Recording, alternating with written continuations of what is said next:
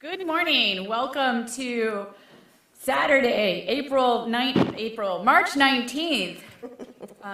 Thank you for joining us this morning at our special budget session from 9 to 4 p.m. today. We have the entire department heads here, and it is going to be an intense discussions about our budget and priorities. And to kick us off, I'm going to have us start with a mindfulness moment, as I have been doing with all of our city council meetings, and I think after, 8 hours today, we're going to start off in a nice way.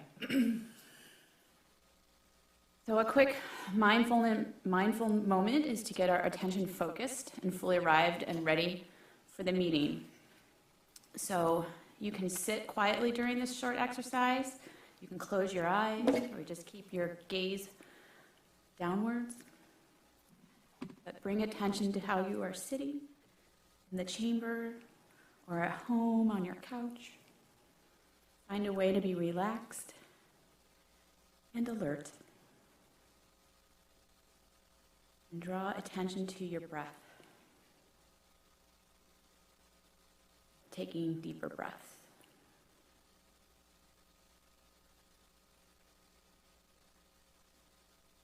I'm going to do 3 big inhales and exhale.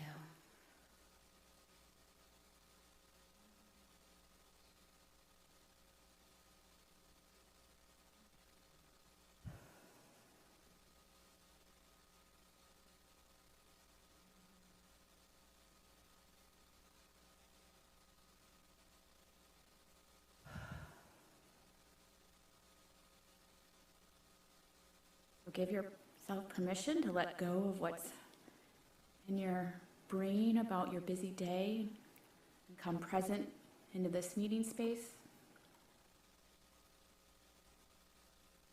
And remember that everybody on City Council today is here because they are committed to the community, solve our wicked challenges, and improve our community, represent our community, and that the staff, all of our department heads today, are foregoing time with their families to be here and present important priorities for the city and how we're going to move forward. So let's be curious and thoughtful and compassionate and open as we explore city business today. Thank you for participating in our meeting mindfulness moments.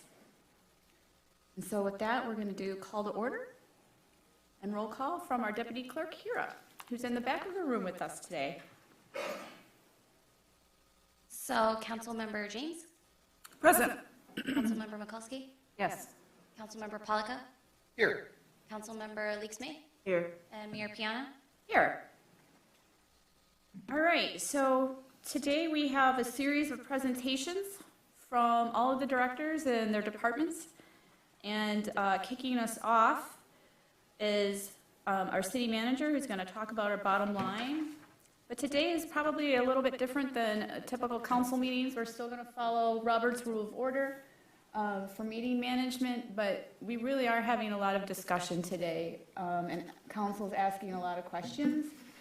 And at some point,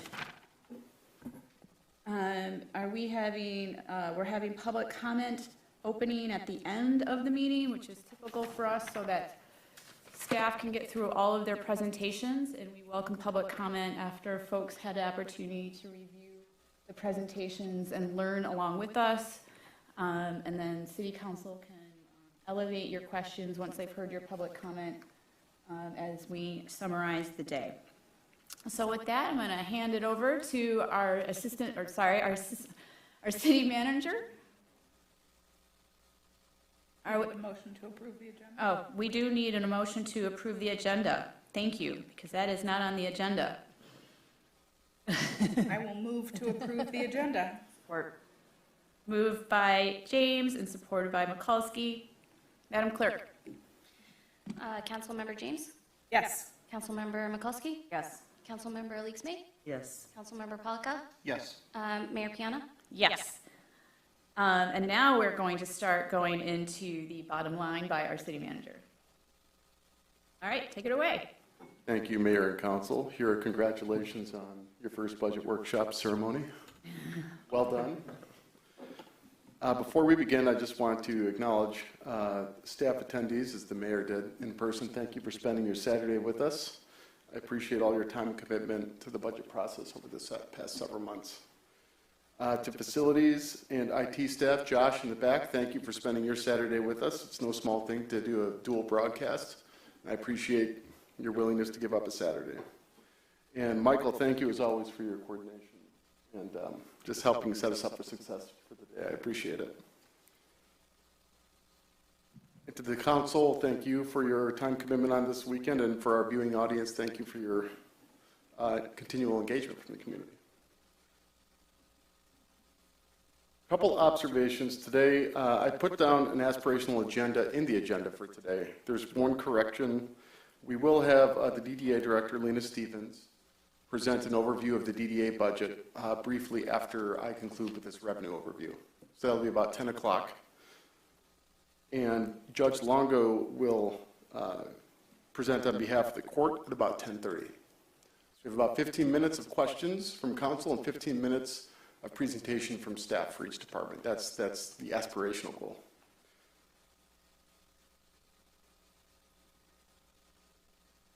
As the mayor said, we're going to begin today talking about the bottom line. And the bottom line is just generally the takeaways of the budget that we're going to be speaking about in the ensuing presentations. As always, before we begin to talk about the budget, we always want to be mindful of our intentions at City Council's critical success factors, which are the outcomes that we aspire to achieve that must go well in order for City Council and the city to achieve its vision and mission. And so our investments that we talk about today are focused around these 8 areas. We have economic prosperity, safe, protected, engaged community. We support our infrastructure. We support accessible transportation. We pursue strong regional partnerships. We always aspire for organizational and financial excellence. We invest in healthy, connected, invested neighborhoods. And this city council adopted this new success factor at their first strategic planning, and that is we prioritize climate adaptation and resiliency. So the bottom line we'll begin with is the general fund's bottom line. If we look at the 2021, we include 2-year history. Of course, we're in 2022. That was the adopted budget last year. And you can see as we project out, we carry forward a relatively flat budget in terms of revenues and expenses. So we have not a lot of growth. And of course, you see the zeros because the general fund is required to balance itself. The city council could not adopt a deficit. So that means there's, as always, trade-offs with every budget process in order to achieve that balance. You can see the forecast in 2026 represents the expiration of the Headley Millage, which would expire on December 31st, 2025. So that would not be recognized for the 26th fiscal year.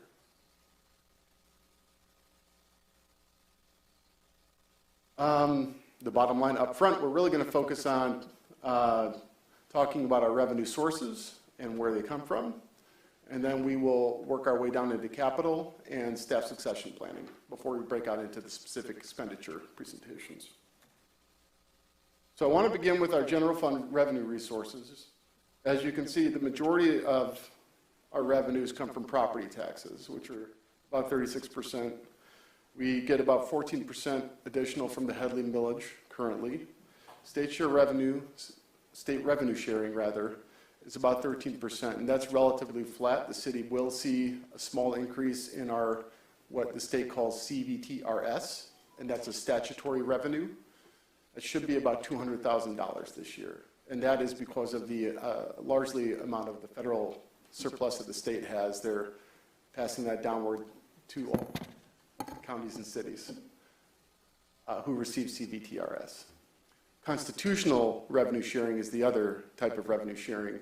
That remains relatively flat. We actually decline a little bit because it's formulaic and it's based on population. And with the census numbers, we will decline a little bit, but the decline is more marginal and offset by the increase in CDTRS. So the state revenue sharing is relatively flat because of those two dynamics. Fines and fees mostly represents the 43rd District Court's contribution to the general fund for their operations. Other fees would be associated with economic development. You could be looking at code enforcement fees, for example. And then, of course, our permits and licensing, also really highly a function of the economic development department.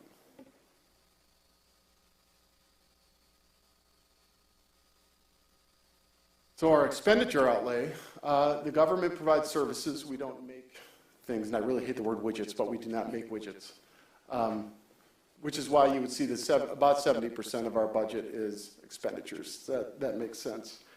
We tried to break it down into other categories to help people understand the general buckets. And so you have your operations, insurance, and utilities. That's your general operational costs, and then the costs that are required of the government in terms of insurance. Contractual services and software licensing is bucketed in there. And then, of course, your capital costs. Oh, you read my mind. Yeah, I was just I'm thinking having a hard the time same seeing it thing. myself. And so netting out about 70% is staffing expenditures, and the rest are really legal and operational, and capital is a small marginal proportion of the actual budget. Of the personnel costs of the 70%, you can see about 54% are based on full-time wages and 25% are health care that we offer for our fringe benefits. So that's about 80% of your costs right there are just in current people. I did want to note this, which we haven't really noted in the past, OPEB, which is other post-employment benefits, and pension obligations. Those are $2.4 million, and those are a mandated expense, regardless of the situation. So on average, we spend about $2.4 million on past legacy expenses as it relates to staffing. Retiree health care was discontinued, I believe, after 2005. So we no longer contribute, but we still owe back for the legacy agreements from past decades.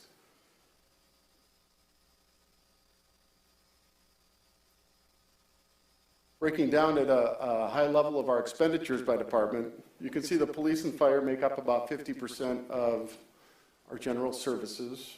DPW is another significant contributor. City administration really buckets in the majority of City Hall administrative departments, including clerk and elections and finance. So all of your kind of operational required duties are bucketed in the city administration. And the CED department is significant. They've increased significantly over the past 3 years, but their increases are based on activity.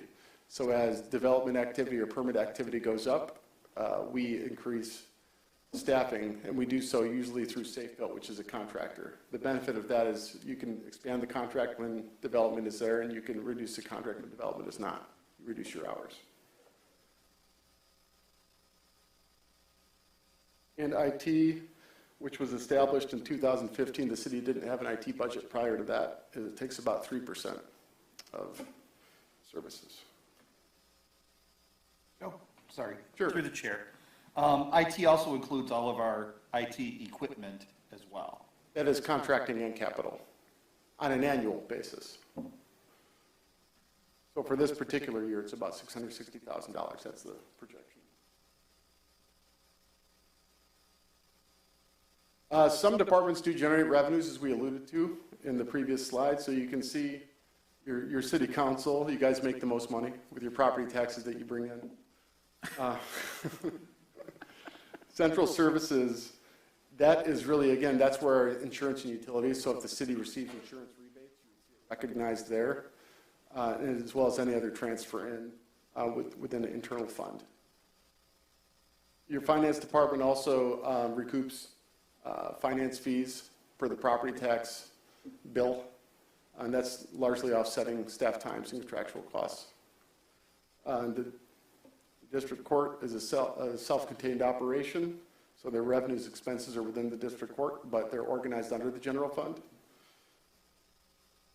And of course, again, CED, we project to bring in 70% of their expenditures. I will say we budget revenues conservatively there because there's, and we'll speak about this later, there's the nature of development, there's a lot of plans that are approved through the Planning Commission that are intentional, but we don't really count them until they actually are delivered. And so a good example is the Iron Ridge Apartments with a significant permitting revenue that we just received last month because they finally broke ground and applied for their permits, but that project was approved multiple years ago. And so you're not going to see us recognize that in the revenue, but moving forward, we will be doing quarterly amendments, as we mentioned during the audit.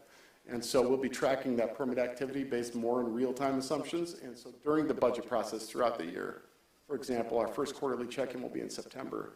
If we have a better understanding about where that development is in terms of actual delivery, then we would amend the budget to recognize those revenues. So that's a little bit of a deceptive number, but that just gives you a help or an idea about how we approach that. And the administration, of course, we don't really bring in revenues. We're not revenue generating, we're service providing. As part of the preview, the city manager's office shared a couple of spreadsheets with city council for this fiscal year.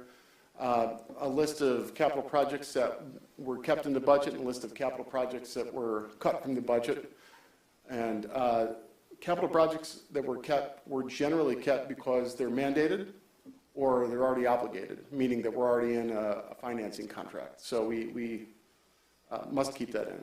And so once you get past your obligations and your mandates, that ultimately left about 60 to 70% of the capital requests unfunded for this year.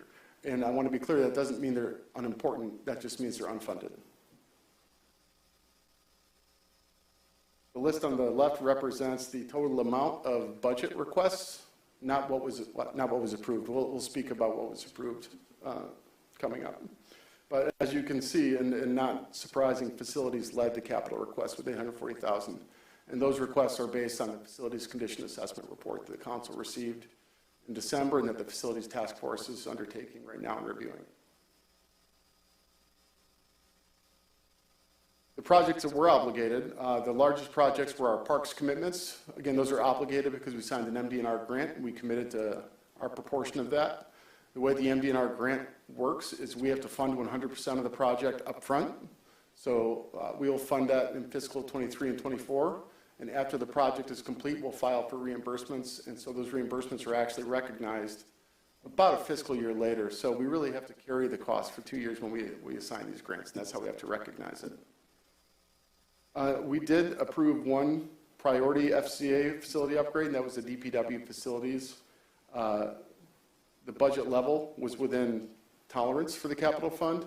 Other capital project requests were significantly much more budget intensive than this one, and this is still viewed as a critical need for DPW, mostly to deal with their HVAC mechanical upgrades and needs and their building management systems.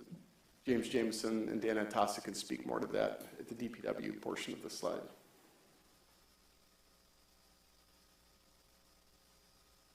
Before we move on to just a millage rate overview, are there any questions or comments? And I apologize if I'm moving forward. I'm trying my best to stick to the time. No? Okay.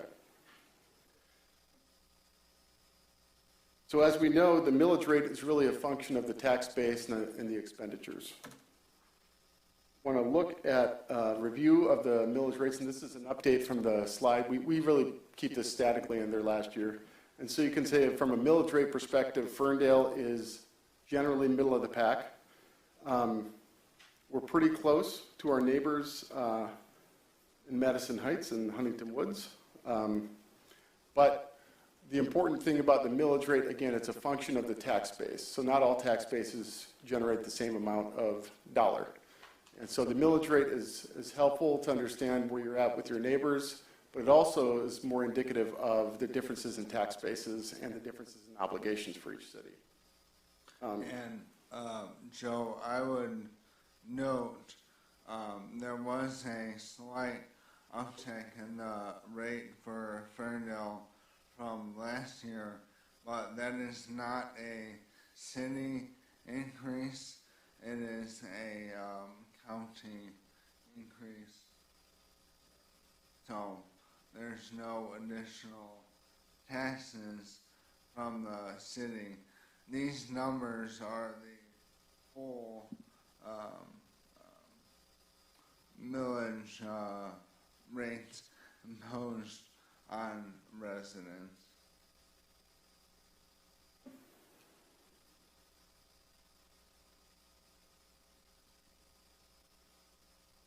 So Kyle updates this slide every year, so we ask how much does 1 mil raise in Ferndale? In Ferndale in 2021, it's about $738,000. And that's with the Chief Robinson's talk about fire engines over the past couple months, I'm starting to see only fire engines. So that, we raised 1 fire engine with 1 mil. May I just make a comment? When I got onto council, we were at about 400, 450. Yep. That's how much 1 mil raised back during the financial crash. And On this slide as well, last year Ferndale was at about 680,000, I believe. So there's an increase in the value of a mill, and that is only because of increasing property values and taxable values. This slide really demonstrates the formula behind the millage. As you can see, Hazel Park's 1 mill generates less than Ferndale, so they have to generate more mills to meet their needs. And so if you see Hazel Park, has significantly more millage than us, that's why. It's the power of the dollar. And the same can be said in reverse between us and Royal Oak. 1 mill generates 3.1. So if residents look at Royal Oak and say their tax bill is only 9 mills, well, that's all they need to generate to meet their needs. It's the observation I make is that Oak Park, like we're 4 square miles, and Oak Park is like 6, right? Mm-hmm. And their taxable value is so much lower than ours, even though they're a bigger city. So I think that says still a lot about the value of property city by city. Yeah.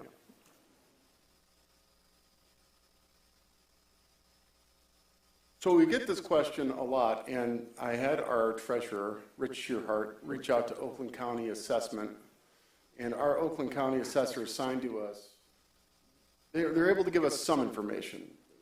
They run the whole county, so they're not able to look at increment increases per property, but they can give us the balloon picture. And so what you look at, we start out at the top level. I'm going to borrow this from Commissioner Cavill because he's very, so we're going to begin up here.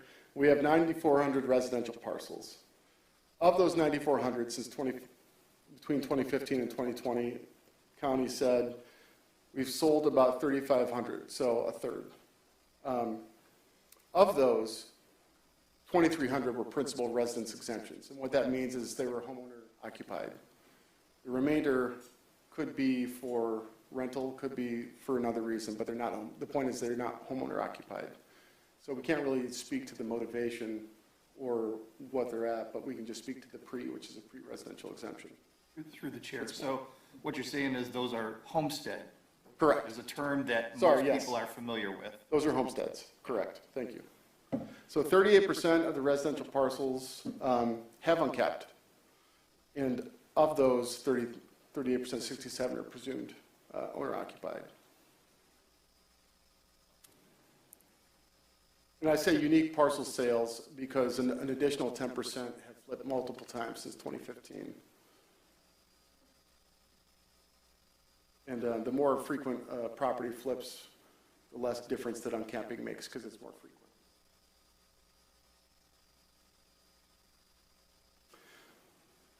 So the county hasn't updated the rollback factor. They've advised us to carry forward last year's assumptions. So between today and the April 11th City Council meeting, we'll have the real numbers from Oakland County. So this number you see represents the assumption from last year that they suggested to carry forward for purposes of March. So revenue growth is based on the property value, and the Headley limit the Headley limits the tax capture growth. So what I've tried to illustrate in the right, that big green chunk is the $367,000. That's the value that we otherwise would recover if it weren't for Headley. So when property values increase, Headley kind of snatches that $367,000 and wipes it. So the green is what we don't get. That's what I would call the opportunity revenue. What you do get are the blue and yellow. The blue represents the actual increase in projected property tax revenues based on the increases in taxable values of people's homes, about $130,000. And then 48,000 is what's captured by the Headley that increases. And as a reminder, the Headley rollback is subject to every millage. It's not a debt millage. So the sanitation millage, the property tax, even the Headley millage gets rolled back every year. So every year you kind of just neutralize, and a community's revenue growth is capped as it's increased. I'm sorry, through, Go ahead. Through the chair. And that's determined by the state. It's not determined by us. We are creatures of the state, as my mentor used to say. We have no say in it. This is all state-based, formulaic. and through the chair, the way that you were wording that, it's early for me. That $367,000 that we're talking about, that's part of the Headley retention, that's not money that anybody's taking, correct? That's just money that we can't collect. Is that right? That is true. Okay. Opportunity revenue. This is money that we never see. If it weren't for Headley, as values increased, the city's budget would increase Okay. by that $367,000, but Gotcha. it does not. Yep. Can I put a real world example on that, just to Please. make sure we're beating a dead horse? So I've lived in a house for 16 years. My taxes have increased minimally over that 16 years, because if you do the math, 16 years ago, the bottom fell out. Were it not for Headley, my taxes would easily be triple what they are today. I mean, that's the effect that it has. Yeah, it compounds. It would compound, but the Headley limits the government's tax base to just the rate of inflation, which before this year was typically less than 1%.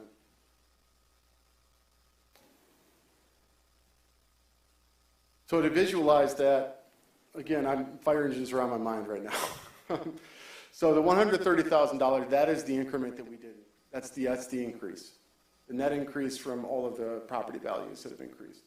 That's about 1/7 of a fire engine. Or we could say one payment on a 5-year financing deal. The Headley capture is about $50,000, and that's quarterly newsletter program. The money we didn't receive that we otherwise, but for Headley, would receive, would pay for about half a new fire engine. So very helpful. And that just illustrates the impact that Headley has on operations and our ability to invest continually. Through the chair. Please. The quarterly newsletter annually costs us $48,000, not Correct. quarterly. Did I say that? But I just want to make sure that people are aware that the quarterly newsletter doesn't cost us $48,000 quarterly. Correct. It's annually. That would be an annual. The program costs $50,000.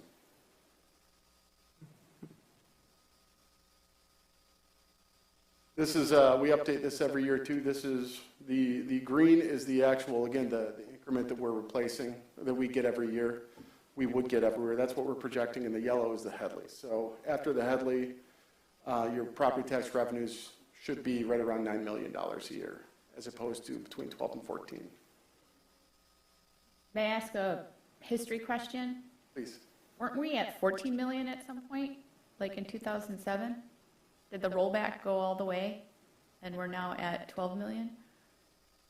I'm asking a really deep history question. I'd have to look. The number that I do know, because I've done these presentations, we lost 21% of our taxable value between 2007 and 2012. And the problem, again, with Headley, there's no cap on how much your property value can lose. But once you bottom out, you're at a new basement level, and you got to work your way back up. But you can only go back up by the rate of inflation, which is typically 1% a year. So you lose 21% over 3 years, and it takes you a decade to get back to where you were at. Through the chair, but the news has been reporting that within the last year, rate of inflation was much higher. This year. I believe it was 6.5%. So residents can easily, well, not all residents, but most residents can easily see that their increase is going to be 5%. Yes, and it does cap at 5%. So the Headley rollback factor that the county will give us will consider inflation, and I would expect it to be, to me, the 5% cap for the first time that I can remember. Correct. Yeah. Exactly, yes.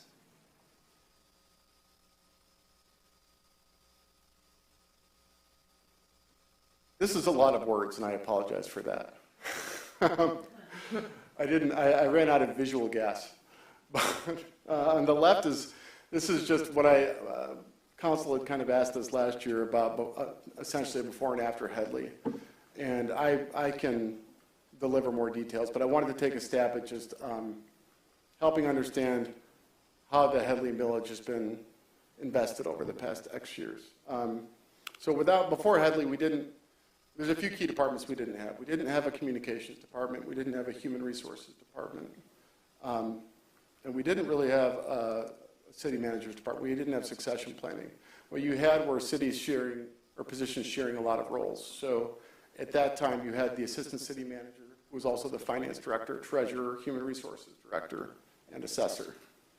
So that was 5 different hats for an individual. And that's really, that was a function of the funding, right? And so if the funding was there, that's a way to spread the funding out, is you decentralize services and individuals take on more duties, whether they have the subject matter expertise or not. And so that's what you saw. So coming out of that, you saw the establishment of a communications department to reflect the community's desire for enhanced communications, social media presence. You see, obviously, human resources department established, and that has since then improved a lot of our compliance issues that we might have had with personnel. It's improved our collective bargaining process. It's improved employee culture, employee retention, and recruitment. And I think we're seeing the benefits of an HR director specifically this year with the amount of turnover we've had over the past 2 years, actually. Through the chair, and Mayor Piana will remember this, but before we had an HR manager, a lot of the hiring had to take through external resources, which was usually a lawyer, which usually cost us more. And that's actually at the point where we decided to hire an HR person because we were spending more on legal fees to do hiring than it actually would if we had an HR manager. So if we go back, we still have hiring expenses that we're going to be paying. It's not like we can just automatically wipe those fees away. It's just less efficient. Yeah. And collective bargaining more likely goes into arbitration, which was the case. There were more cases of arbitration, which extends legal costs. Former Councilmember Lennon, that was one of his picadillos with the budget, right? Solving that issue. And as I alluded to, the IT budget also was established for the first time. So the city hadn't invested in any centralized networking. We had no cybersecurity protocols. The city was subject to a few Bitcoin hijacks when I first started in the early 2012-13. The ransomware attacks, rather. And of course, we've invested in police accountability. So since then, we've taken those investments and started the body cam program, which is a significant program to fund continuously. I think that's actually represented in the budget this year. So this is, we also, and I don't think the public quite understands this, we didn't have an urban canopy program, so we didn't have any data on our trees, and we had no tree management program. It was more of a reactive service than a proactive service. So we've established a tree management program that is in place, and the DPW director will speak to some investments he wants to make in the DPW, or in the tree management program this year as part of this budget. And sustainability would be a new element that has been asked for by the public that wasn't really featured prior to the Headley. And we'll speak to that again also as part of the budget for expenditure requests this year. So the bottom line for the millage reductions, you can see in fiscal 23, what I'm recommending and what council can consider still is a tax cut. It's a structural tax cut because of Headley. So the millage we'll capture will ultimately decline by 0.60. And I am recommending the council consider adopting Public Act 359, which is just a publicity millage. It can raise no more than $50,000 by statute. And so what that looks like is a spread of about a 0.06 millage. If you have a house valued at $250,000, it's about a $5 charge on your tax bill. And if your house is doubled, like our new Wilson Park houses, those are capped. Those are valued, I think, right now at about $450,000 or $500,000. The last I heard, that's about $13. So the larger valued properties are going to absorb the burden of that, but the burden is capped at $13. The purpose of this millage is specifically for cities to fund printing and communications and publication costs. We always incur those costs regardless. So it's restricted into its use, so it's dedicated for communications purposes, and it's capped at what it can raise. We can never raise more than $500,000. So as hypothetically, as values increase, we have to lower the millage because we're always capped at $500,000 or $50,000. I apologize. $50,000 is the right number. Before I transition to the next slide, first I'll check time. I think we're doing good. Are there any questions on the millage rate or Headley or taxable value that we've talked about today? Through the chair, just a quick question on that PA 359. So that could only be used for printing costs and communications with residents. Is that correct? That is correct, and I'd be happy to forward the statute language. That'd be great. Thank you. So can I give some history on that? Former councils removed that millage to create a tax cut for residents. And the city manager offered up this solution for council to consider as a way to sustain communications, as this is a growing area that residents keep asking for. And so we're looking for financial sustainability around that. And I know Kara, our communications director, will go in a little bit more of what her service, the department services are like and where we see demand for increasing activity. So it was done with the intent of improving the taxing millage rate for residents. So I appreciate you putting this back on for council discussion and debate about how do we create some financial sustainability around communications. Oh, thank you. And you'll see, even with the addition of that, you still have a net tax cut of about 0.6 due to Headley factors.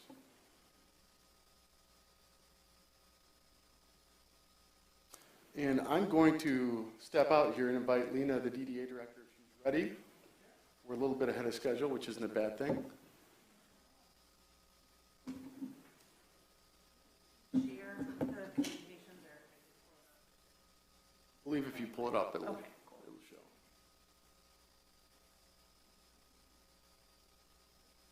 Hey, good morning, everyone.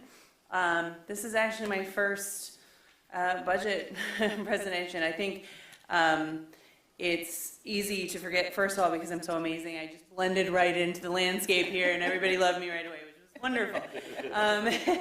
But you know, I haven't really gotten to experience Ferndale necessarily on a normal year. I haven't been through a normal event cycle, for example, and I know that is a really big part of the summer here. So I'm grateful to be in front of you today. I'm grateful to kind of talk about, first I wanted to kind of talk about some of the things that we're proud of from the last year, maybe 2 years, and then kind of talk about what the budget looks like, my proposed budget looks like.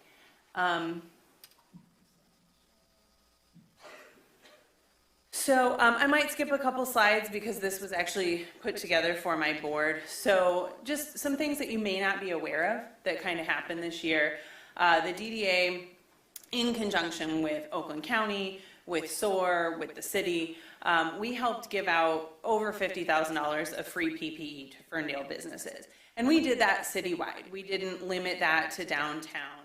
And the reason I have to estimate that number is sometimes we were getting free shipments of gloves or thermometers or things from the county, and we didn't always have the time to put a dollar amount on that, especially in peak pandemic, that stuff just went out the door. Bloom's was amazing. They let us have their location and access to their location for, I think, close to a year, you know, by the time everything was done. I like thinking about the big picture, so I can't tell you one particular thing we did, but when you look at a picture like this and you realize that we have an alley where two people would choose to make a life decision like this and propose to be together, I just think that is a really good example of what we're striving for, that we're striving to make this a place that is so inclusive that a couple would do something like this. But the rainbow lights are a really good example of something where we had those up at the dot. That was to light that fence when we had the construction fence. And Derek from Department of Public Works came to us and said, how about I string those over that alley? And I said, awesome, thank you, go forth and do it. And now people literally call it Rainbow Alley, and they take pictures there, and it's like a selfie spot. And that was because of the creativity of somebody at Public Works, not somebody from DDA, but they brought it to us and we could help make it a reality.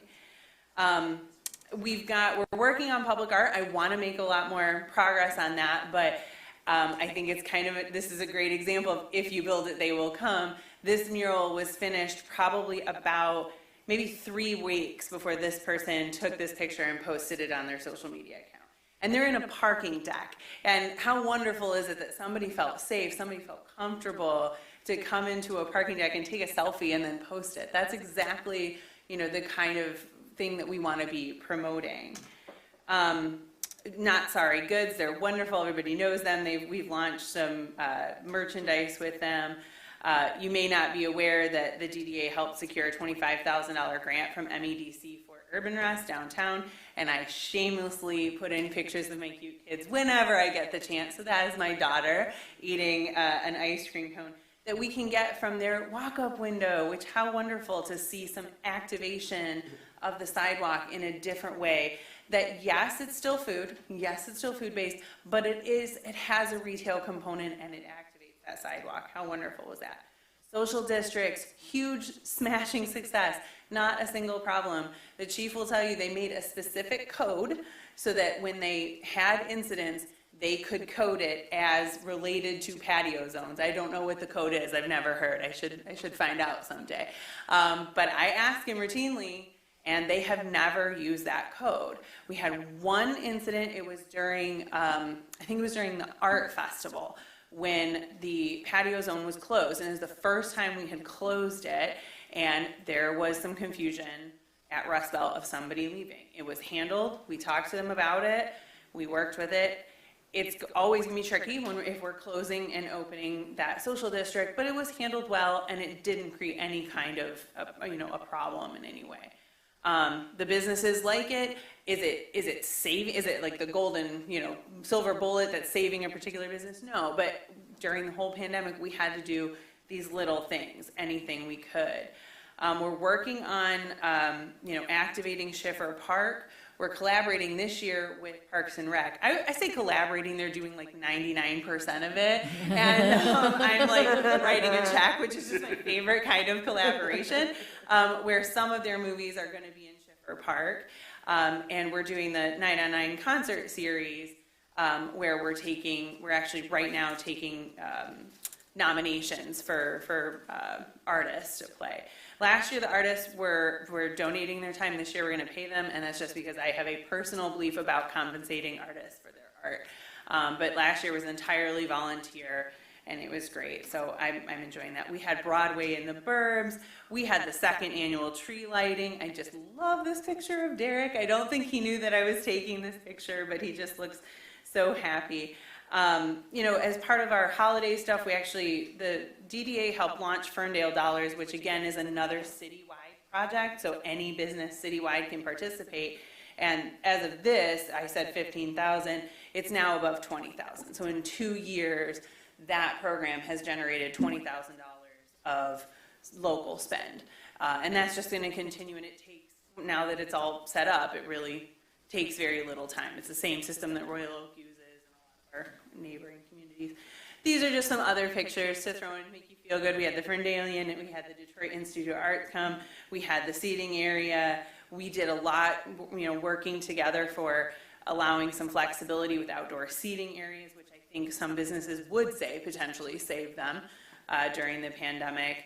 We've got lots of new businesses opening up. Good Day Selfie Museum. I just love that picture. We've got Folio, which is, I think, a really good example. When I see that, I think, okay, this could be what Vester could look like. They're just that little activation there has made, to me, such a big difference of, feeling welcoming in that space. And I love the New York Bagel celebrating 100 years in business. So that brings me to what we would be looking for in upcoming fiscal years. Now, let me see. I feel so old when I look at this. Zoom. Does anybody remember where I get to full screen? There we go. Got it. Okay. So again, I made this when I first developed the budget. Things have been moved around a little bit, but the concepts are still sound. So I'll walk you through how these lines might look a little bit different if I reran my spreadsheets today. But this goes back to fiscal year 15. So you can kind of see that in the past, what the DDA did was keep revenues a little bit higher than expenditures. So about anywhere between $100,000 and $150,000 a year.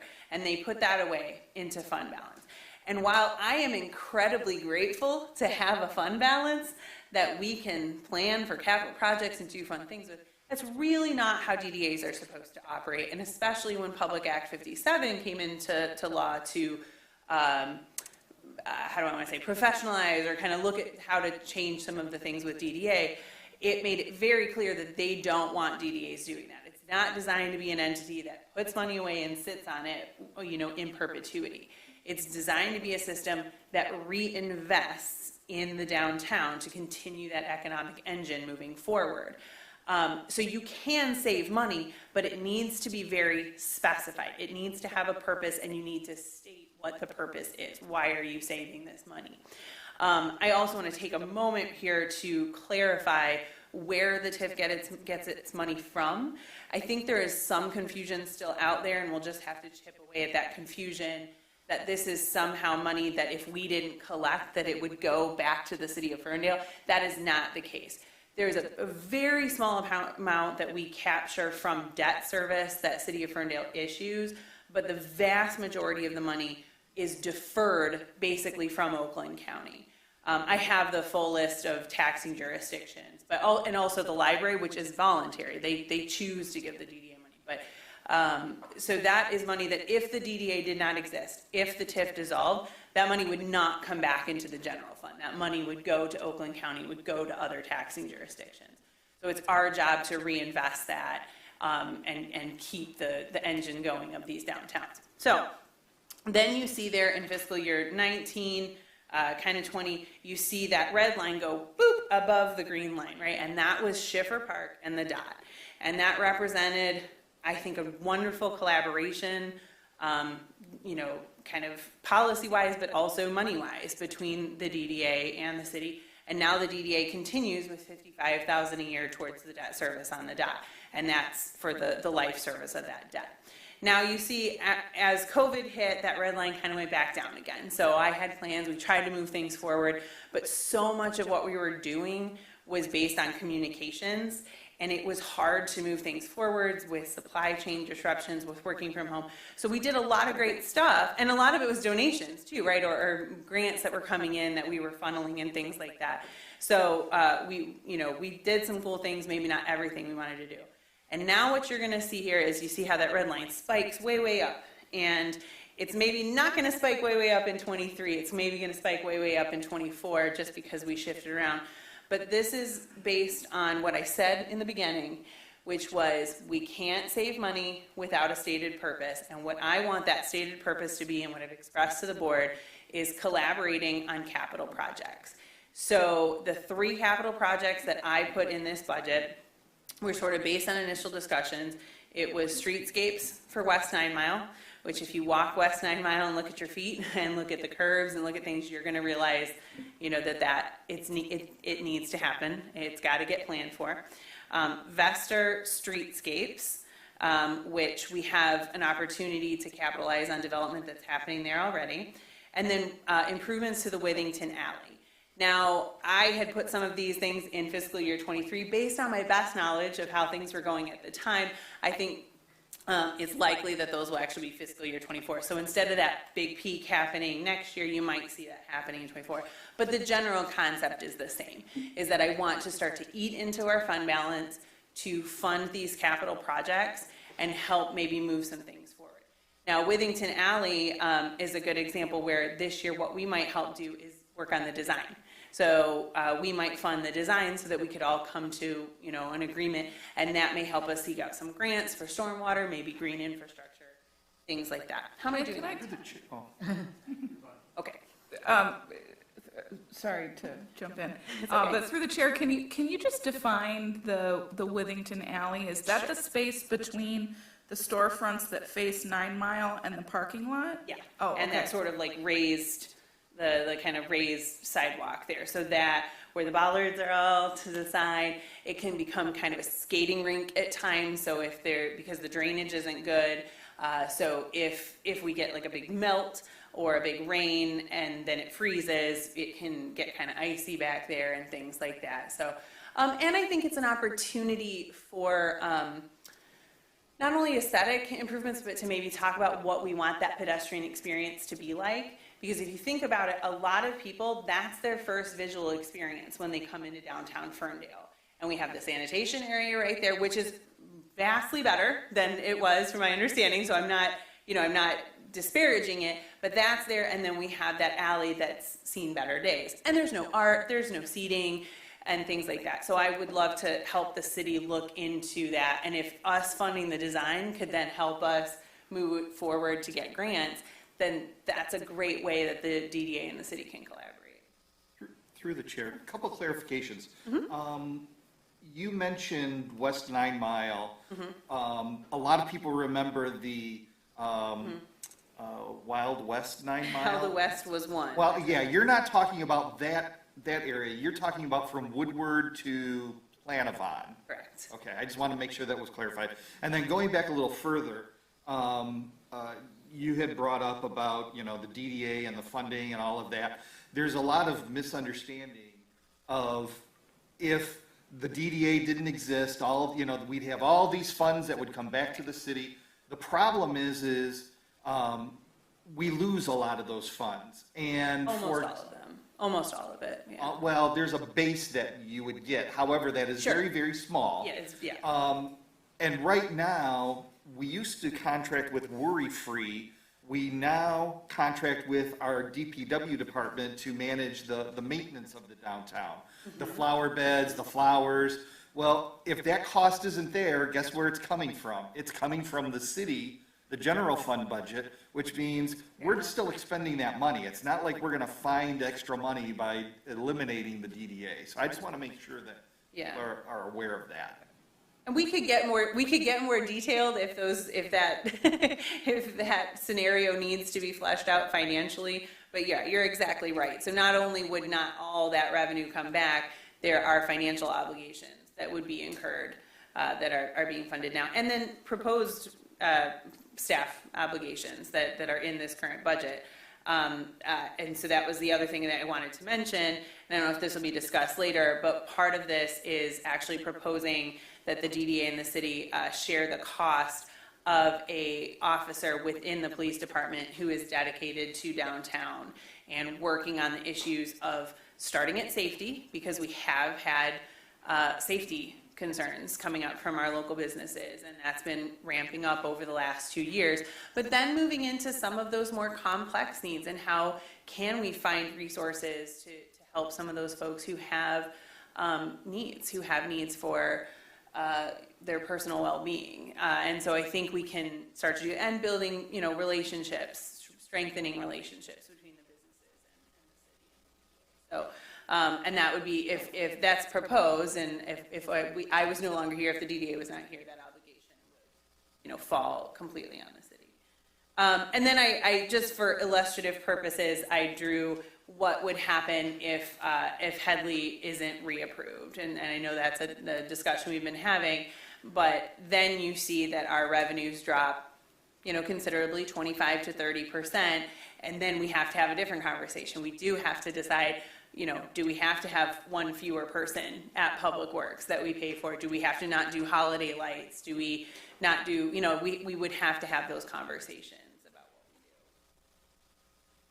And I'm sorry to keep picking on DPW, but this is kind of showing where I think the fund balance would go. Where I see it coming down to fiscal year 25-26, hovering at that $200,000 mark, and then if nothing changes and Headley wasn't reapproved, then I then I drew that fund balance going into the ground. Again, that wouldn't happen. We would have to make policy decisions about what the DDA was doing, but that's that. So I'm going to stop at that point, and see if you have any other questions or anything you'd like me to talk about. Through the chair, I think it would be really helpful, since you're driving a nail into this idea of we don't understand what would happen to our budget without the DDA.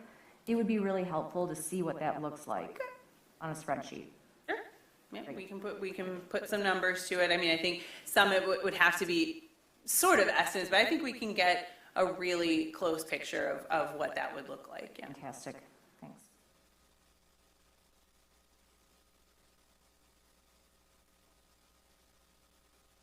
Any other questions from council? I really appreciate your thought bubbles Okay. on your ups and downs, because we have a lot of ups and downs with COVID, and they really help with explaining what's going on. That's about where I exist right now, is trying to summarize these things in as short as I can. It's about it's about as complicated as I can get with my brain at the moment, but I think it's important to kind of think about that in the big picture. So overall, I'm excessively proud. I think the DDA has done really well to actually forge deeper connections with these businesses. They turn to us every single day. We act like a traffic cop. We get maybe 5 to 10 calls a day of people businesses saying, I need this, I need that, and we say, okay, this is the staff person, this is who you need to talk to. A big part of our job is really just helping them know where to go, and we get a lot of I feel good about that, and I feel good that they're starting to look to us as a resource, as a trusted resource. If I may, through the chair, Lena, when you showed the things you're proud of that happened throughout the year, I can really appreciate that, because for a time things were looking pretty dismal. Oh yeah. So I just wanted to know, you mentioned how you've kept in contact with the businesses.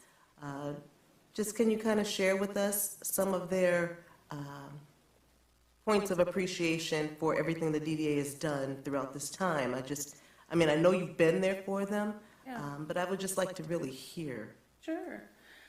I think in the first, if we go back to like early lockdown days, I think one of the things they really appreciated was we tried to be a source of kind of like the thought bubbles. We tried to take the information that was coming at them like a fire hose and distill it the best we could. And that was a real collaborative effort between Jordan, between myself, and Joy at the Ferndale Chamber at the time. And we would go back and forth and try really hard to not use their brain on things that they didn't need to know, or at least try to distill things in a way that they could understand.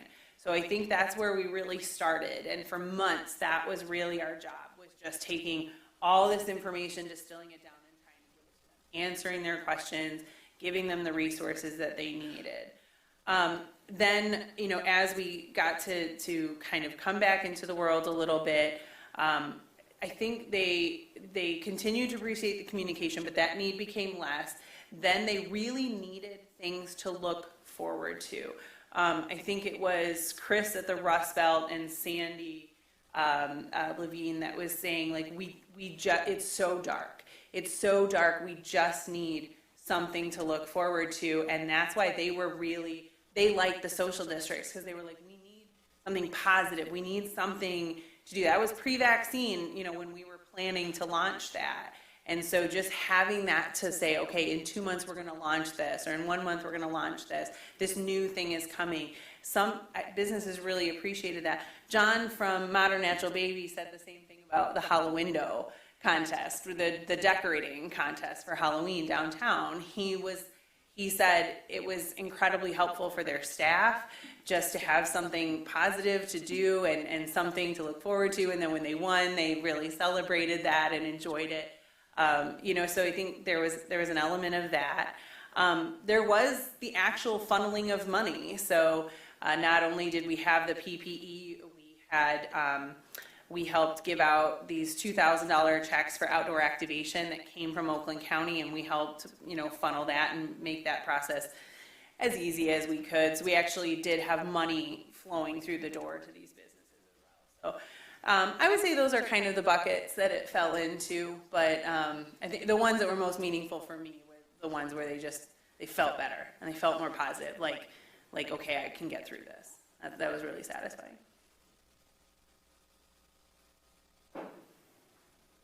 I guess my comment is high-level priorities, since I'm the designee by charter to the DDA in the mayor's seat.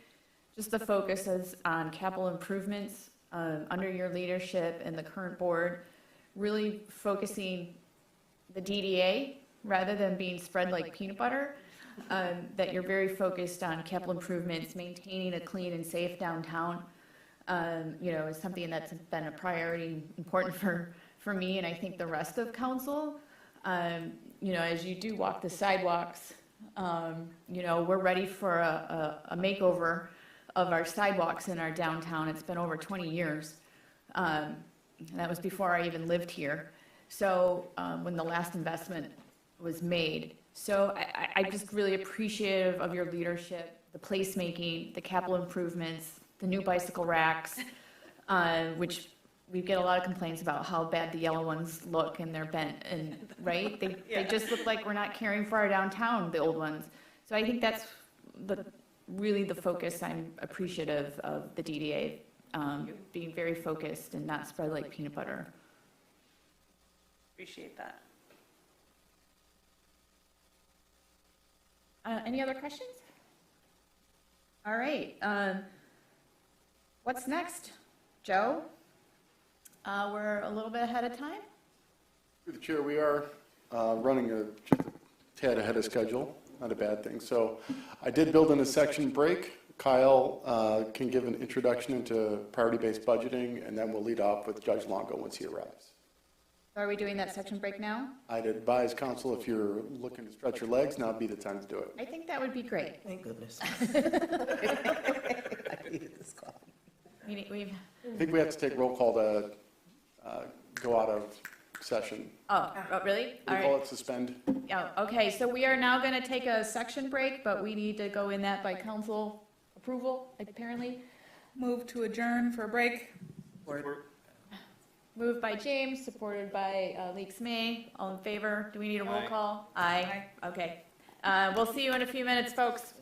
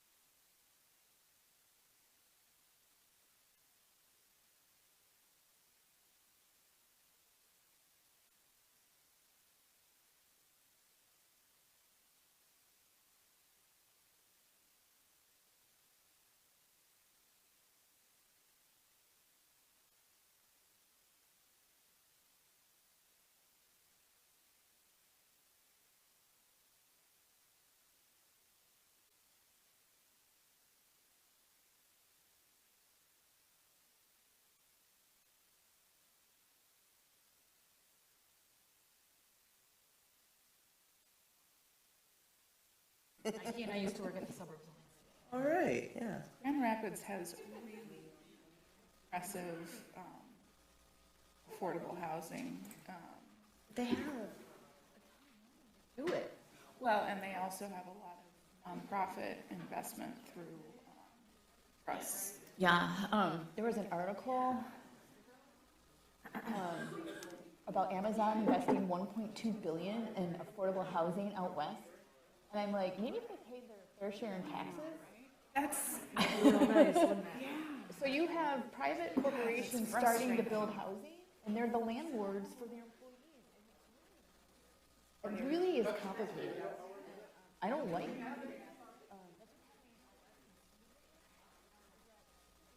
Building housing for their employees. But then they're the employer, and then they're the right. Well, like, you can understand why that happens, because their employees get priced out. And if they want to continue to have employees, they need to But it's live also somewhere. like serfdom. Right. And Yes, agreed. Yes, Yeah. totally Right. agree. Yeah. Totally agree. back when I worked at Central Transport, Matty Maroon was legendary for having created his own insurance company, health insurance, and you had to have that health insurance. So he was benefiting either way. And it was just Yeah. disgusting. Yeah. Like the whole thing was disgusting. Well, I texted Dave Coker on your trust. Boy. That's who's going to be contacting me.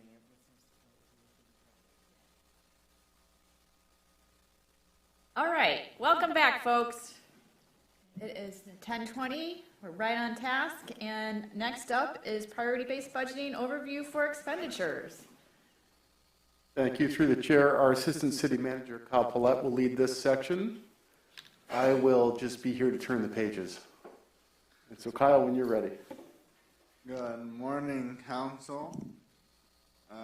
So we'll run through this briefly since all of you know what this is. But for a reminder, what we're talking about with program-based budgeting is translating the language of the budget from government accounting and line items into everyday conversational topics or programs. So we take all of the line items in the budget, break them up based on allocation to various programs provided by the city, and then we have a nice bucket of services and what it takes to run those services. PBB is a lot cleaner than it was last year, but as always, it is not an accounting tool, and so, scrutiny on a dollar level is not really gonna work out, but for a general picture, it can be more useful.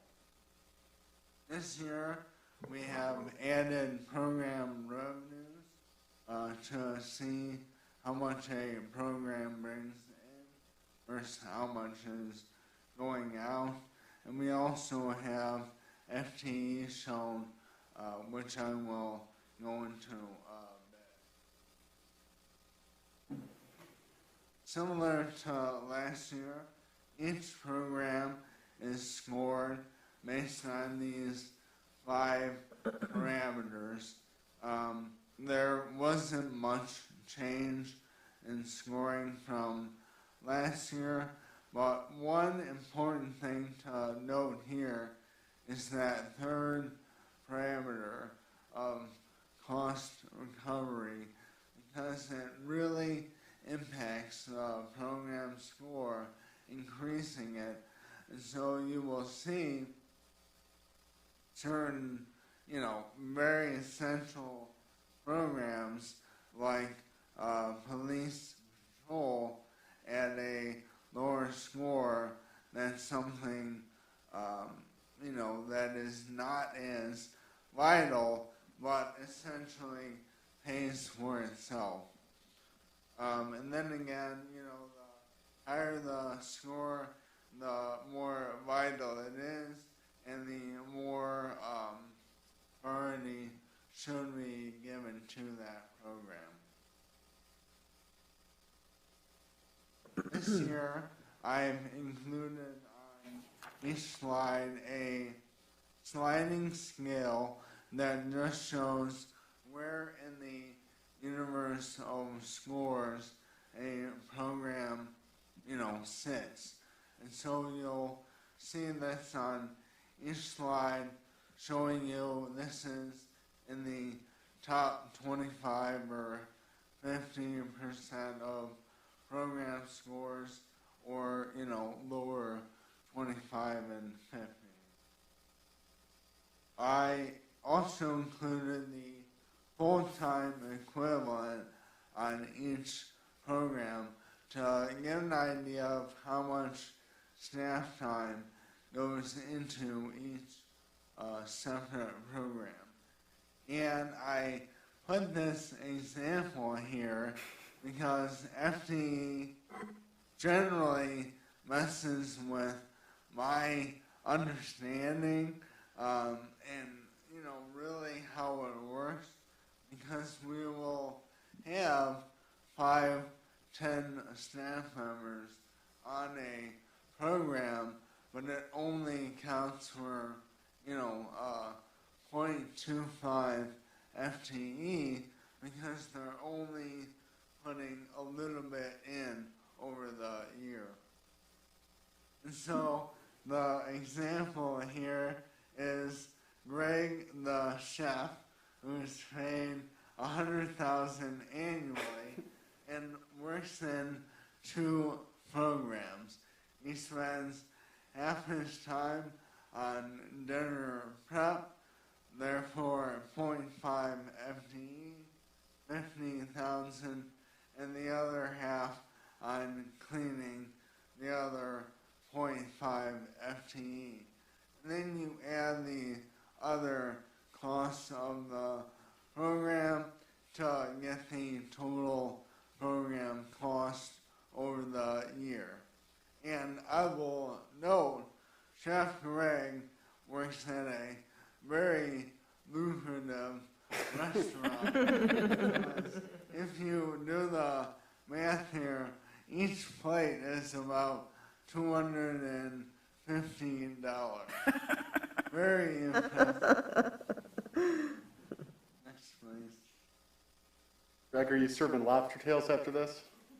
Nothing but the best.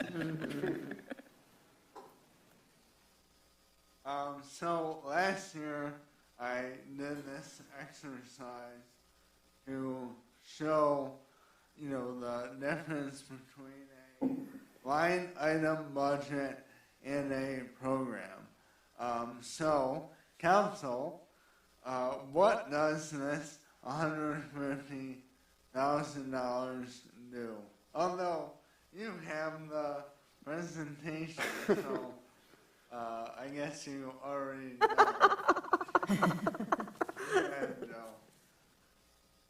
Surprise! Yeah. So this is how each slide will look, and you see the program name, brief description, the score quartile, and then the breakdown of allocation by line. The FTE here shows 1.71. We have 2 full-time custodians, but you'll note that we have less than 2 FTE. This is because while the majority of their time is spent doing this, there are, 1 or 2 other programs where they're doing a little tiny bit of work, and so there is a small split there on the personnel costs. That is the refresher. Any questions are welcome now or as we look through the programs by department. Through the chair, I guess just as a reminder, can you describe to residents how to find the program-based budget program online? Yep, so we have the past budgets on our public dashboard, which is online pbb.net/Ferndale. And this budget will not go onto that site until it's approved in April, but the past three are on there, and the allocations are quite similar. Thanks, Joe. That was basically what I was looking for, and thank you, Kyle.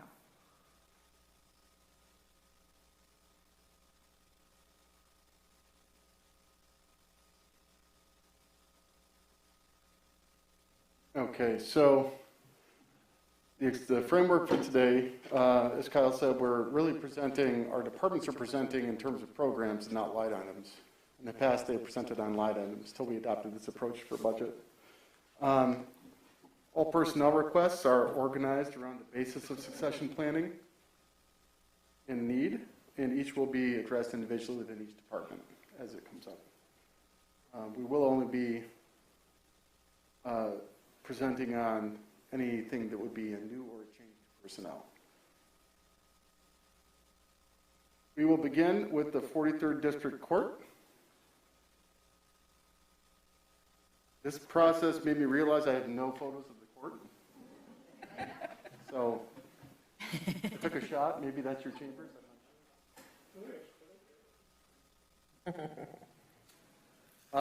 Judge will really speak to the court's operations. All I did was put together the revenue slide. This is really a projection of general fund revenues that have been recognized over the previous 2 fiscal years and what's projected moving forward. And you can see the significant impacts of the pandemic as well here. But in the budget, you do project some stability moving forward. You can see it's not as up or down, it's just more flat. And so, Judge, I took a reasonable, that's British you.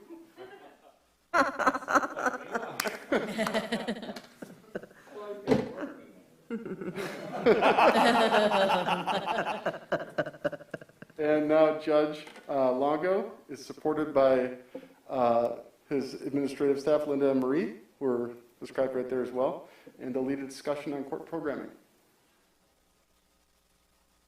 Welcome, Judge Longo. It's good to see you. Thanks for being here, as well as Linda and Marie. Appreciate you being here today. Well, I thank you for the invite. It's been a few years since I've been invited to the program, and I really appreciate you inviting us in and kind of explaining some of the things that your money is going to through the court system. And I'm hoping that that you will be proud of what the court looks like in relation to the policies of the city of Ferndale. I have been the chief judge of the 43rd. I keep getting reappointed every 2 years for so long I can't remember when. So it's become just part of the rhythm of my day. But I am the administrative officer for all 3 courthouses, judges, and cities in the program. And I will tell you, as the chief administrative officer, I have 3 cities and 3 city councils that have very different policies that they want to see their court follow. And as Councilwoman James knows, all we have to do is the constitutional minimum. And sadly, the constitutional minimum for a district court in the state of Michigan is sadly low. There is, as an example, there is no constitutional right either federally or in the state of Michigan to have a probation department. Seems kind of silly since we are also looking for programs that are going to help to rehabilitate people, but yet it's sort of impossible if you don't have a probation department to do so. And so we're always walking that sort of tight line. And some cities are more concerned with rehabilitative justice than they are of punitive justice. And I will tell you that I view this council and this city management as very, very interested in a justice system that helps people more than punishes people. And we've worked very hard to do just that. And I thank the city councils here and in past years. They've been very, very generous in letting me do things at the court that cost money that they didn't have to spend. So we've been able to do some really wonderful things as a result of the generosity of the city council over all of these years. I just wanted to give a little short idea of the background of what we do on an ongoing basis across the street that isn't necessarily the standard, it isn't the norm. Some of it you would probably be better off finding a judge in front of his television with his staff watching a ball game than being at the courthouse on a Wednesday night doing a sobriety court session. But we work around things to try and make them economical, convenient for the people that use the court, and for the police department in terms of overtime. So one of the things that has worked very well for us is evening appointments with probation. Most people work. Most misdemeanors work. They're trying to get through their life. They aren't career criminals. They don't sleep until noon and then rob a place at 2:30 and go to dinner at 6. So we have adjusted our schedule, and this thing is going to, I'm going to kill myself first on this. I'm Italian, we talk with our hands. We decided, you get a traffic ticket, you really don't think you didn't deserve it, or there was a circumstance that you should look for some exception to the rule, but I can't take a day off work to go and sit in a line and wait to be able to tell a magistrate what my side of the story is. So you either pay it or you disregard it, and then that opens up a whole bunch of other things. And we found that once we started doing evening traffic dockets, we're finding a whole lot more people participating. To me, that's a sign that there were people sitting back there wanting to be able to come to court, and it just wasn't convenient for them to. So that's been exceedingly successful, and it becomes win-win because when the police department went to 12-hour shifts, well, virtually all police officers that worked 7 at night to 7 in the morning were going to have to come to court. They were going to have to come to court in overtime, and they were also going to have to come to court based upon our hours, not theirs. So what do? Do they go home and sleep for an hour and a half and then come back to come to court? And then their day's messed up, plus they get automatic show-up time of 3 hours when it really would only take 15 minutes. So our night officers are able to be while on patrol when their case comes up. They're able to be dispatched to the courthouse. They have their hearing, they're back in their car and back on the road, and people had an opportunity to contest whatever charges were there. It is, in my idea, win-win. We don't pay anything extra. We simply adjust the hours of our employees, the ones that need to be there late. They come in earlier, and they come in later, and they stay later. And other than the magistrate, the judge, and the administrative staff, no one's pay is affected. There isn't any overtime paid or anything of that sort. So we think that's one of the programs we're awfully proud of. We also do our sobriety court. As many of you know, and I'm sure everyone knows, Ferndale Division, meaning me, has conducted a sobriety court program for 19 years. We were one of the very first ones jumping into the pool of doing specialty courts. So we've been doing that for 19 years, and it's sometimes interesting in government. One of the key functions is the people in this program who are second or third time drunk driving defendants, convicted of drunk driving, have to have a job. You have to work somewhere doing something. However, generally these people, now they've lost their license and they have all of the bills and all that sort of stuff going on. We as courts then say, okay, you have to get a job. However, you better tell your boss that every Thursday afternoon at 1, you have to come for a session of court in front of the judge. And the opposite week, on Wednesdays at 3, you have to meet the probation officer that's assigned to your case. And it's been a while since I worked fast food and construction, but I don't remember any job that would let me have and schedule 1 o'clock on Thursdays and 3 o'clock on Wednesdays for any extended period of time. We allow that to be done in the evening for those folks, and consequently, they have a job which is required under the program, and they're still able to meet the requirements of coming, and it quite honestly doesn't horribly inconvenience us, and it doesn't cost the operation any more money. We have learned quite a bit over the last few years of things that are going on that we thought this is how it was always done. We found better ways. One of the things that we do is walk-in arraignments that many lawyers say, oh, they've been around for years, but not the way we do them. If you, for whatever reason, got a traffic misdemeanor or any other misdemeanor, and you missed your arraignment date. Happens, sometimes accidents, sometimes circumstances, sometimes on purpose.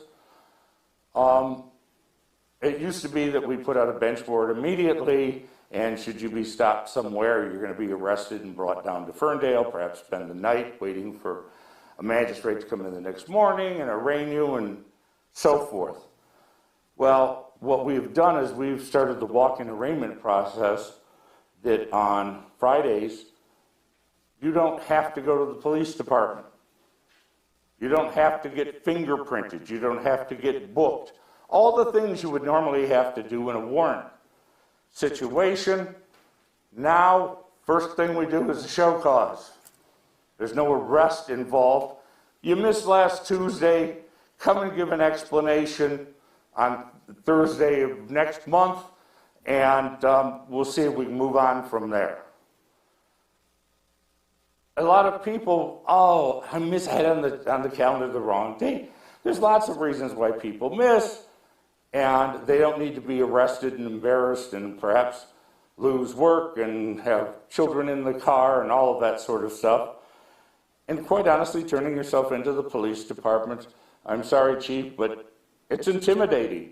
You're going to walk across there, and you're going to have to get fingerprinted, and you're going to have all the questions, and you're going to have your freedom at least reduced for a half an hour. And people want to avoid that. Well, what we do is we have open arraignments for them to just walk into the courthouse and say, look, I got this ticket 4 years ago for driving on a suspended license. I didn't come to court. I was a stupid kid then and ignoring all of this. I realized I need to handle it. We set aside the bench warrant right there. We don't involve them in having to have photos or anything taken. They have an MIDC lawyer there free for them to consult, and the case moves forward as if nothing negative had happened.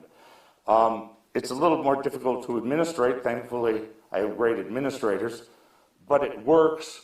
And people are far less intimidated in what they do as relates to them. One of the programs that we are working on right now, and it is happening right now, is for the first time we've hired a social worker. We have tried to craft this position over the last, 7 years or so. And we tried to craft it as a part-time position and got just really nice people to be in that position. But we didn't get to keep them long because they were looking for full-time. And you really couldn't afford anything other than part-time. Thanks to my administrative staff, they found a grant, an ongoing grant, that pays a chunk of that lady's salary. We now have a woman with 15 years of nonprofit experience with people who have dug themselves into a hole.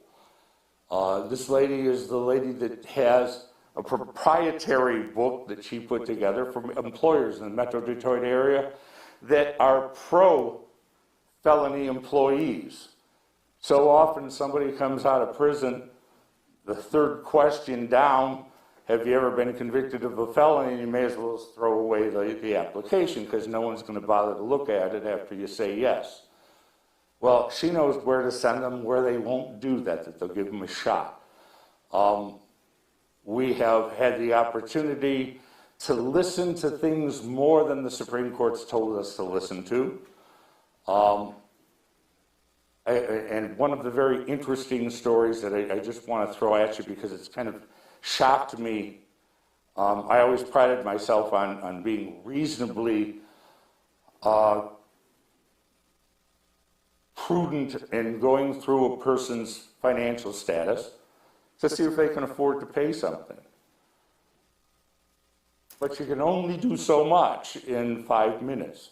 We don't have investigators to go out and look in their windows and see that they have a big screen TV or not. And so you end up with folks that fill in very mundane things. Do you work? Where do you work? How much do you earn? How long have you been there? Blah, blah, blah. So just to give you an example of the lady we're working with right now, if I give you just the bare facts, which is usually what we find in this situation, she is a 49-year-old woman with 2 children, did have 3, one of them passed in the past year, and her oldest is 14 and her youngest is 3 months. She works at Chrysler and she makes $56,000 a year. On the face of that, what are we talking about? It's a $300 bill. You could have a payment plan. She can't afford a payment plan. By going to Lakeisha, who is our financial coordinator, we found out interesting things that I never knew before. This lady, in order to get into Chrysler, had to take the midnight shift. Okay, except that she had a 13-year-old and a 3-year-old. Well, instead of an 8-hour or 10-hour child care bill, if you work during the day, she's got to pay a child care bill for while she's not at home from midnight till 7 in the morning. And it has to be somebody responsible. And then she needs to pay to have the 3-year-old cared for from the time she gets home to sleep so that she can go back to work at midnight. Her child care bill was over $600 a week. $600 a week. Well, she isn't making $56,000 anymore. But we never would have found that out without having a social worker who knew the right questions to ask, followed through with them, and we were able to. Now understand, she still hasn't paid a nickel of her $300 owing to the court yet. Found her a house that she could afford to rent, that would rent to her, even under her circumstances, because she fell behind when her child died, had to pay $10,000 for a funeral, and she was so emotionally broken up, had to take a leave of absence from work just to try and keep herself getting up every morning. She got food stamps when she needed them. She doesn't anymore, thankfully. The put a budget together for her, and they keep in weekly contact to make sure she doesn't get lost in the system. Never would have happened. One person, okay, you say big deal, Joe, it's one person. In my mind, that's huge. If this program, and this is the first one in the nation, and it's our making this up, if we can show that this has some practical use, this is something that could become a national or certainly a state program. And we're working very hard to make statistical use of the information that we're getting. I couldn't do that if you told me, Joe, run a constitutional court. Constitutionally minimum court, people would simply walk in, they would have an MIDC lawyer that's now up to $350,000 a year, and if they were found guilty or pled guilty, you would either send them to jail or fine them. Period. No follow-up, no watch, no drug treatment, no here are the places that are available to get a job, none of that stuff. Would it be constitutional? But the council here has always allowed me to look for something that makes it better for the people that come through my court. I call it community justice. I call it the person that comes into my court hopefully leaves it in a better position than when they came in. And we work very hard to look at programs that do that sort of thing. We have an extensive payment plan system, but we also had, before the pandemic took hold, we had one of the most enviable systems in conjunction court city. Most community service, someone says, I can't do anything, I can't get a job to save my soul, I'm young, I'm healthy, what do you want me to do, Judge? I just don't have a job, I don't have any money. Well, we made a deal with the DPW, and they would take them as community service and treat them like any other worker that was working for the force. And amazing to me, a huge percentage of those people that went to work at the DPW ended up getting offered an honest-to-God job with the DPW because they were so impressed with how good of workers they were, and they showed up on time and things. In my mind, that's a huge win for everybody. And of course, once the pandemic started, we had to shut that down, but I'm hoping we're going to be able to start that up again because an awful lot of people got through not only paying their fines through their work, but also finding work that they can make a living at. So we're really proud of that, and we're proud that it's going to come back. And we are following, and we're part of the original group doing no money bonds. The only way you get a dollar bond across the street is if it is a largely assaultive crime, or if you have an extended history of not appearing in court. That sometimes meets with butting heads with the police department sometimes. They think that perhaps there should be a money bond on people that have given them an exceedingly hard time. But that isn't the trend. Nobody's been convicted of anything. No judge seems to make an adequate record as to why this person is special and needs to be held on a cash bond. And to be perfectly honest with you, it works. Didn't think it would, but it works. People come when they aren't afraid that you're going to try and take every chance to smack them into a jail cell. People come back to court. It's really very amazing, and it's worked very well for us. One of the important things that we do is the sobriety court. We've done that for a very long time. We've all been trained. We're nationally certified. We're state certified. We are now state licensed because there are 2 volunteer psychologists that work on our board.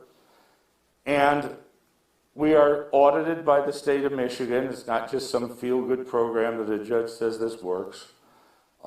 They follow our numbers, we have to assemble them, and they watched for recidivism at 2 and at 5 years.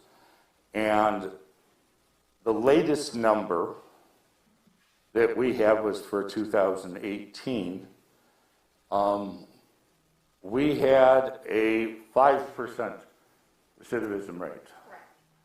This 17.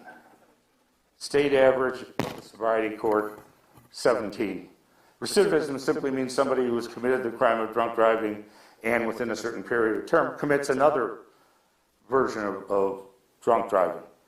So 6, 17, we're pretty good against the other sobriety courts in the state. And if you go to simply no program whatsoever, almost 2/3 of everybody that gets their first OUIL within 5 years ends up getting their second. Judge Longo? Yes. Sorry, we have about 5 minutes left, Council. I'm sorry, I'm a lawyer and I talk too much. I've been enthralled with your storytelling, and I love that your updates are so full of impactful stories about how you're supporting people who come through the court. But I think council has some questions about your budget, particularly the big dip that the city manager showed at the beginning. Sure, I will stop. I'm ready for any questions. Are there any other items you would like us to know about the court budget? Yeah, actually, there's probably one that's most important that relates to what's happened. Of course, our revenue has gone down substantially. We don't have any control over that during the pandemic. However, we are seeing the trend back up slowly to far less than it used to be, but the anticipation is that we will be paying for the cost of operating the court this coming fiscal year. The numbers are certainly sending us that way. And we have voluntarily had 2 positions that one retired and one person was transferred to Hazel Park, and therefore we have eliminated those 2 positions until such time as we feel that they need to be brought back because of the volume, but we don't need them for the volume that we're doing. So within that budget, we're reducing those two full-time positions. So that's a good thing. If I may, through the chair, I was just wondering, with the court's flexibility in services, have you noticed an increase regarding being at the court? Being at court longer, or making those options more available to individuals who can't seem to, maybe get there during the day? You have those later hours. Have you noticed an increase in Participation? Right. Yes. And costs. Oh, the cost is, we work very hard to make the cost neutral. Okay. Like I say, all we end up doing is if you're supposed to be in there at 8:30, but you're going to stay until 7:30 instead of 4:30, you come in 3 hours later in the morning as an employee, and you work the 3 hours later, and it just washes out. It's not overtime or extra hours. Okay. And that has worked very well for us, and we do have a great crew that's willing to go along with it. And yes, we have had participation has been up. Participation has been up since we've Zoomed landlord-tenant cases because of volumes, and I'm the chief judge. I took all of the civil work out of the Hazel Park District Court. They do nothing but criminal cases over there, and Judge Hunt and I do all of the civil cases, which includes landlord-tenant evictions, if you will. And to be honest with you, before we were doing the Zoom, very few people that were the defendants in a landlord-tenant case, we never saw them. They never came into court, and the system went through its default and moved on. Since we've had the ability to do it through Zoom, we've also made an agreement with LADA, the Legal Aid Society, in which they provide attorneys for everybody that's eligible for one in our court, and they work with them the day before, so it's not a 2-second in the back hall on the day of the hearing. They're prepared, they know what the defenses are, they know what they can do for people, and so we're having a lot more activity rather than it just being a route, well, let's just throw these people out. And from my standpoint as a judge, saying, yeah, that we're supposed to air all of these things and see if they meet the standards of eviction, and now we have competent people that are able to advise them for free. Go ahead. Through the chair. In the expenses for 2021, you show a building rental for $296,000, yet in 2022, there is no amount. Mm-hmm. But then in 2023, the amount goes up to $311,000. I thought we owned the building. You own the building. We're the court. And the court is all of us, remember, we're a co-equal branch of government. There's the 3 branches. So it's your building. It's not, I always refer to it my courthouse. It's not my courthouse at all. It's the city's courthouse. And you paid for it, but you still own it. And you're entitled to get rent for it from the, we don't know what's going to happen. There's a bill right now pending in Lansing that they're attempting to consolidate all of the courts under statewide spending. There's a whole lot of questions as to what do they do with the $2 million building across the street. If we have a rental agreement with them, well, they're going to have to figure that into their calculations as opposed to say, we're just going to move you all into one building and all of you cities that spend $2 million on what amounts to a courthouse you can't use for anything else, that's too bad to you. So that is in there as an effort to pay back the city that spent its capital to build the place and maintain it. And the reason it goes up and it goes down is the city is reasonable enough to say it's a secondary charge. It doesn't do any good to put a negative number in there that you didn't pay the $233 and it becomes a loss for the court. And that's why you're seeing, why is it there, why is it not there, and why is it back? We would anticipate by next year that we have the money to pay the rent because it comes out of each ticket, a certain, it's $10, $20 goes toward the building fund and the building maintenance fund. So it really is a function of how much is there, and that's why it'll vary from year to year. Thank you. Well, I appreciate all of council's questions, and I appreciate you summarizing your key priority programs and what the revenues for the court are actually helping pay for.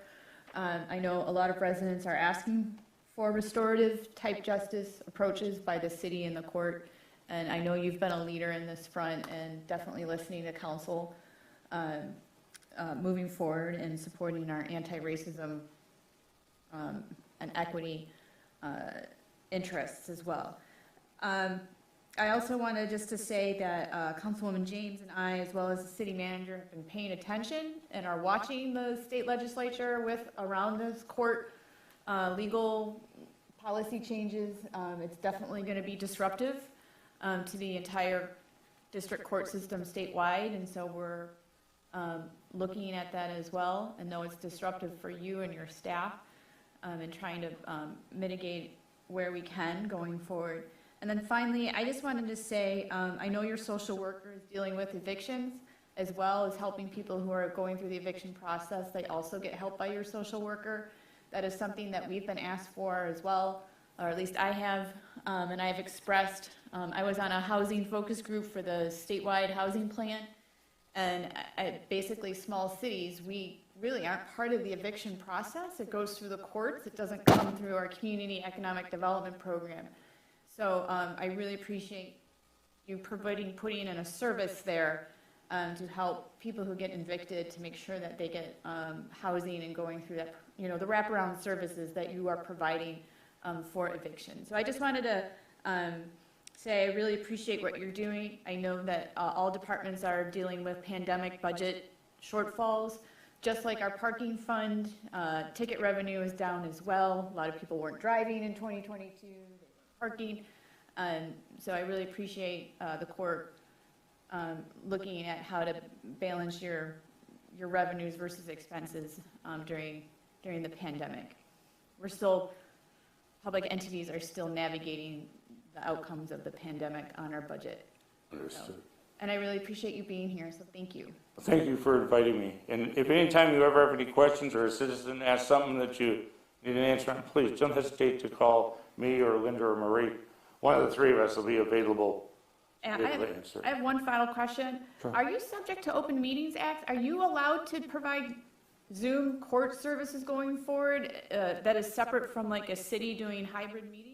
I'm curious. Yeah, well, and again, that's another thing that the Supreme Court had held public hearings on 2 days ago on the 16th, that the task force recommend that all matters that weren't testimonial, in other words, a trial or a preliminary examination, that the default was to be Zoom.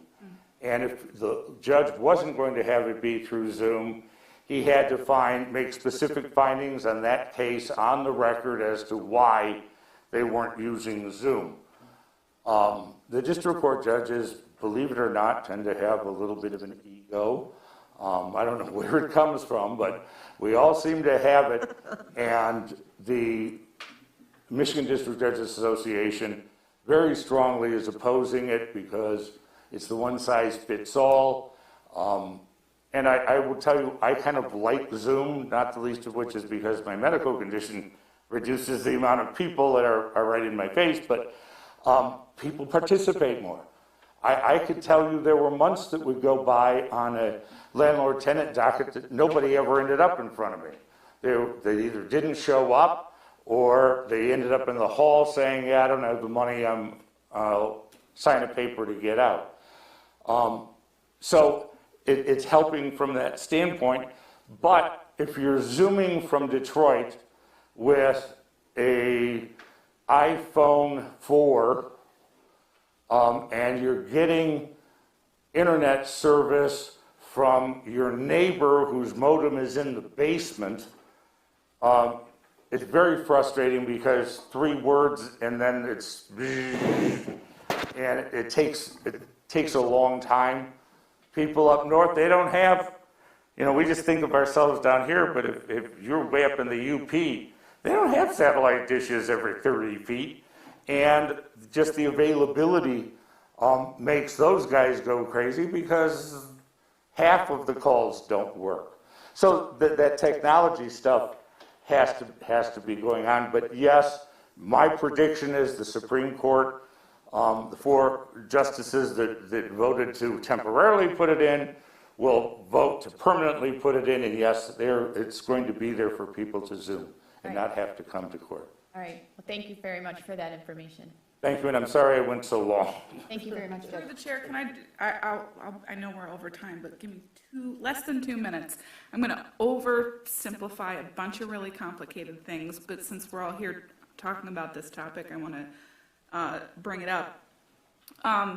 Just to educate others about how the system is set up, Michigan sets up district courts in such a way so that they're connected budgetarily to municipalities. A lot of states do it differently so that court systems are funded, completely through the state, and that's connected to the legislation that may move forward to sort of extricate district courts from municipal budgetary items. And, there are pros and cons to everything. The obvious concern that a lot of folks, worry about is that the system that's in place in Michigan currently sets it up in such a way so that, fines and forfeitures take up a lot or account for a lot of the revenue that funds courts. It's sort of an inherent incentive, if you will, to impose fines and forfeitures. That's something that we, I think, have been proactively trying to not influence how we administer law enforcement, how the judge makes his decisions, but it is sort of an inherent conflict and concern set up by the state system. If this legislation moves forward, it would sort of unwind that concern, but on the flip side, there would be less local influence and control over the services that you led with, that I think are very much influenced by local policy and concerns. So I just sort of wanted to throw it in there that this is a complexity that none of us want to be funding city services off the backs of people who, time and time again are just shelling out more money and criminalizing poverty. And it sounds like the programs that we're putting in place here are changing that and helping people out of that cycle. But those programs are influenced locally because of the system as it is today. So again, just pointing out the complexity of these issues. Thank you. Yeah, and that's absolutely accurate. Yeah, both sides have a reasonable argument. Yes. Well, thank you so much, Judge Longo and court staff, for being here on Saturday. Thank you so much. Have a nice rest of the day. Thank you. All right, next up, we're moving on to DPW conversations. Thank you, Judge, Linda, and Marie. That was a really good discussion, and Kat, that was an excellent framing of the complexity we've all been navigating. And as the mayor mentioned, we are watching the state legislation, which is actively moving through. Next is the Department of Public Works. Our director, Dan Antosik, will present summaries of programs for the DPW and motor pool, facilities, water fund, and roads as well. DPW oversees quite a few programs for the city.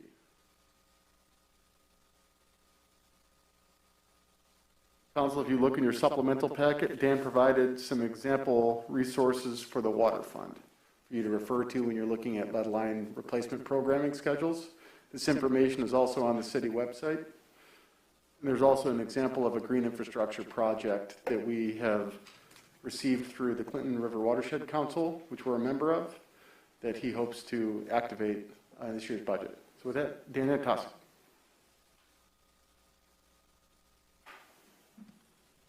Thanks, Joe. So in terms of our budget this year, the one major difference that you will see when it relates to the general fund and our piece of the pie in the general fund is related to our urban tree canopy. Our urban tree canopy does take quite a bit of funds to manage it appropriately.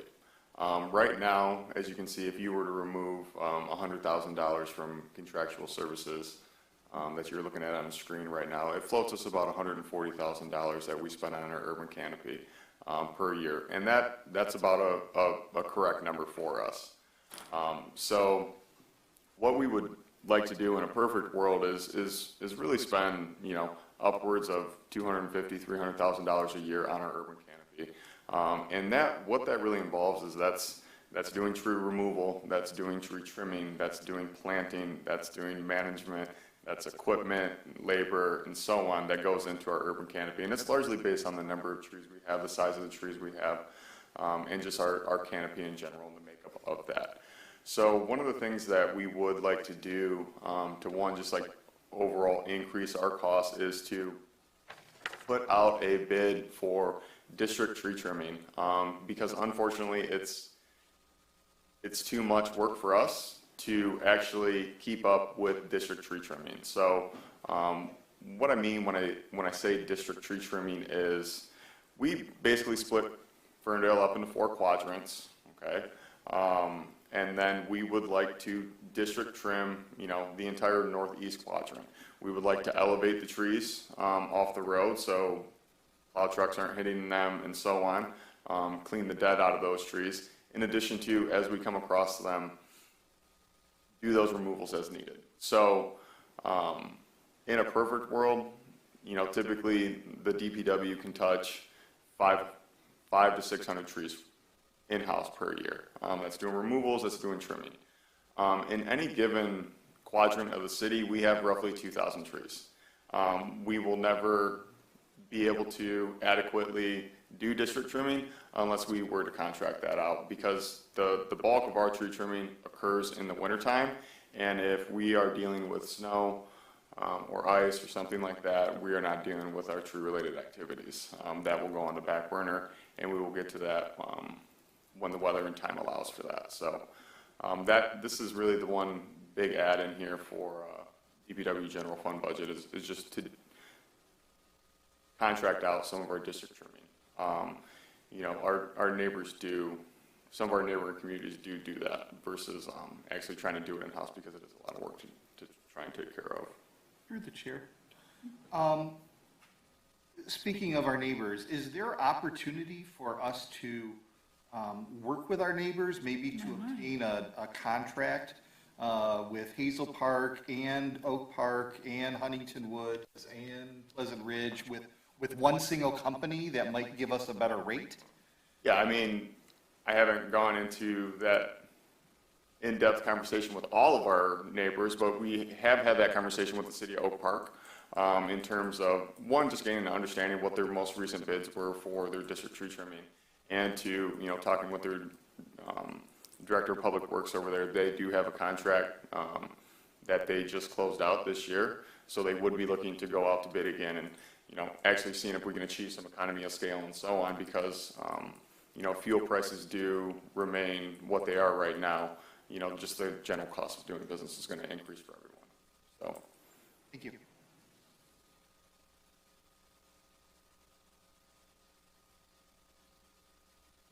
Any other questions related to this item?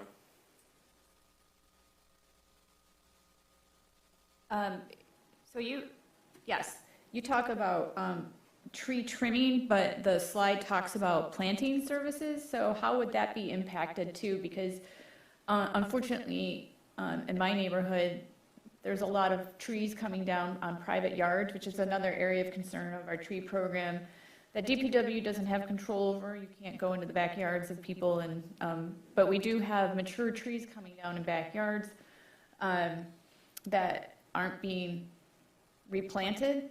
But we also have an opportunity to encourage more residents to plant trees in their right of way, which the DPW does support. So can you talk a little bit about how this contract, if anything, would impact planting services? This contract would not impact planting services. This contract is largely trimming and removals. Our planting services would remain the same. The residential planting that we do every year, residents can have the ability to, purchase a tree. We'll plant that. In terms of the private property side of things, residents can still purchase a tree from the city of Ferndale. We will drop it off at the house. We just will not plant it in your backyard. But we will deliver it to you. We will get it to you. We'll source that tree for you depending on the species that you would like. You will just be responsible for planting it. Through the chair, just to clarify then, for the tree trimming program, is that limited to trees on public property and easements, essentially? Correct. Okay. Does that include, I know there's only a handful of alleys. Does that include trees immediately adjacent to alleys, or mostly between the sidewalk and the street? Largely between the sidewalk and the street. It would be trimming trees that are on city property that we're responsible for maintaining. So what we would really do is we would take a look at the northeast quadrant. That's where we've done our most recent tree assessment. Built out, these are the trees that we need to look at, so we can actually have a rhyme or a reason as to why we're doing these trimmings. and we base it off that. So what we're looking at tree keeper right now, you know, the work orders that created following our most recent assessment is how we would plan out our scope of work for the contractor if we were to have this item approved and bid that out.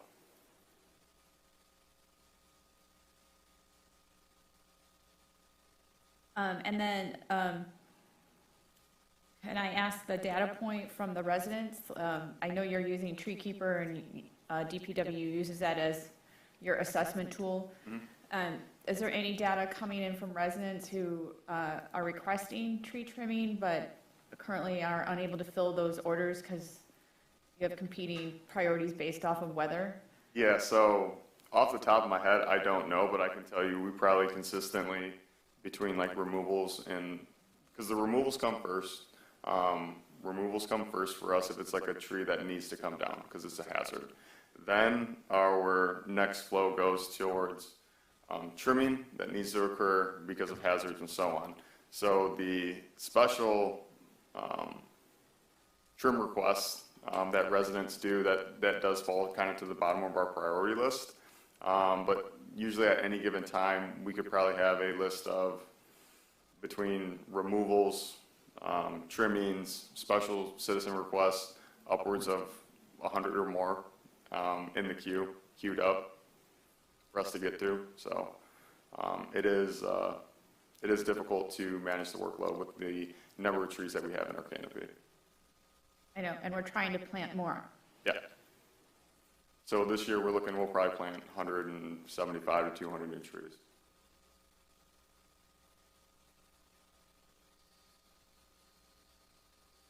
And is that based off of the budgeted tree planting, not anything coming in from grants that you guys go after, right? That's the 175 to 200 is going to be contributed to grants that we received this year.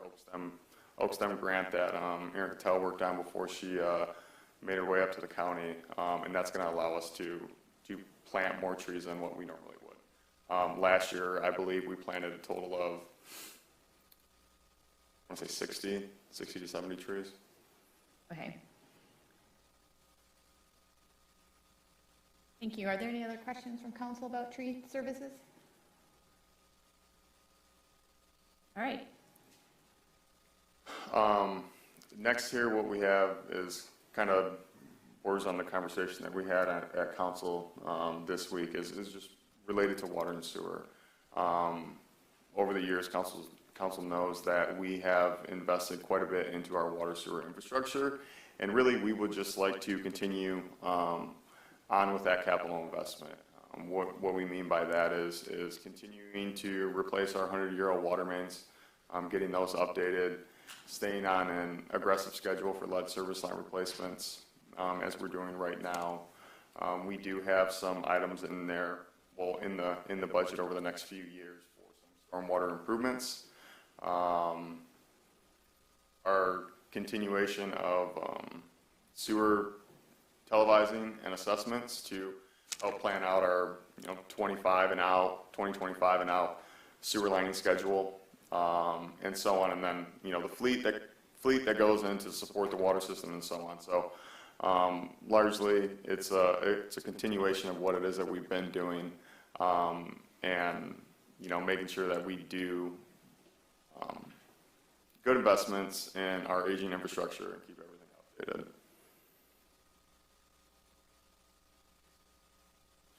Through the chair. Yeah. Can you explain why we have two line items for stormwater treatment, one at 60%, one at 40%?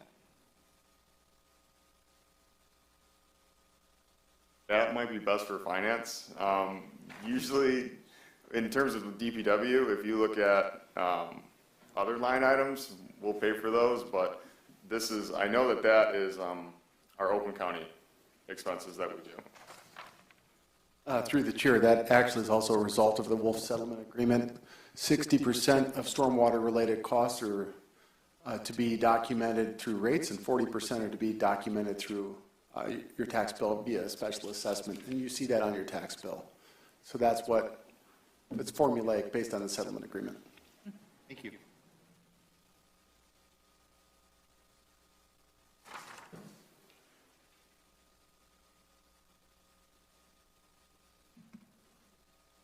Any other questions from council on water sewer? Just for the public's knowledge, we've had a lot of conversations around water sewer lately on council from various investments, approvals for lead line replacement. So it's our number one priority to make sure that our infrastructure is sound around water and sewer. So if you're not hearing a lot of questions today, it's because we've talked a lot about it already. Okay. Yep, and then I believe in your packet we have mostly like a map, tentative map of the work that's going to go on. You know, we can always move stuff around, but in terms of the actual water main replacements, those are pretty solid, going out for quite some time. And then our, you know, tentative lead service line replacement map that you should have, you know, that's a bit flexible moving around based on the work that we're going to be doing. Yeah, with the thaw coming in, I see a lot of movement along our streets for consumers' energy, starting repaving. So people are seeing an increase of activity right now where all this is going to start. Yep, we're hoping to get consumers out of town soon. We started replacing. So everybody wants them out of town. We started replacing lead service lines this week. Okay. And started off the 2022 construction season with 17 lead service line replacements. So we're going to be going strong until we accomplish what we want to accomplish for the year. Next year, as council very well knows, our crew, our team members, they are not able to necessarily do their job unless they're in a truck, unless they're in a piece of equipment or so on. That is their office. So one of the things that we have been quite grateful for over the last few years is the investment into our fleet, replacing older vehicles as they age, many of which are long past their replacement schedule. So it is important for us, and then just from a cost perspective, to make sure that we are keeping up on and adequately managing our fleet. Not only, you know, the DPW's fleet, but, you know, police, fire as well. The better that we can do with cycling out vehicles, making sure replacements are being made, the more we can try and keep down on the almost nagging costs of repairs that older vehicles and equipment can get. So largely this 5-year schedule for, you know, the budget that we have going on right now is in line with our fleet management policy. We are looking to just continue replacing some of our older vehicles right now, and then once we get into that fiscal year, kind of 25, 6-ish area, we'll actually start to kind of cycle out our newer fleet that we have right now, and just continue on that cycle of fleet replacement, just based on best management practices.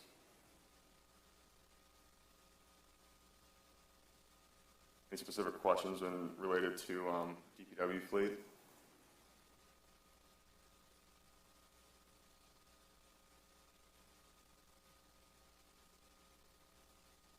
Seeing none.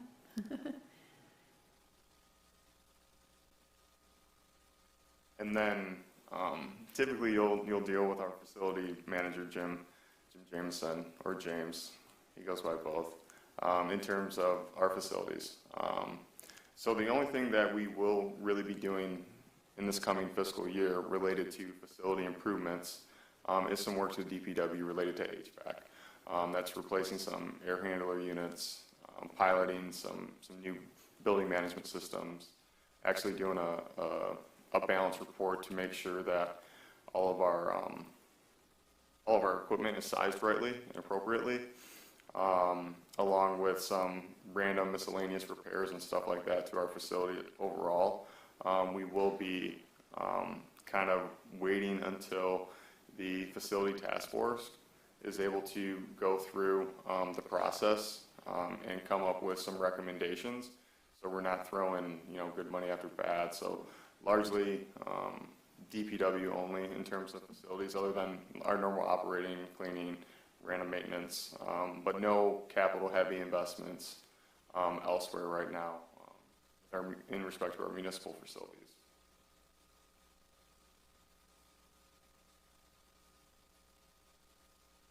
questions related to this item.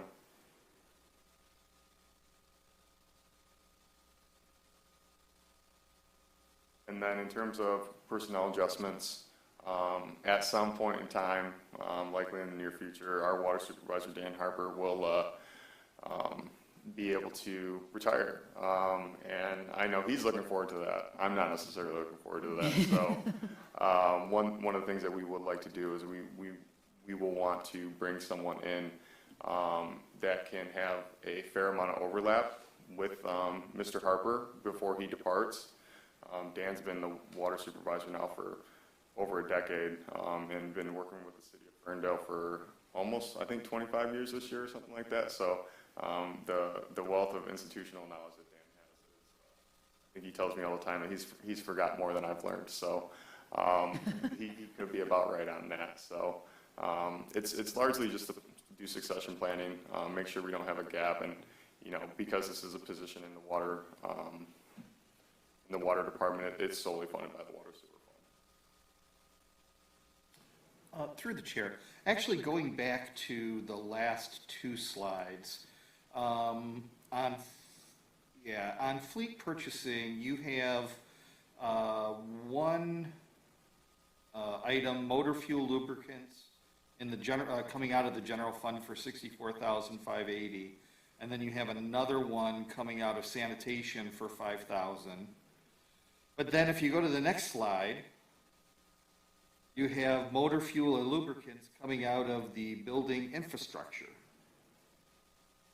Why would we have motor fuel and lubricants coming out of the building if we're already having them come out of the fleet purchasing?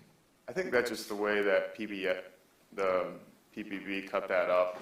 If you notice on this account with the 441 account, that's our typical public services department within the general fund. 265 is facility maintenance. But in short, the way that fuel works is the general fund purchases fuel for our fleet. And then on a monthly basis, depending on where that vehicle is purchased, so for example, let's say it's a truck that the water department purchased. Every month, the water department reimburses the general fund for the cost of their fuel for the month. Same thing goes for the police department has a fuel account, the fire department has a fuel account. So all the fuel is purchased by DPW, then it's reimbursed depending on what department that is.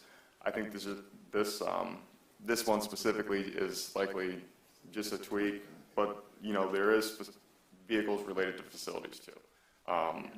Okay, so the reimbursement, if we show on the fleet purchasing management, the reimbursement from the various accounts would come into the program revenue of the $850,000. Correct. Okay. Yeah, and if I may, the motor fuel line item. The mic is on. The line for motor fuel and lubricants is easier to understand in a line item budget because you're dealing with, lump sums over the year, whereas in PBB, it's really hard to allocate them based on usage. But as Dan said, in the building infrastructure, that line account is the facilities maintenance account. And since the majority of their work is spent doing this, it's allocated there. Is it perfect? No. Thank you.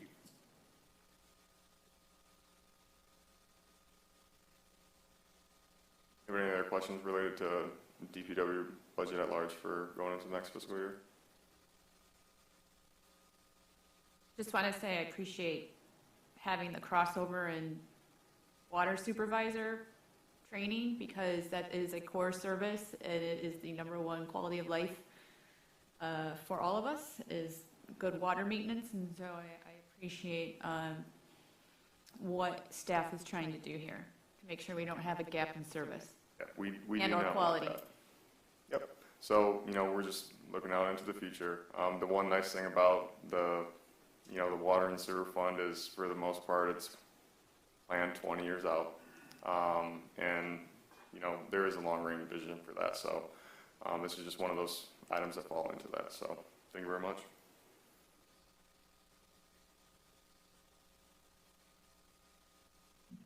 Mayor and Council, just a time check. We are a little bit ahead of schedule. Michael is picking up the lunches right now, so until he gets back, we can't eat. So if you're comfortable, I'll push through, and we'll just stay ahead.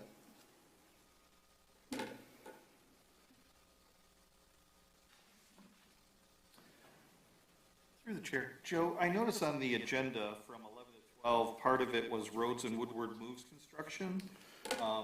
Yes. But we didn't get to that yet. Is that going to be somewhere else in the agenda? Actually, the slides didn't follow. That's correct. So, and Dan can speak to the construction. This is really just an overview of for the public and council to explain kind of how the funding works for this, how it's spread, because the project spread over multiple years. So as council understands, this project is funded through our Act 51 gas tax collections that are received at the county and city level. For ours, we are spending some fund balance on this, but this project is completely run by the state, and so the timelines are more controlled by the state. At this time, I've assumed the project liaison position on behalf of our outgoing economic development director. And at the last call with the state, they're still anticipating on issuing bids for construction in June or July, possibly selecting construction in August, which still puts us, selecting an award in August, a construction award, with construction breaking ground on Woodward in September is likely still the target. If that does occur, that work begins in fiscal 23, but that is not the majority of the work. That will be the majority of the work. So as it stands today, the first phase of construction would be September through the year end. Then they would expect to remove the cone barrels and restore the street until they resume construction again in March, the thaw for next year. At that time, the majority of the construction should happen between March and July. We do anticipate that there's a possibility that some of the funding carries over into the fiscal 24 as well. So the timing of this project actually spreads it. From a timing perspective, it's about 12 to 14 months, but from a fiscal perspective, it starts fiscal 22 through fiscal 23 and finishes in fiscal 24. So it's 3 fiscal years. So what you see here is $775,000. That's what we expect to be allocated in fiscal 23 for the construction activity. And right now, for the current fiscal year, we're really expecting just to pay for the design and engineering costs that we're responsible for. So that helps you understand kind of how it's broken up. And you'll see that reflected in your packets if you go to the fund, Major 202. 202 is the number that means major roads. That's the gas tax fund. You'll see that in the capital outlay item. And this is just a summary of our jargon we call the capital stack, how the project is funded. So this was a high-level estimate from last year. I carried forward this forward from last year. The city received a significant TAP grant from the state and from SEMCOG. And the resulting match is Ferndale's estimated $1.3 million. Pleasant Ridge is contributing that much. And then the DDA actually is identified, they went to bid for a communications contract to support construction communications for the downtown businesses. And I believe that their board is going to take up a recommendation from the DDA director at their next meeting, if it's through contracting. And the DDA has agreed to fund 100% of those communication costs. So there's not a lot changed. We just wanted to kind of walk you and the public through how it's spent over multiple fiscal years, because that can be confusing. The amount hasn't changed. It's just where the amount is allocated is a little bit different spread. Are there any questions from council about Woodward moves?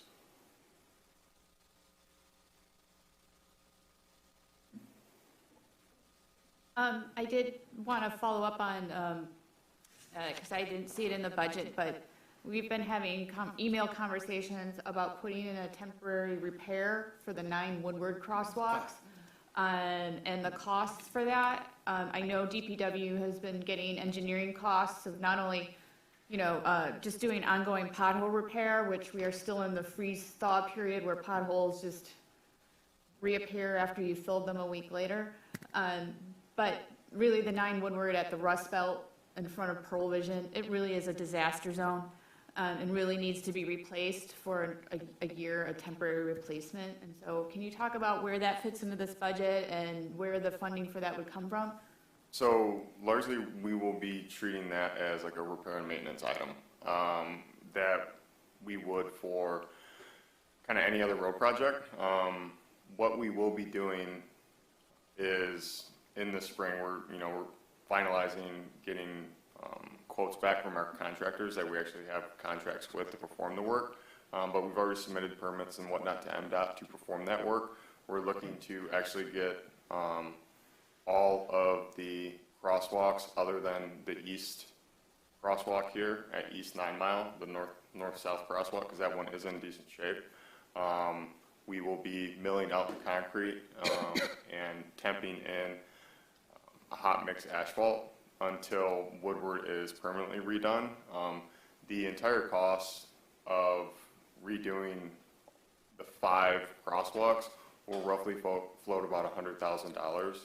A lot of that cost is driven by traffic control and the need to stage the work and so on. And then when it's in a perfect world, it'll be a few days worth of work, but there will be, a shutdown of West 9 Mile so we can get the crosswalk. But largely a repair item that we're going to be tacking on to either our 2021 or 2022.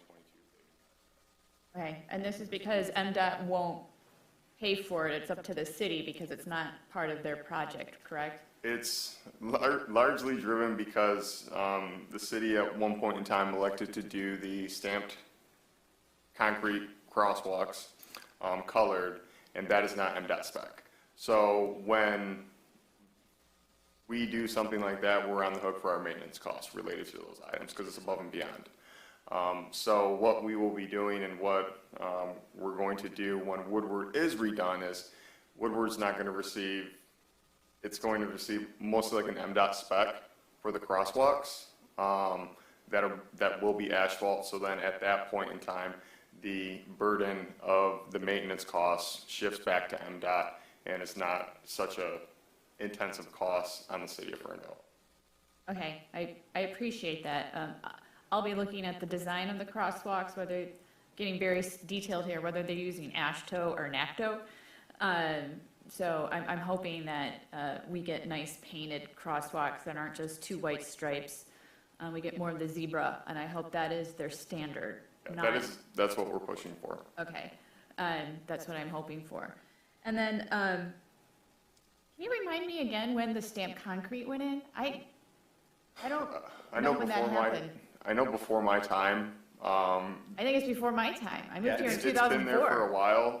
It was before my time. I moved in 2002 and it was here.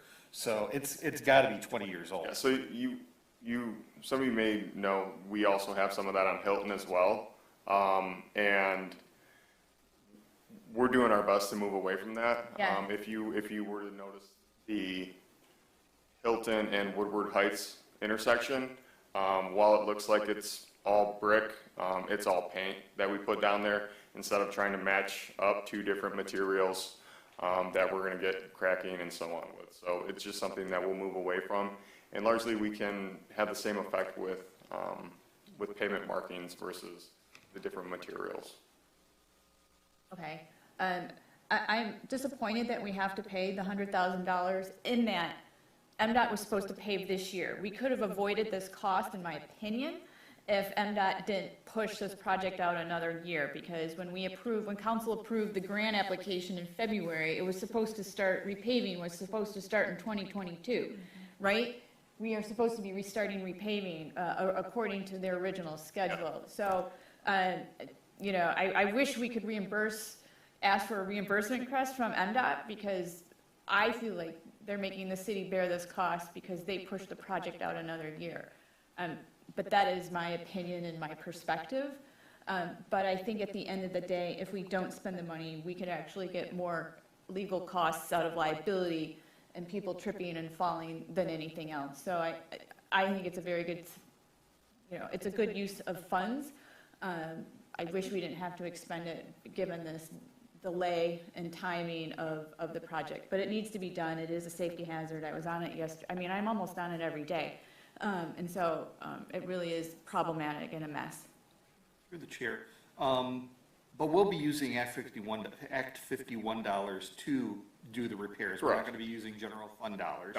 Nope, we're not gonna be paying with the road bond, it will be our Act 51 dollars, like, that we use for repair and maintenance items. Second item is, when can we hope that this would be started? Festival season starts with Memorial Day, with, several hundred to 1,000 people walking in the street right around that corner. And then the next week you have Pride, and then, a few weeks later you have another one. So I think my concern is that particular section on West 9 Mile, the West 9 Mile crossing, if that can be done as early as possible, I think that's going to be your best bet. That's our Otherwise- plan, is to do that as early as possible. In addition to that, after we do the crosswalks before festival season gets underway, we'll also be getting Rainbow Crosswalk a facelift, and that'll get new paint and stuff like that down. Excellent. And filling the potholes. I rode my bike down there yesterday, after marrying people on Thursday, and it's rough. Yeah, so, the one nice thing is, while it is a nice chunk of change, it's a needed chunk of change that we need to spend, because the way it stands right now, there's sections of Woodward that, I'm not very confident hold up through another winter. So this will be just one less of those items that we have to worry about, babying through the 2022 to 2023 winter. I may, through the chair, and just kind of touching on Councilman Polika's points regarding festival season coming up. It just kind of reminded me that, Dan, if you're so open, I would like to invite you to the Ferndale Accessibility and Inclusion meeting next month, however you'd like to attend, whether via Zoom or et cetera, to kind of touch on some of the things you're talking about today, because the last meeting we were talking about the pavement and the sidewalks and the festivals coming up. So if you're open, and you also, Lena,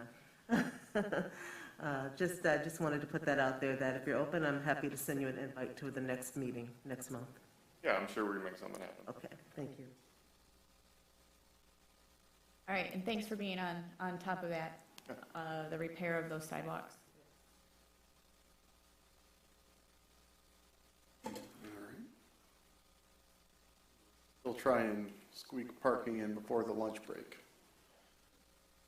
All right, so much of the parking budget, the basis of it was discussed on Monday night as part of the fee schedule. This is a model that I think you can refer to in your packet. I gave you a copy of the parking pro forma. The parking pro forma in the packet is a model, and we enter inputs into BS&A based on the model. So you're not going to necessarily see an equivalent of the pro forma spreadsheet model and what's actually in the budget document that you have available, the budget details rather.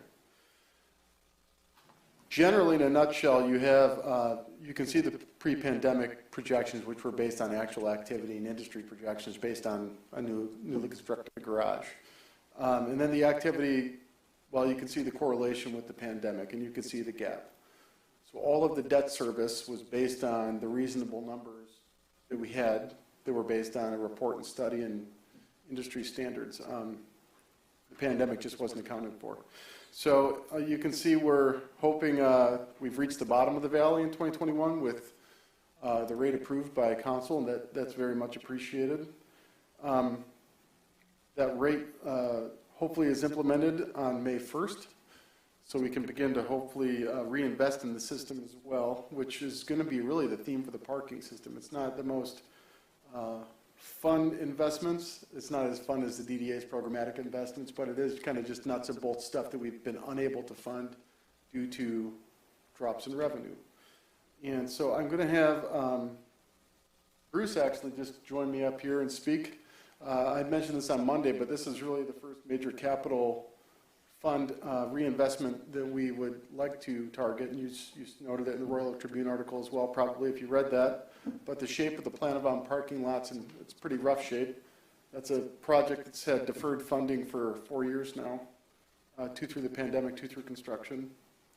A parking lot redevelopment RFP. This is based on a previous council discussion from a few meetings back to explore how we can address the long-term east side parking supply issue of what contribution can the parking system play in terms of that. And so in order to understand those questions, I'm developing and issuing an RFP over the next few weeks to gauge development and private sector interest in helping us address some of our problems on the east side in terms of parking supply.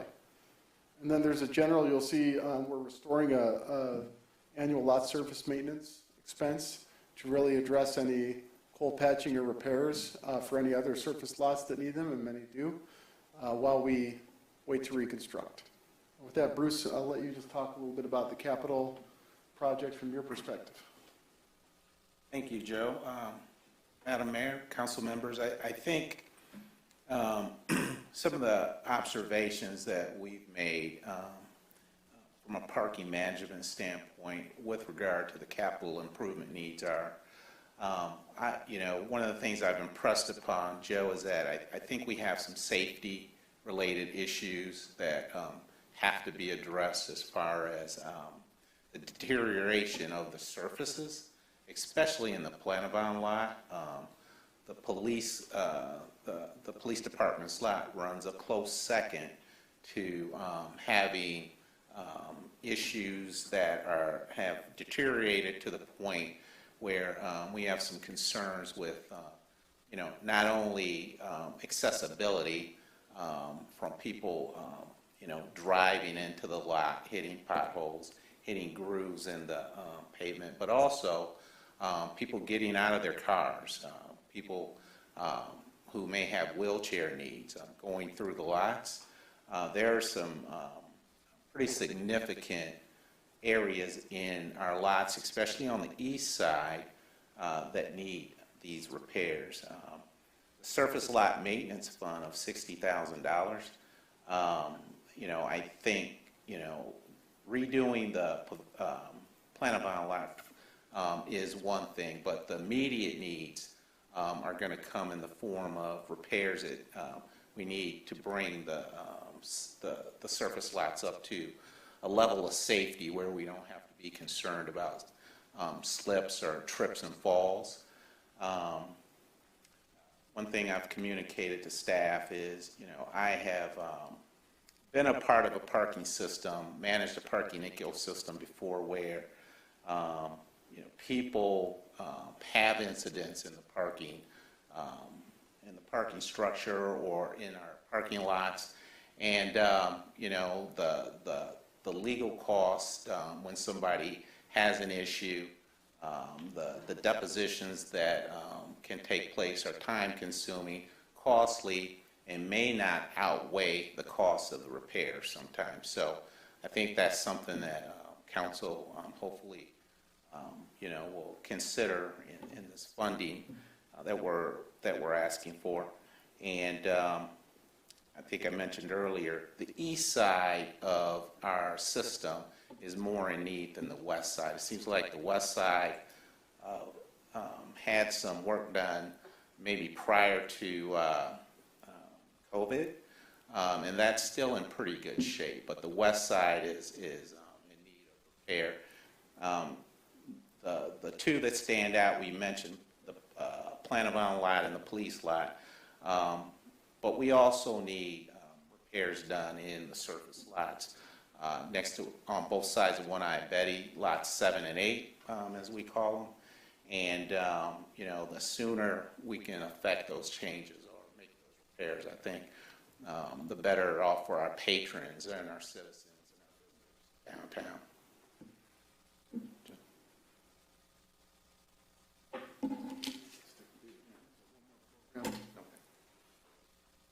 believe the Withington lot is also, based on our engineer, expected to need to be addressed in the next 3 years. We would do that in phases considering the size of the lot, and we would also align that with the DDA's goals of improving the Withington alley. So there'll be coordination there. Through the chair, does the Plan of M lot refer to the one that's where Plan of M dead ends? Okay, Right adjacent to Hungry Howie's gotcha. and Sullivan's, I think. This is sort of a weird pet peeve, but I've always found that, like that driveway to have a weird dip. My old car just bottomed out every time I went through there. With that resurfacing, is there any opportunity to improve the grade of that driveway dip? The dip that you're referring to is once you pull into the lot and you hit the blacktop, right? It's like right at the approach, I think even between the sidewalk and the street.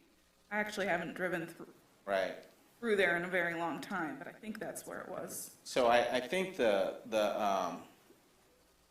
reconfigure of the lot, I think will include removing all of the old blacktop.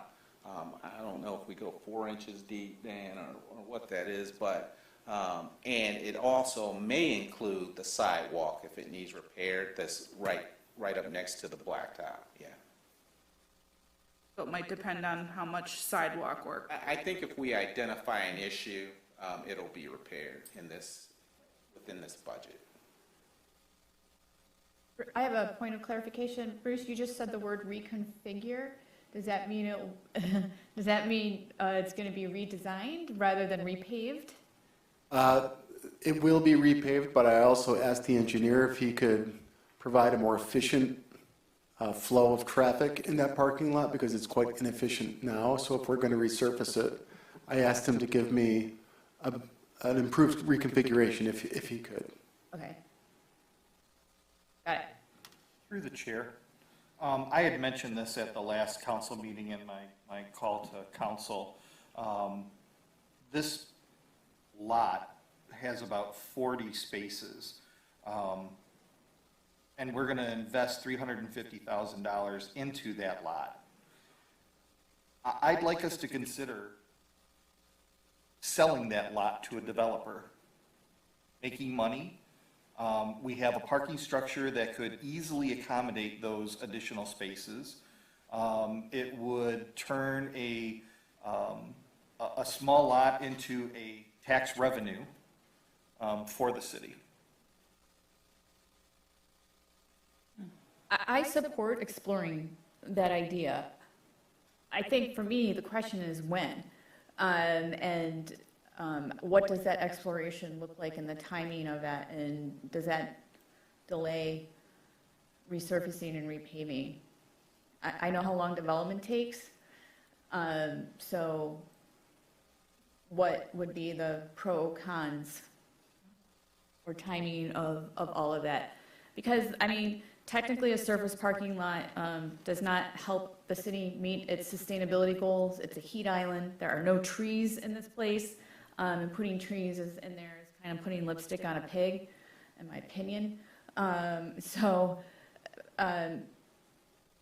know parking is a very sensitive subject, but we are down in parking revenue, and parking overall is down. And I think the DDA for years always had intentions of filling this in. Even prior to Lena, if you look into all the downtown development plans, was filling this in with a pedestrian-focused space, whether it be a park or a development or anything like that, rather than a parking lot. So can you talk a little bit about the pros and cons and timing? And should the facilities task force take that on as well? In my opinion, for the long-term perspective, I think Councilman Pollock's recommendation is spot on. I think the parking demand in generally as an industry is going to reduce over the years, and we're going to find ourselves probably oversupplied. Not now, but maybe a decade from now. That wouldn't surprise me if that were the case. What I would suggest, since council asked me to issue an RFP for the east side, I could easily throw in a profile for the Planabon lot just to gauge interest, but I don't think we should make any specific recommendations until the MLUP plan, the Parks Rec plan comes through, the Climate Action Plan, because those plans will Facilities task probably. force recommendations. Yeah. If there's an opportunity to support a facilities need in that location, that certainly could be something the task force could take up. We have a lot of long-term planning pieces that are in phases right now. So I'd say, there's no harm in exploring to see the opportunities out there and the interest on the development side. And with that information coupled with these long-term planning documents, I think council would have the information you need to make that decision. Okay, and then I have a question for Lena. Is there I don't remember, but is there a focus on the DDA downtown possibilities plan for this lot either? So I'm just saying that there's a lot of plans that may be taking this into consideration in addition to the climate, parks, and/or master land use plan. I'll take a look. I'll take a look at that. Infill development, definitely identified as a priority. So I would say regardless of whether or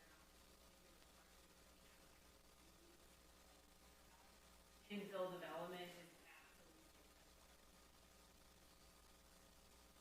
All right.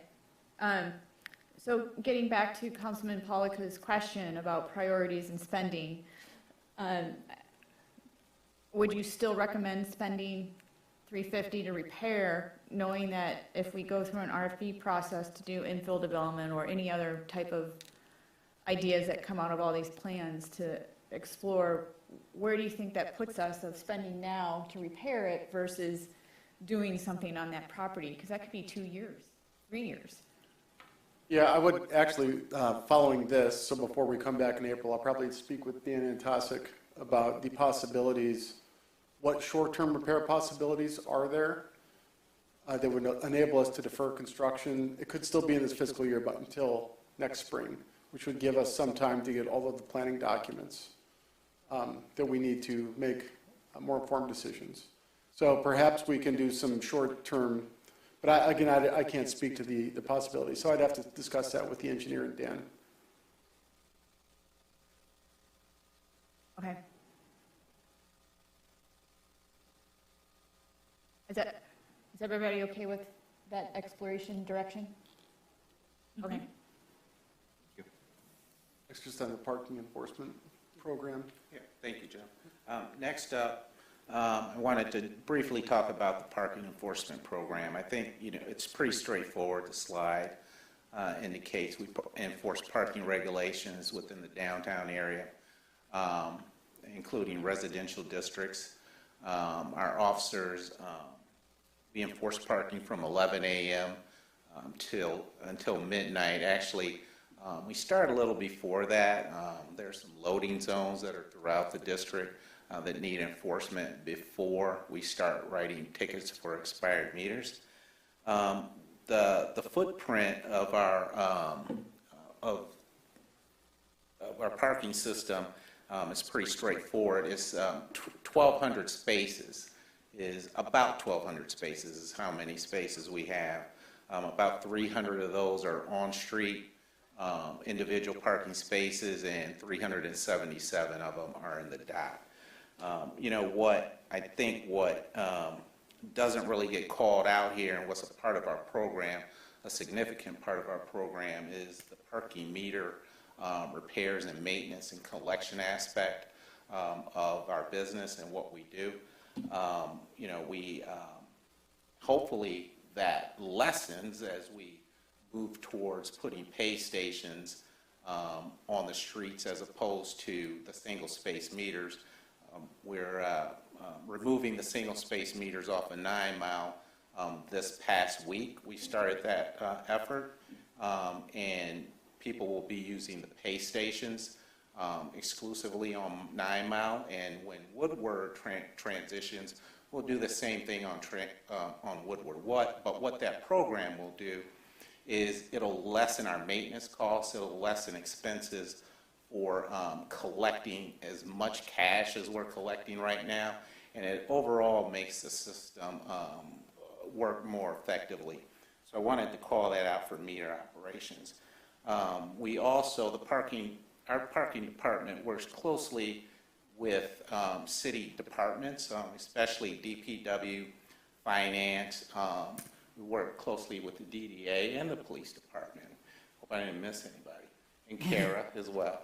But you know, we feel like our department is integrated very well with the city's structure. There's a here where management services are and contractual website services. That's a part of our overall program, especially the website services include how we, if you go to parkferndale.com, you'll see, you know, we have an individual site that citizens and visitors can go to find out more information about our parking department, our parking services. And that's important because oftentimes one of the things that holds us back as an organization is communication. And I think working with Kara and her team, we communicate, I think, quite effectively with user groups. We could do better, but you know, that's part of that equation. So I'd be happy to answer any questions about this part of the budget. If I may, through the chair, this just may have been something I just noticed, but if you could provide clarity. On the east side of Woodward, further east, there isn't, there's not much parking enforcement or paid parking on that side of the city, is there? On the east side of Woodward going north or south? On the, I'm sorry, I should say going east. When I'm thinking maybe going towards the east on 9 Mile out to, you know what I'm talking about? 409, where apartment 409 is? Right, going further down that way. Okay, because it stops at Paxton. Yes. You don't have meters any further than Paxton. That's what I'm, Yeah, that's okay, what I'm so asking you're about. Yeah. Like from Right. City Hall to Paxton. Exactly. Okay. Okay.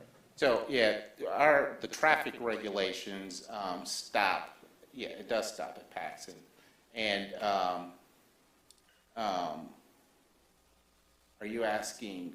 I'm could it asking- be enforced further? Right, that's what I'm asking, why don't we have that? And what the, in terms of I budgeting think- and expenses? I think typically when we expand our services, you know, we do that as a result of a few things. Either one, implementing new traffic regulations or new payments systems, or two, there's a you know, a public request to enforce different areas.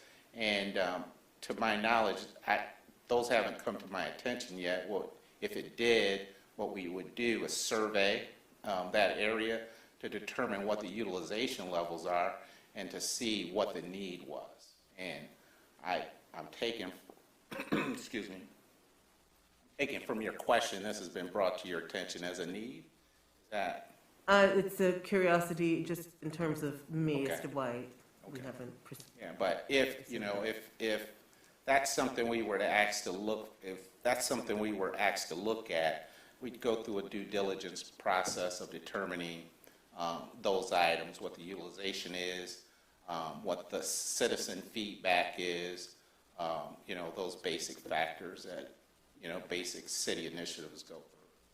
And has there anything that's been brought forth as far as to assess the citizens' interest in that, or not as yet? Nothing, not to say that it hasn't, but it hasn't been brought to my attention yet. I'd be happy to look into that. if needed. Through the chair, I had a quick question about the website cost.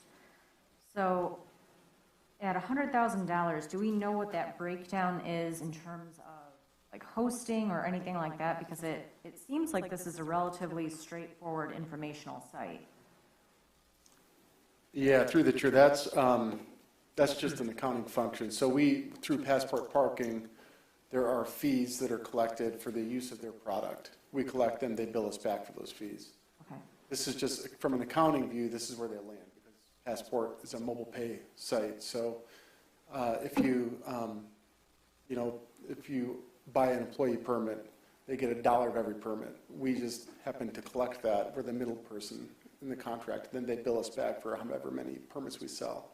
And so I think $130,000 of that fee is all related to the software.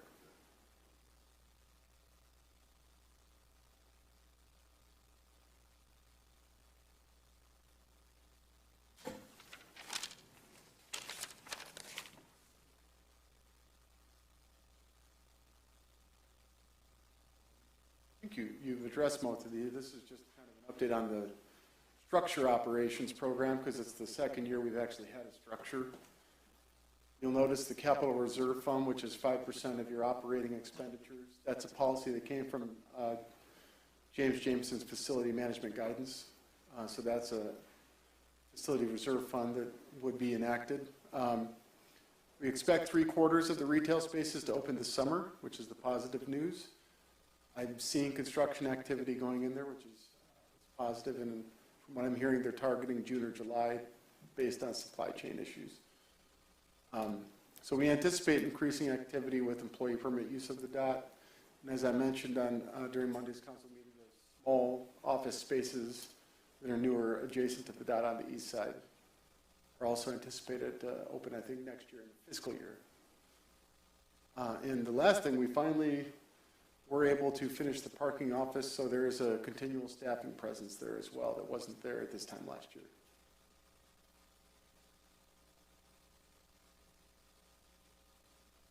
That concludes the parking budget overhaul. Again, most of this is really a function of capital that we're hoping to address that's been deferred. Not a lot of new stuff there.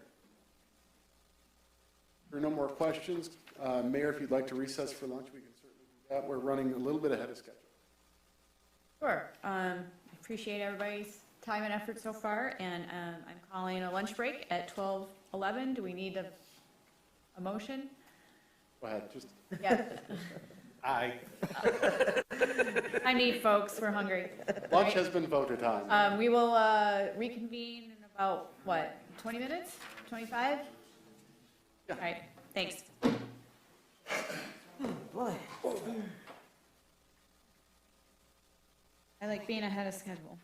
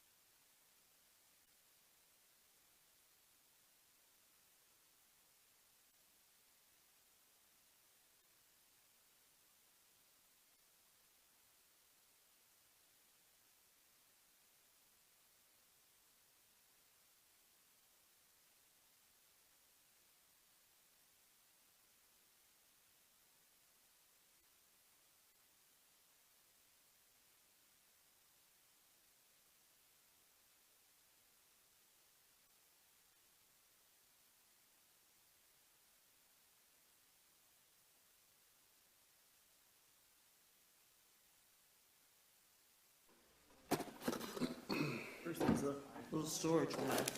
Hello?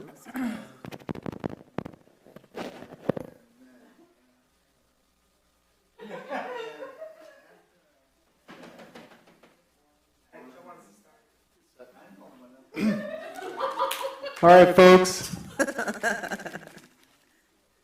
Think they're getting slap happy back there. You'll listen to the mayor if the mayor orders us back into session, please. Sorry, I'm reading email.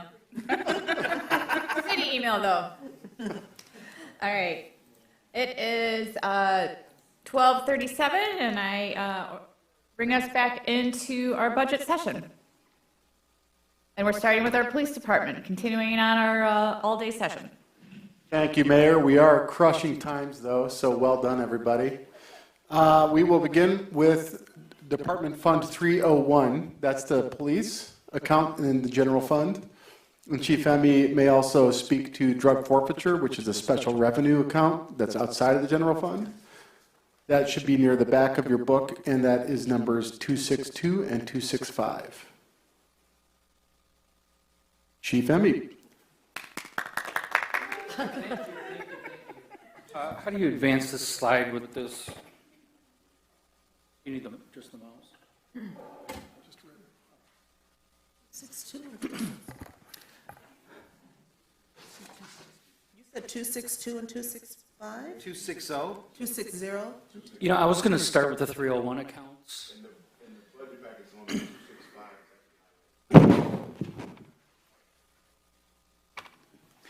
So good afternoon, Mayor and Council, and I thank you for the opportunity to speak to you today about our PD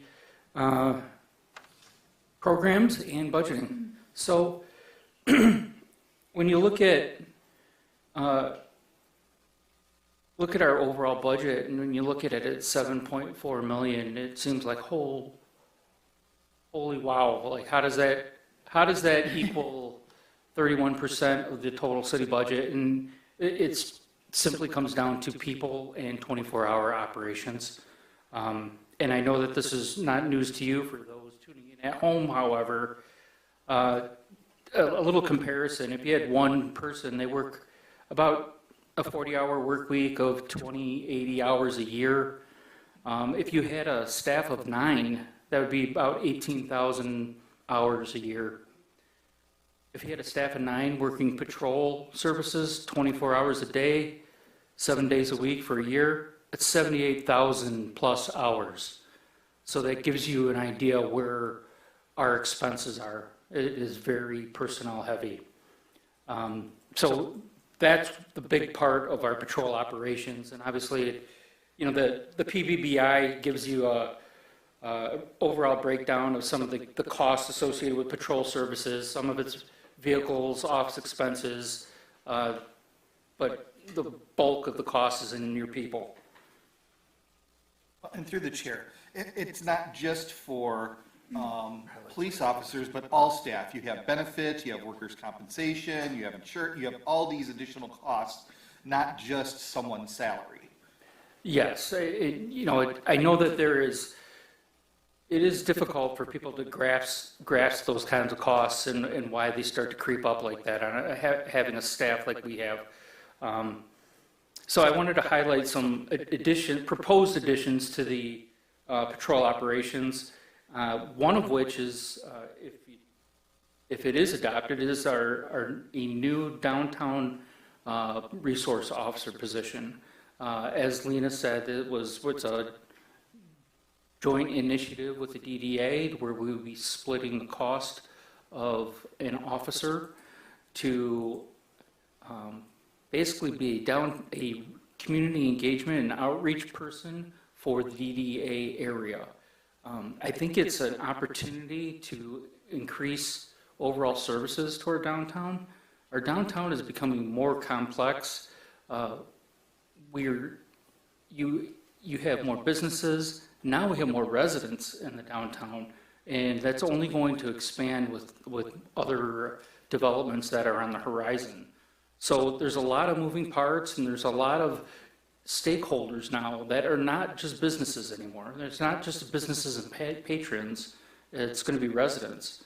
And we're hoping that this position will serve as a like a one-stop shop for city services, especially police service, but also engaging a growing homeless community and providing them with access to resources to hopefully make their lives better.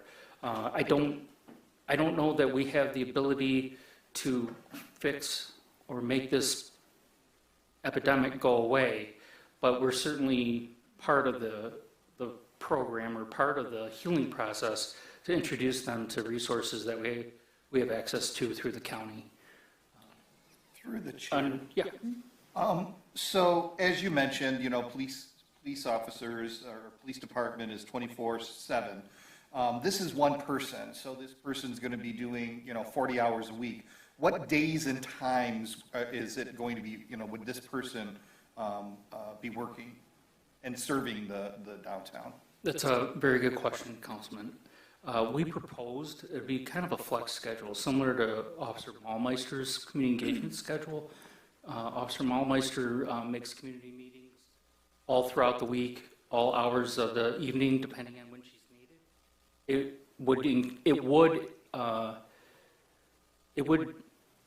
It would mandate that the officer assigned to this position would be flexible and cover some weekends, and obviously if special event time, in even flex and do check-ins on the weekend during the traditional bar hours. Part of the responsibilities that this new person, or at least I envision them taking on, is liquor license compliance, investigations.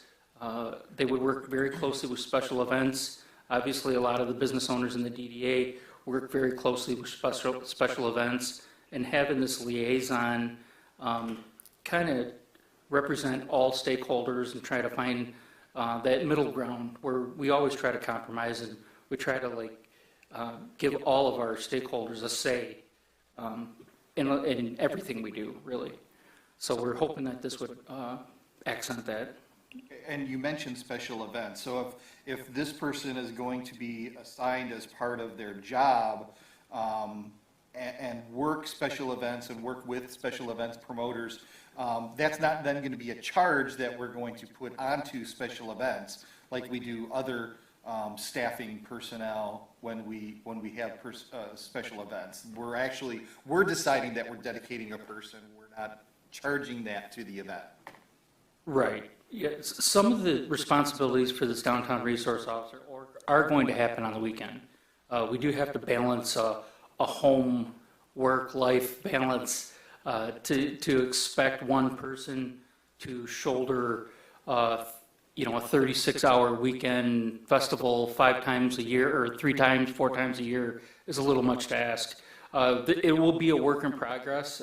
They will be required to attend many of the planning sessions, especially the setup and any dialogue that's back and forth. And some of it, obviously, the special events producers won't be billed for that type of work. For this role specifically, but they will still receive police charges. Well, yes, For normal yes, police, yeah. for festival activity. Yeah, I didn't want to imply that we were removing all police charges. Okay. Right. Also, does this person replace, we do bar walkthroughs on the weekends from time to time. I know that there's schedules every 2 or 3 weeks. Someone walks through the bar. Will this person replace those personnel or be in addition to? No, it would be in addition to.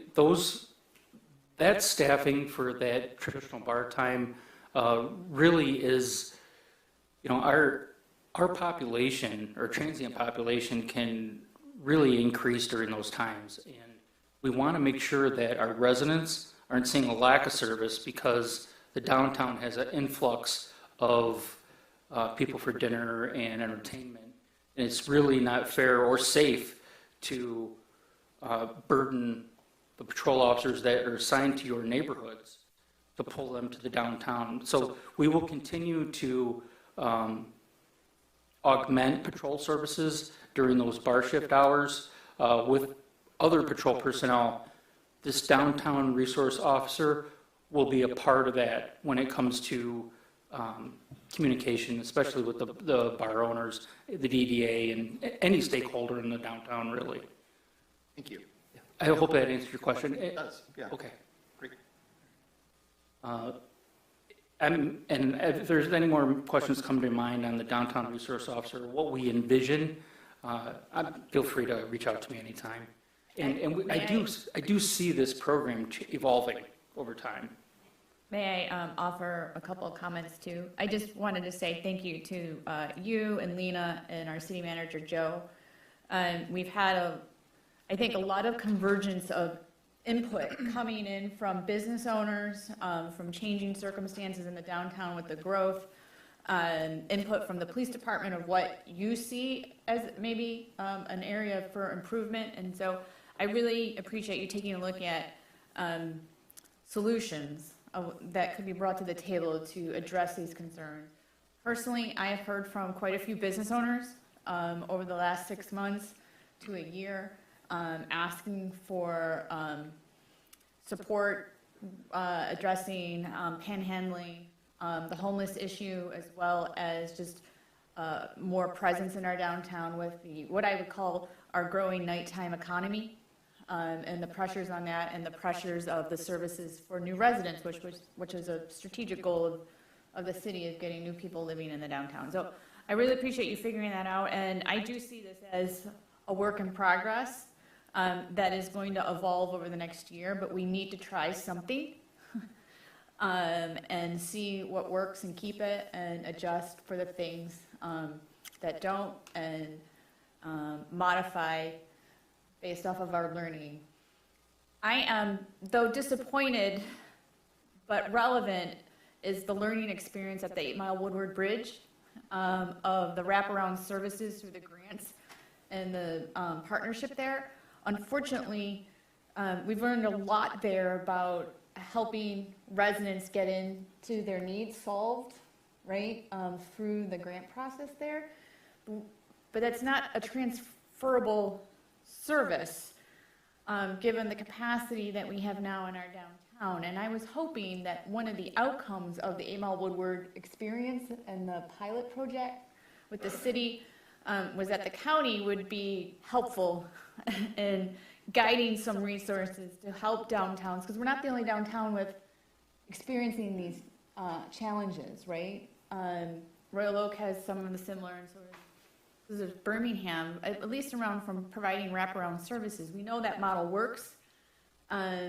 So I appreciate the police department trying to figure out how to parlay into the services that we've created, because I know you guys are already doing that with the social worker program and things like that. So again, I think it's a work in progress. I don't expect our police department to become the services delivery partners that are at the 8 Mile Woodward Bridge, but I know we're learning a lot and applying that learning to this approach and solution here. And I know we're going to have ongoing conversations with the county about panhandling and homelessness and getting services to those individuals so that they're moving into a supportive environment to address their needs. So again, we're trying. We are trying. We are trying. Very complex challenges and issues.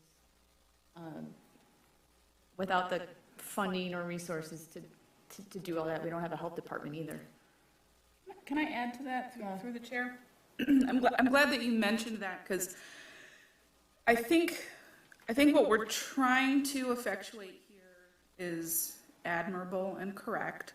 However, I would, in the long term, like to see some of this resource providing shift out of the police department's purview, because, that's not their specialty. They have other specialties that they focus on. And also to remove the potentially confusing expectation that panhandling is not illegal. Right. And we run into huge problems if we treat it that way. And homeless and unhoused people have needs that go, beyond those that just sort of intersect with, discomfort with interacting with nightlife downtown. And so what I'd like to see in the long run is a greater emphasis on that by people with backgrounds that do specialize in that. And also to help temper the expectations of downtown businesses that, I get it that they have patrons who are complaining and feeling uncomfortable, but I don't want downtown businesses to have an expectation that homeless and unhoused people are just going to be removed from their vicinity and not their concern anymore. That's not how it should work. And that's not our intention Yeah. whatsoever. I appreciate you clarifying Yeah. the intentions. That's what I was trying to do, but maybe not so eloquently as you. So I appreciate that. I recommend, after a year of this going through next year budget session, is showing us sort of one of Joe's great pie charts of where's the officers spending their time, like what services of your experience of your first year, where was the greatest need, where was that position drawn to, and where do you see opportunity to go to the county and say, we really need support here for these things. We need funding with our current grantor partners that we have in place, whether it's, I cannot remember the nonprofit for the social workers that the police department is partnering with. What's the name of that nonprofit? Blah, blah, blah. If you'd asked 5 seconds ago, We give them a block grant. You know what I'm talking about, right? Do you read? With an H, not Horizon? No. Common Common ground, thank you. Common ground. So, where can we find more funding to come in through that? But that's what I would recommend. Give us a pie chart of where this downtown officer is spending most of their time delivering services. Yeah, obviously, Common Ground is already a partner of ours, and we speak with Common Ground quite often, and we are referring cases very regularly to Common Ground for follow-up. Or the nonprofit at the 8 Mile Woodward Bridge. Yes. Do you know what I mean? I mean, Yes. they're already providing those wraparound services. Can we get grant money from the county to apply there so that they could provide those services in our downtown? That's how my brain thinks. Right. Unfortunately, it's not even that easy. Common Ground themselves, as we struggle to find applicants for police and fire across the country, mental health is in the same boat.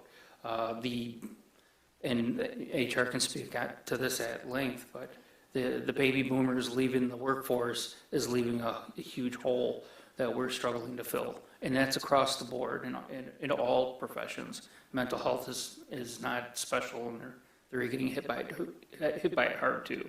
Yep. And I think the need is increasing, so that convergence is awful. Yeah, it's a perfect storm.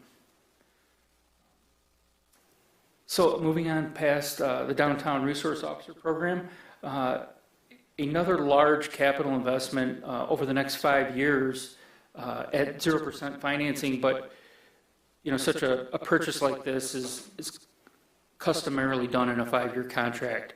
We're moving towards Axon as a dealer vendor rep for body-worn cameras, software, in-car video recording, our tasers that we carry, and we are going to be upgrading our 2 interview rooms with new hardware and software.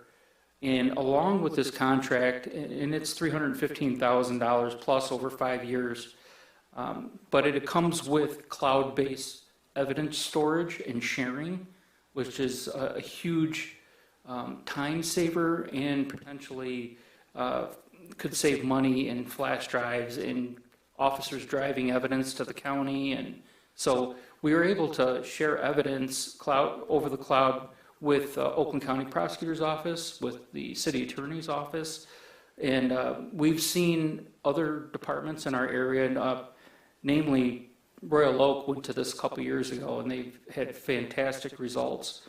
So our WatchGuard, which is our current vendor, we've been out of warranty for a year because we just felt it wasn't a good deal to sign up for their warranty. We thought it was kind of a exorbitant cost, so we forego that cost, and we've just been paying out of pocket for any repairs over the last fiscal year.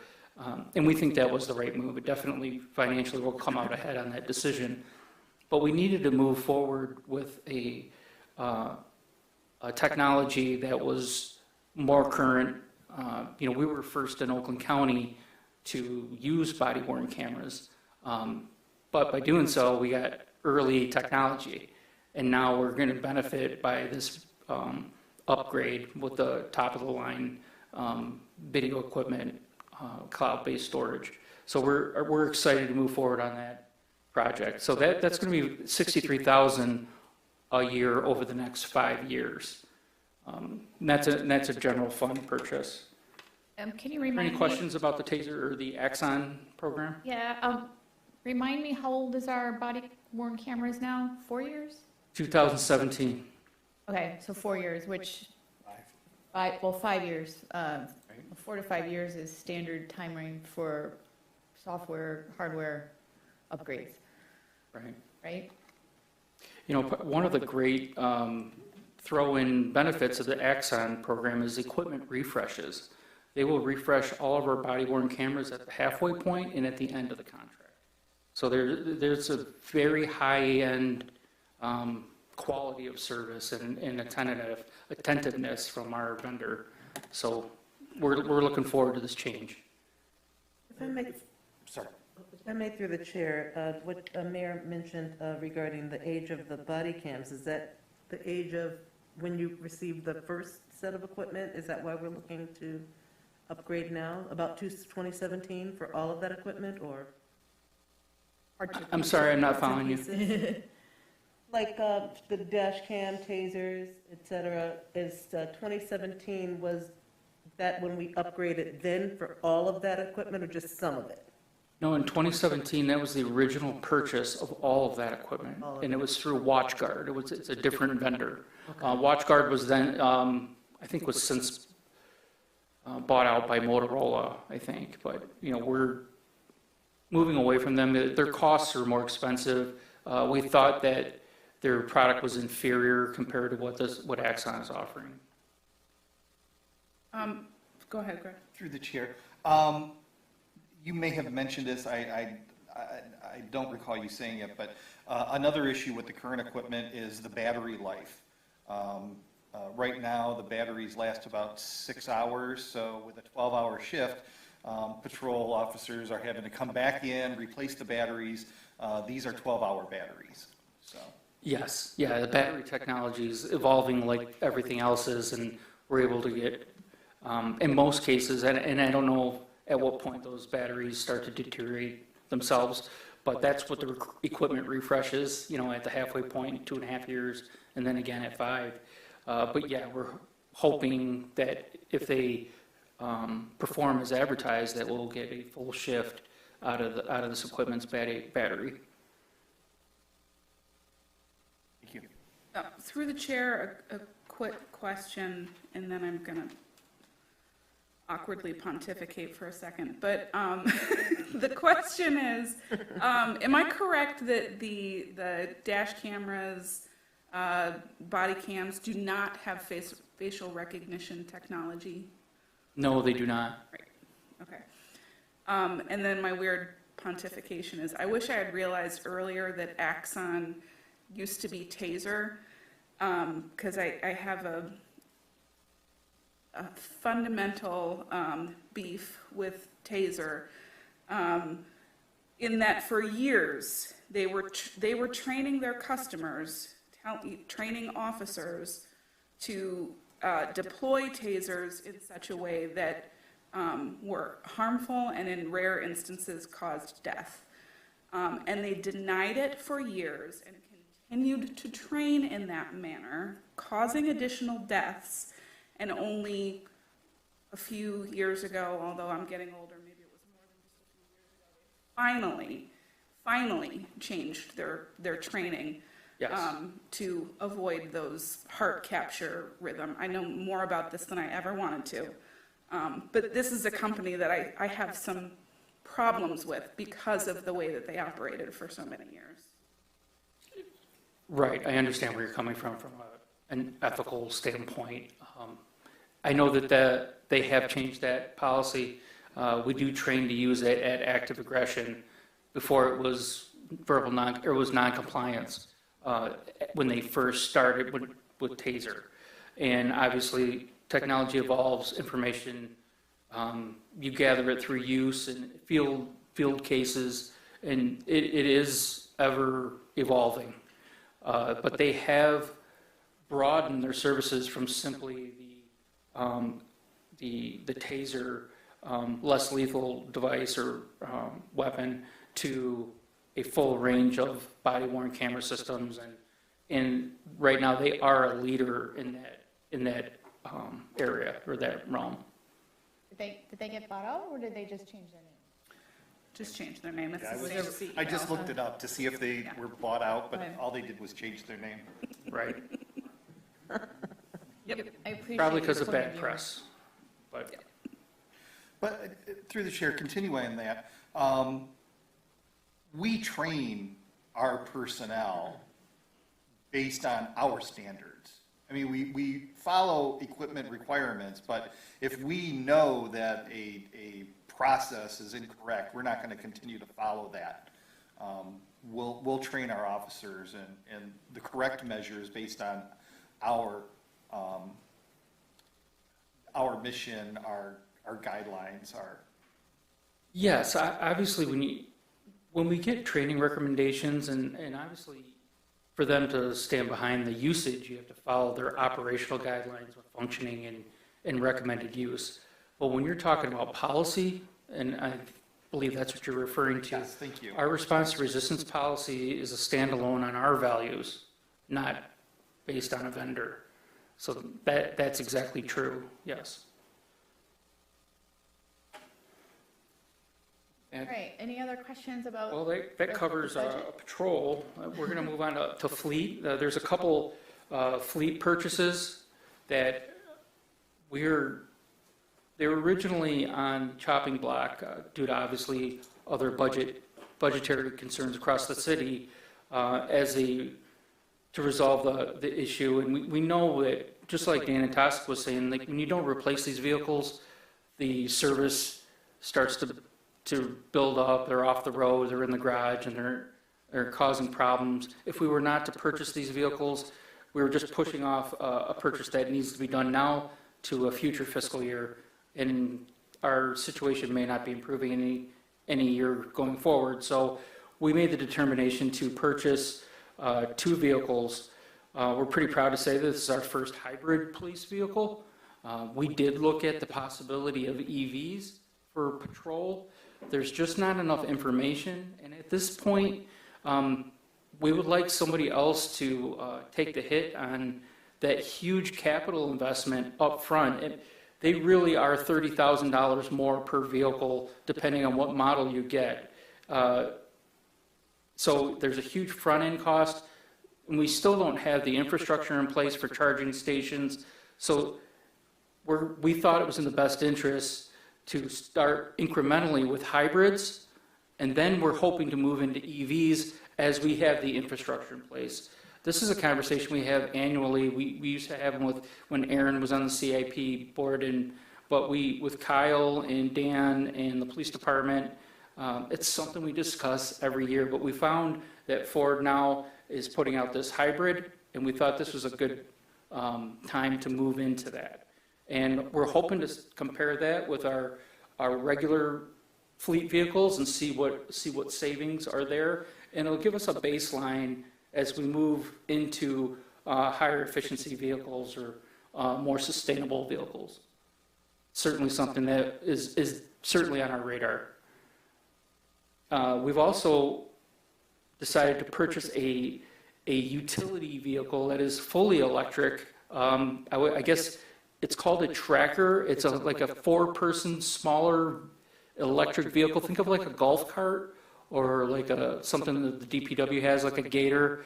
it's a four-person vehicle with the ability to carry some equipment, but we were going to use it for special events. The vehicle size and the fact that it's not a fuel vehicle makes it quiet, makes it, it doesn't smell, it can get in and out of tight areas. Some of our special events are kind of expanding their footprint, especially when you're talking Pride, Dream Cruise, that type of thing. And it's going to give us another level of service, especially when sometimes we will transport people who, they've fallen down, they might have a minor injury, there might be a heat casualty, and it's easier to move people around in this type of thing instead of calling an ambulance, through a large event area. We can transport them, if they're mobile, we can move them to an area where they're easily accessible by rescue. That's one of the reasons that we're pitching this vehicle. But again, this vehicle will be purchased out of drug forfeiture funds, just like the hybrid vehicle, saving the general fund about $78,000 by purchasing it from drug forfeiture funds. Through the chair. Sorry, this is just a pet peeve for me because of my job. But there's three types of alternative fuel acronyms. There's HEV, which is the hybrid electric, which is gas electric. There is PHV, which is a plug-in hybrid vehicle, which is plug-in electric with a gas backup. And then there's BEV, which is battery electric vehicle. So PUV, I have no idea what it is. A PUV is completely different. It's a police utility vehicle. That's what Ford's calling an Explorer these days. When you use a not about engines. Ford Explorer for police service, they call it a PUV. So it's just a police utility vehicle. The hybrid, like you said, Councilman, that doesn't have anything to do with the actual engine or battery or fuel system. Okay. Well, and so I don't know if you were looking at the gas electric, a hybrid where it's the electric battery is just recharged by braking, or if you were talking about a plug-in gas vehicle where the gas is a backup when the battery deteriorates having been charged. I'm not sure which one you're talking about. Yeah, this police model is not the plug-in. Okay. If that clarifies it, we're... Okay. Yeah, you may know the line better than I. It's the I've seen some of the electric utility vehicles, I think, around town, or not around town, but in Petoskey or Traverse City. I mean, I take pictures of them because my husband draws attention to them. He's like, look at that. Why don't you have one in Ferndale? So it would be, so it would be helpful to have, it's not a car, but it drives like a car, but it's sort of like a police golf cart or bigger than a golf cart. I have no concept of what it looks like, only what I've seen in other places. So it would be just helpful to shoot us an image of what you're looking for. I've done a quick Google searches and nothing comes up. So just like the old Geo Tracker size. It's more like picture oversized golf cart with a little bit bigger wheels so it can go over curbs and stuff. And this is a plug-in electric. Okay, got it. And I can see how that will be helpful to the police department. Yes. I think so. Thank you, Laura. Yes. Okay. Thank you. So we're going to touch on forfeiture a little bit right now. So obviously forfeiture has some restrictions with its use, and then it has to be used for police use only, which restricts its use. It's not like we can loan it out to Parks and Rec. We can't give it to other city services to use or loan it anywhere, because that's the caveat they put on the forfeiture funds and its spending. Also, forfeiture funds are not designed to replace funds in a city budget. Like speaking of like supplanting, they need to be used where it would not be an option in the budget. And this would certainly fit, because right now in the situation we're in, these vehicles were on the chopping block. We did there was a proposal for a F-250 to replace our current, Dodge 1500 pickup, just because it's simply it was undersized in its suspension.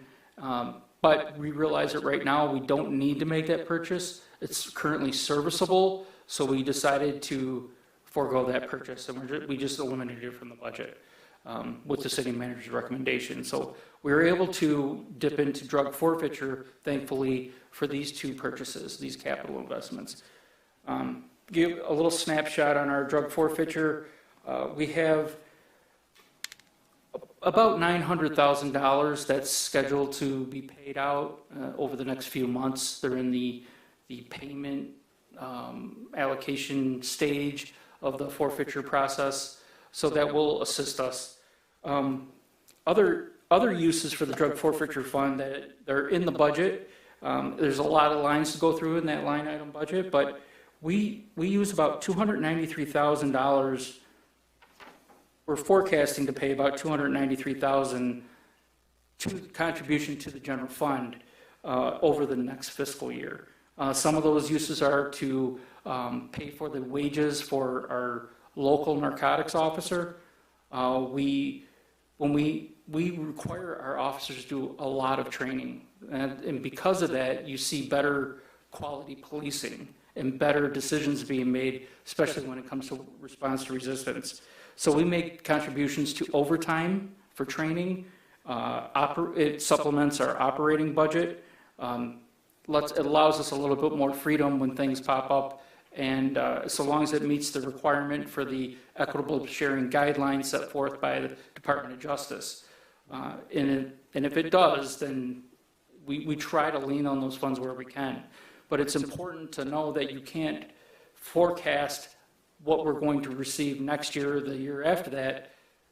Things may change. That money is not a guarantee. We don't know what we're going to take in drug forfeiture from the DEA or the state, and it'd be irresponsible to earmark funds that we don't have for capital investment. It's not best practice. So I hope that sheds a little bit of light on our drug forfeiture account. For the chair, I guess, can you talk about sort of what you're hearing in the industry in terms of, trending toward decriminalization? I mean, we've just seen a huge shift in Michigan with marijuana and how that's treated. So that on as number one, and number two, you hear nightmares, and I've certainly worked on cases where people with very tenuous and often unknowing connections to a drug bust, their property ends up getting seized and ultimately forfeited. What do you know about practices that are under our control, and what you've heard, again, sort of where the industry is moving toward, reducing the swath of what gets forfeited? Right. I saw firsthand when I was a narcotics officer, and I've seen the cases that the Oakland County Sheriff's Department brings forward. Annually, our piece might be $35,000 in state forfeiture funds.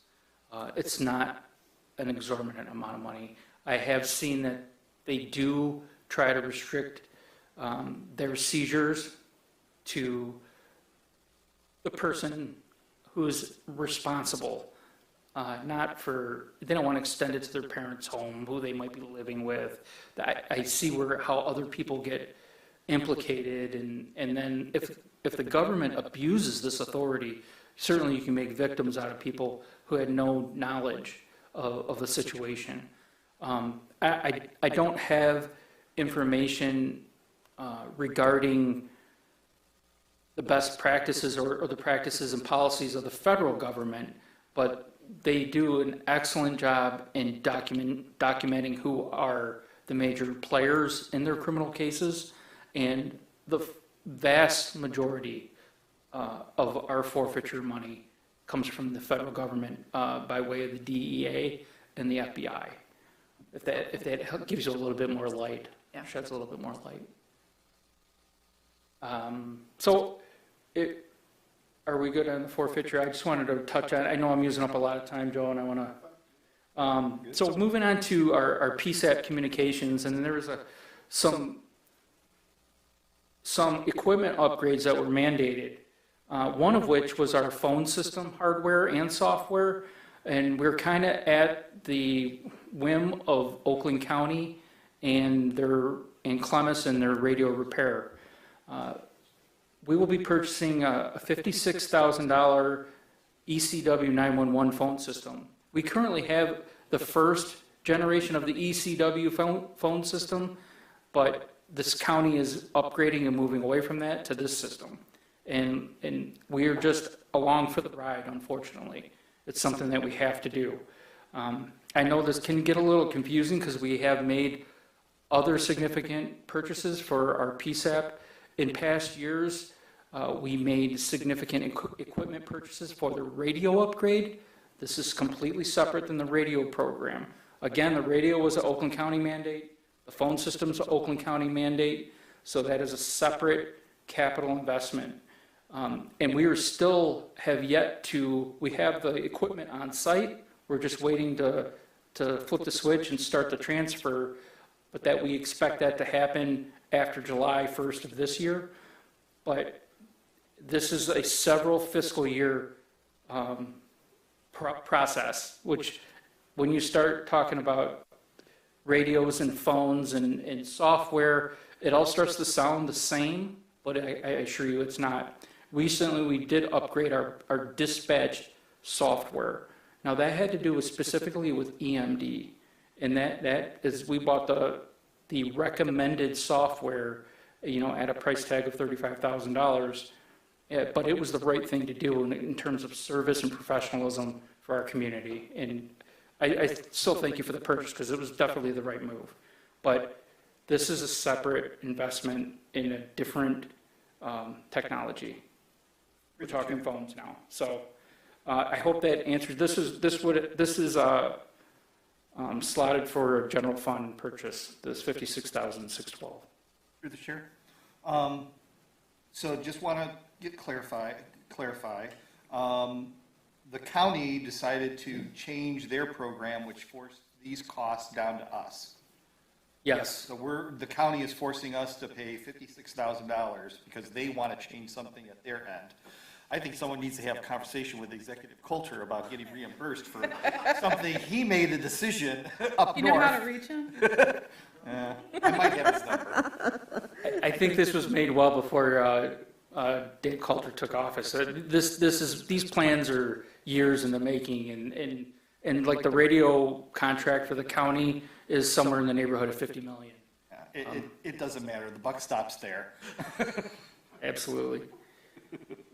So that covers the police department, and if you don't have any more questions. I do, not really directly related to the budget, but several years ago during Clean the Ferndale Up, you operated a gun buyback program, which I think was very successful, and the funds were used from the forfeiture, the drug forfeiture fund. I'm wondering if this year's Clean the Ferndale Up, if it would be an opportunity to have that program again, since it's been several years since we ran it. We can certainly look into it. I know that there's, depending on who you talk to, you get differing opinions that we're not actually getting the guns off the street that are being used to commit crimes.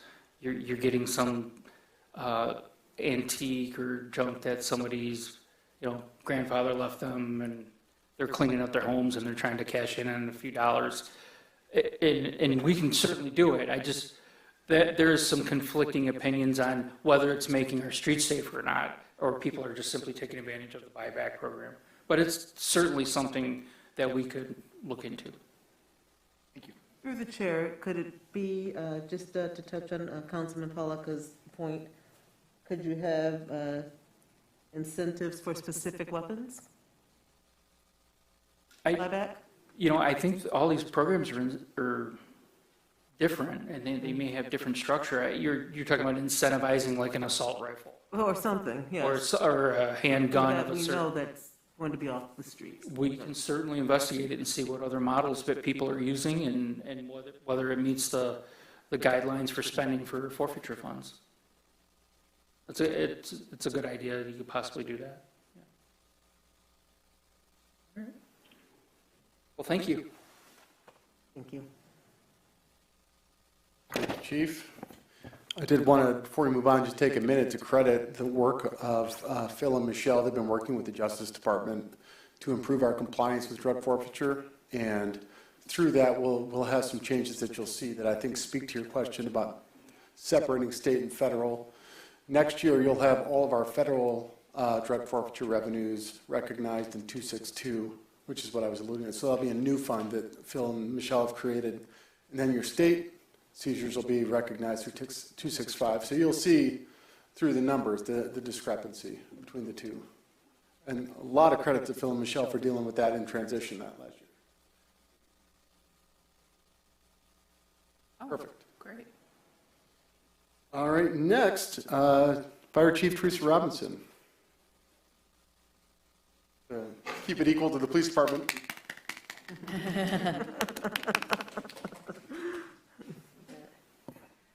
Well, good afternoon, Mayor and Council. I'll go ahead and move in with the first slide, which is our emergency medical services and incident responses inclusive. Any fire department, the majority of what we do is medical related. On average, the national is about 80 to 85% of your business as a fire department or emergency response for your community is medical in nature, but it doesn't discount all those other things that we do. But with that, our annual call volume increases every year. You usually plan for about a 3% increase. However, for us, from 2019 to 2021, we had a 319 call increase just on EMS calls alone. That's not all of our calls. So that's a little more than 3% in those 2 years. And we're seeing the increase as we go through with master land use plan when we densify our population. Again, that could increase our demand for services. And our neighboring communities, as all of us are doing more with less, there's more and more requests for mutual aid and support of each other. Where they're coming into our community, we're going into our community again. All those things contribute to our numbers rising. This all feeds into what you guys have heard from me multiple times before, our need to have 2 staffed ambulances daily in the city. Our community and the communities we serve, the call volume is there showing that it is a need. Year to date, we've turned 40 patient cares over to other agencies because we've had multiple calls come on at once. The other day, we had 4 emergency calls come in within 8 minutes.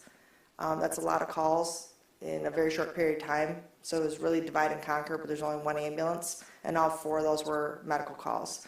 So there was a lot of call out to neighboring communities, and some of those engines could have handled for a moment. But again, it showcases the need, the benefit we will have once we get that second medic unit in and staffed. We've been working really hard with recruiting to bring in. I have extended a couple job offers in the last 7 days. So we're working on filling our vacancies, which is great. And it takes time to onboard them, but that is a great process. HR has been wonderful. We've been working really hard together on this. So I appreciate that support. Our call volume going up, our turnover to other providers, again, all those things are supporting the changes you guys are seeing me request and that you have supported, which is greatly appreciated by our fire department. The ARPA allocation to purchase a medic unit is going to see the return on investment huge in our communities.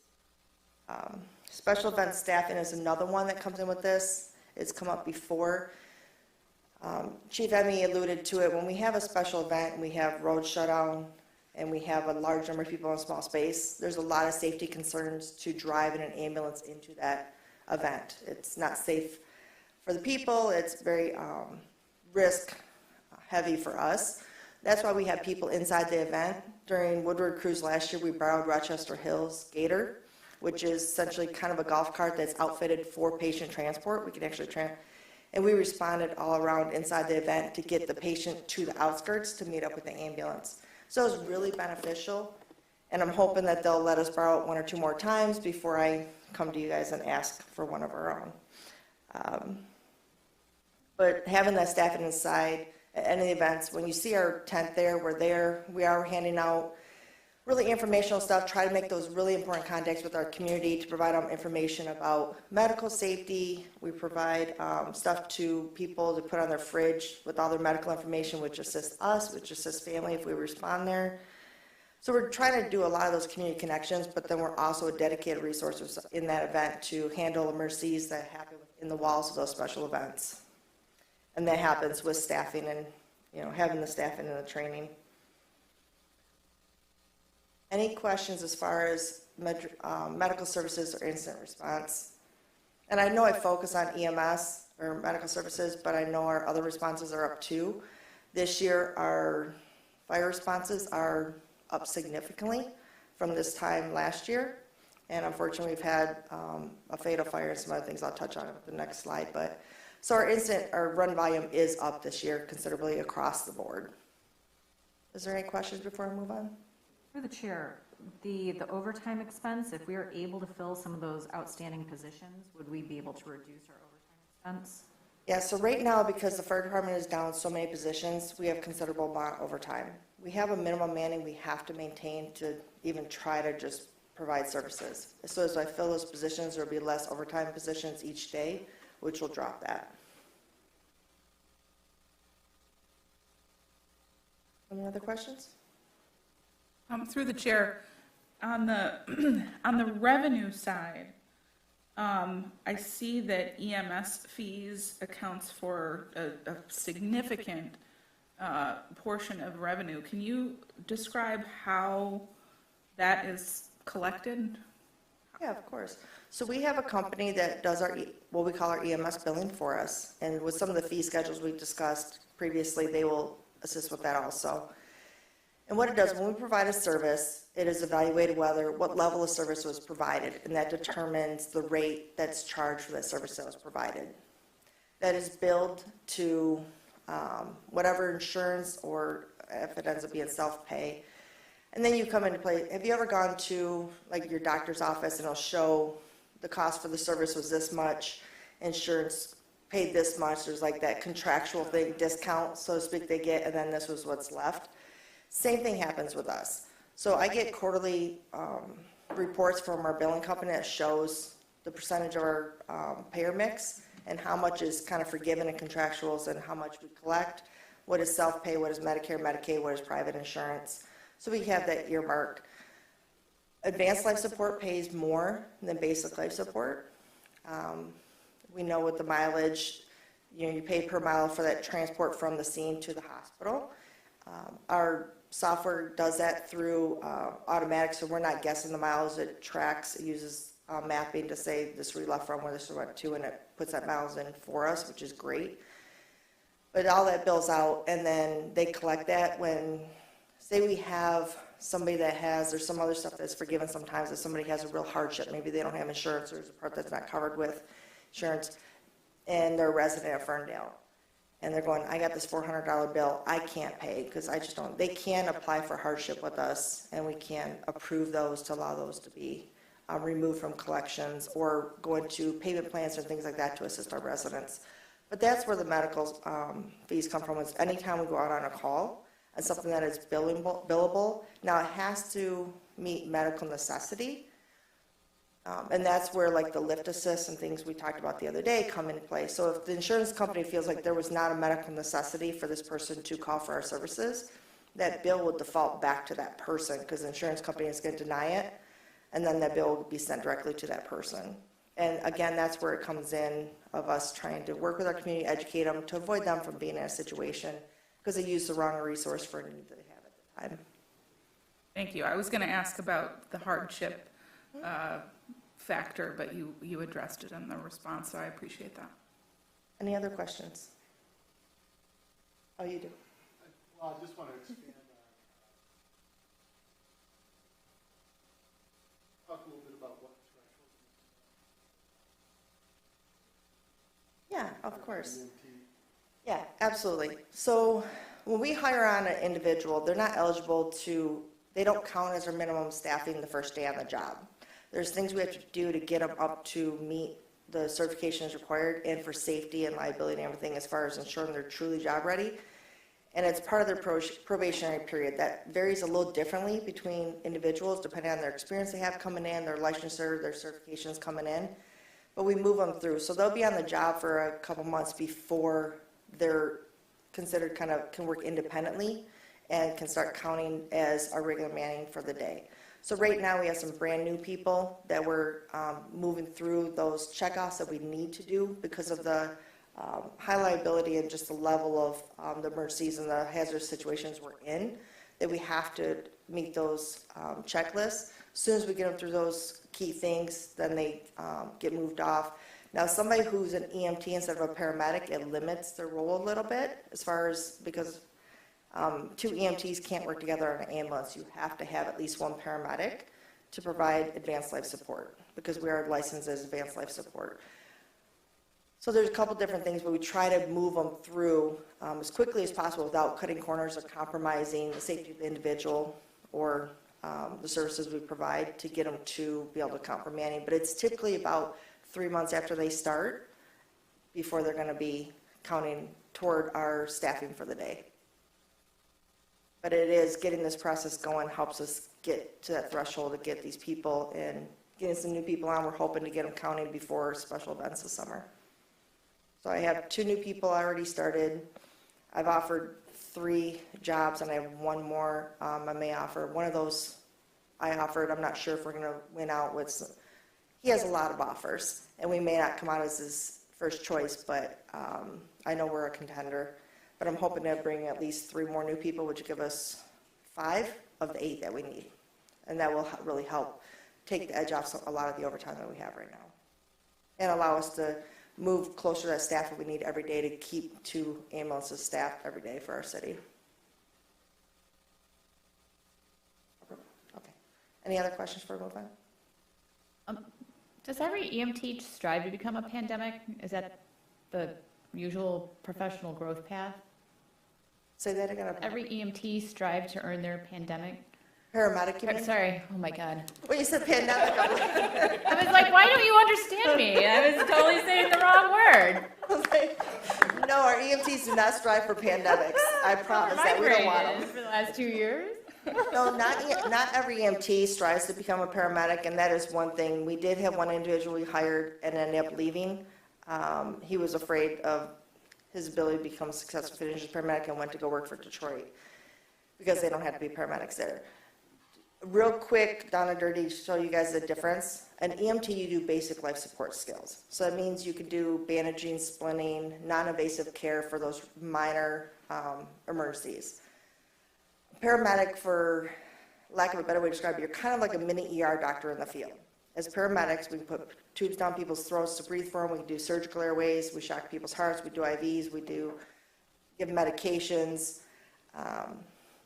I've delivered children, babies in the field. We're doing a lot of those things. We're kind of essentially bringing the emergency room to the individual, and we have a very high skill level. So it's a lot of skill. You're training on all the different medications, cardiac rhythms, all the different innovations you're going to do for the way you're going to fix a cardiac rhythm that's out of whack, and just all those different life-saving things. So it's a much higher level. It's another year of very intense school, and not everybody wants to make that jump. So. All right, thank you. Yep. All right, so the next one, go ahead and go to Fire Department Administration.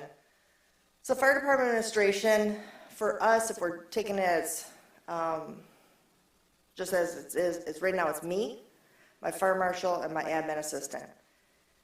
That's tough because I'm really kind of on 24/7, 365, and even when I'm out of town, I'm on because I don't have that number 2 to kind of stand in. The other thing where it makes it tough is my captains graciously, even before I got here, take on a lot of administrative tasks. On top of trying to run the operations and respond to calls, they try to fill those gaps and assist in a lot of those administrative tasks. I've asked, before I came chief, there were some conversations about, do we need an assistant chief here? My answer when I first was coming in, before I even swore in, is it's probably a good idea, but let me get there. I want to pause. I want to do a really good inventory to understand the operations of the fire department and the needs of the community to see what that role would fill. There is a definite need to have that other person, have that number two. It's going to allow us to do some things that are really important as far as build a true strategic plan for the department, a 3 and 5 year strategic plan to allow us to do the proper planning, to stay ahead of things and not have those behind the 8 ball type asks that we have to do with catch up to the city. It's also going to have that coverage. So if I'm out of town, for instance, when we had that horrible fatal fire not that long ago, I was in Texas. So they're calling me in Texas to brief me on it, and I'm doing the media interviews from Texas to handle that. The gap, which I don't mind doing that, but the gap was there was no one on scene that could step in on my role effectively to make sure all my people are taken care of after they work so hard to save these lives and with everything else that surrounds that type of call. The fire marshal steps up and tries to do as much as he can, but he has his own responsibilities because his responsibility is to investigate and figure out what caused this horrible tragedy. So to try to divide that and take care of everybody else, it's a lot. So there's a big gap that where the administrative or assistant fire chief, or if you want to match the terminology with everybody else in the city, a deputy chief, fills a big gap and meets the big administrative need we have for the community. And I'll tie into it with the next one a little bit too. But it's just when we're talking about financial planning, projecting ahead, strategic plans, writing policies, helping oversee operations. Right now it's all on me, and I fit it all in a 40-plus hour work week, right? And I don't mind, I'm happy to serve, but there's just some things that there's just not enough for me to go around, and having that other person is really going to pay for itself in the return we're going to get with things we're going to be able to provide that we just don't have the resources to do right now. Through the chair, would you propose that that position be opposite the time that you're working? So, you know, you know, work 50, 60 hours a week, but it's predominantly during the day. Would this person be predominantly during the evenings and nighttime? No, they could. So that there's always a chief, you know, on board? No, what you could generally could do is where my personnel are not shy to wake me up at 3 o'clock in the morning when a call comes in, and neither is dispatch, which I don't mind. And that was one of the things why it was so important for me to live in the city when I took this job.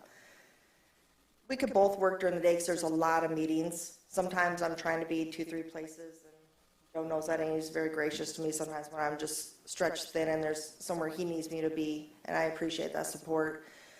So there's so much that goes on during the day with the coordination we got to do with the county EOC, with our police department, and you know I see Chief Emmy nodding his head because he understands. It's kind of like his Captain Spellman for him. You know, there's just a lot we have to do.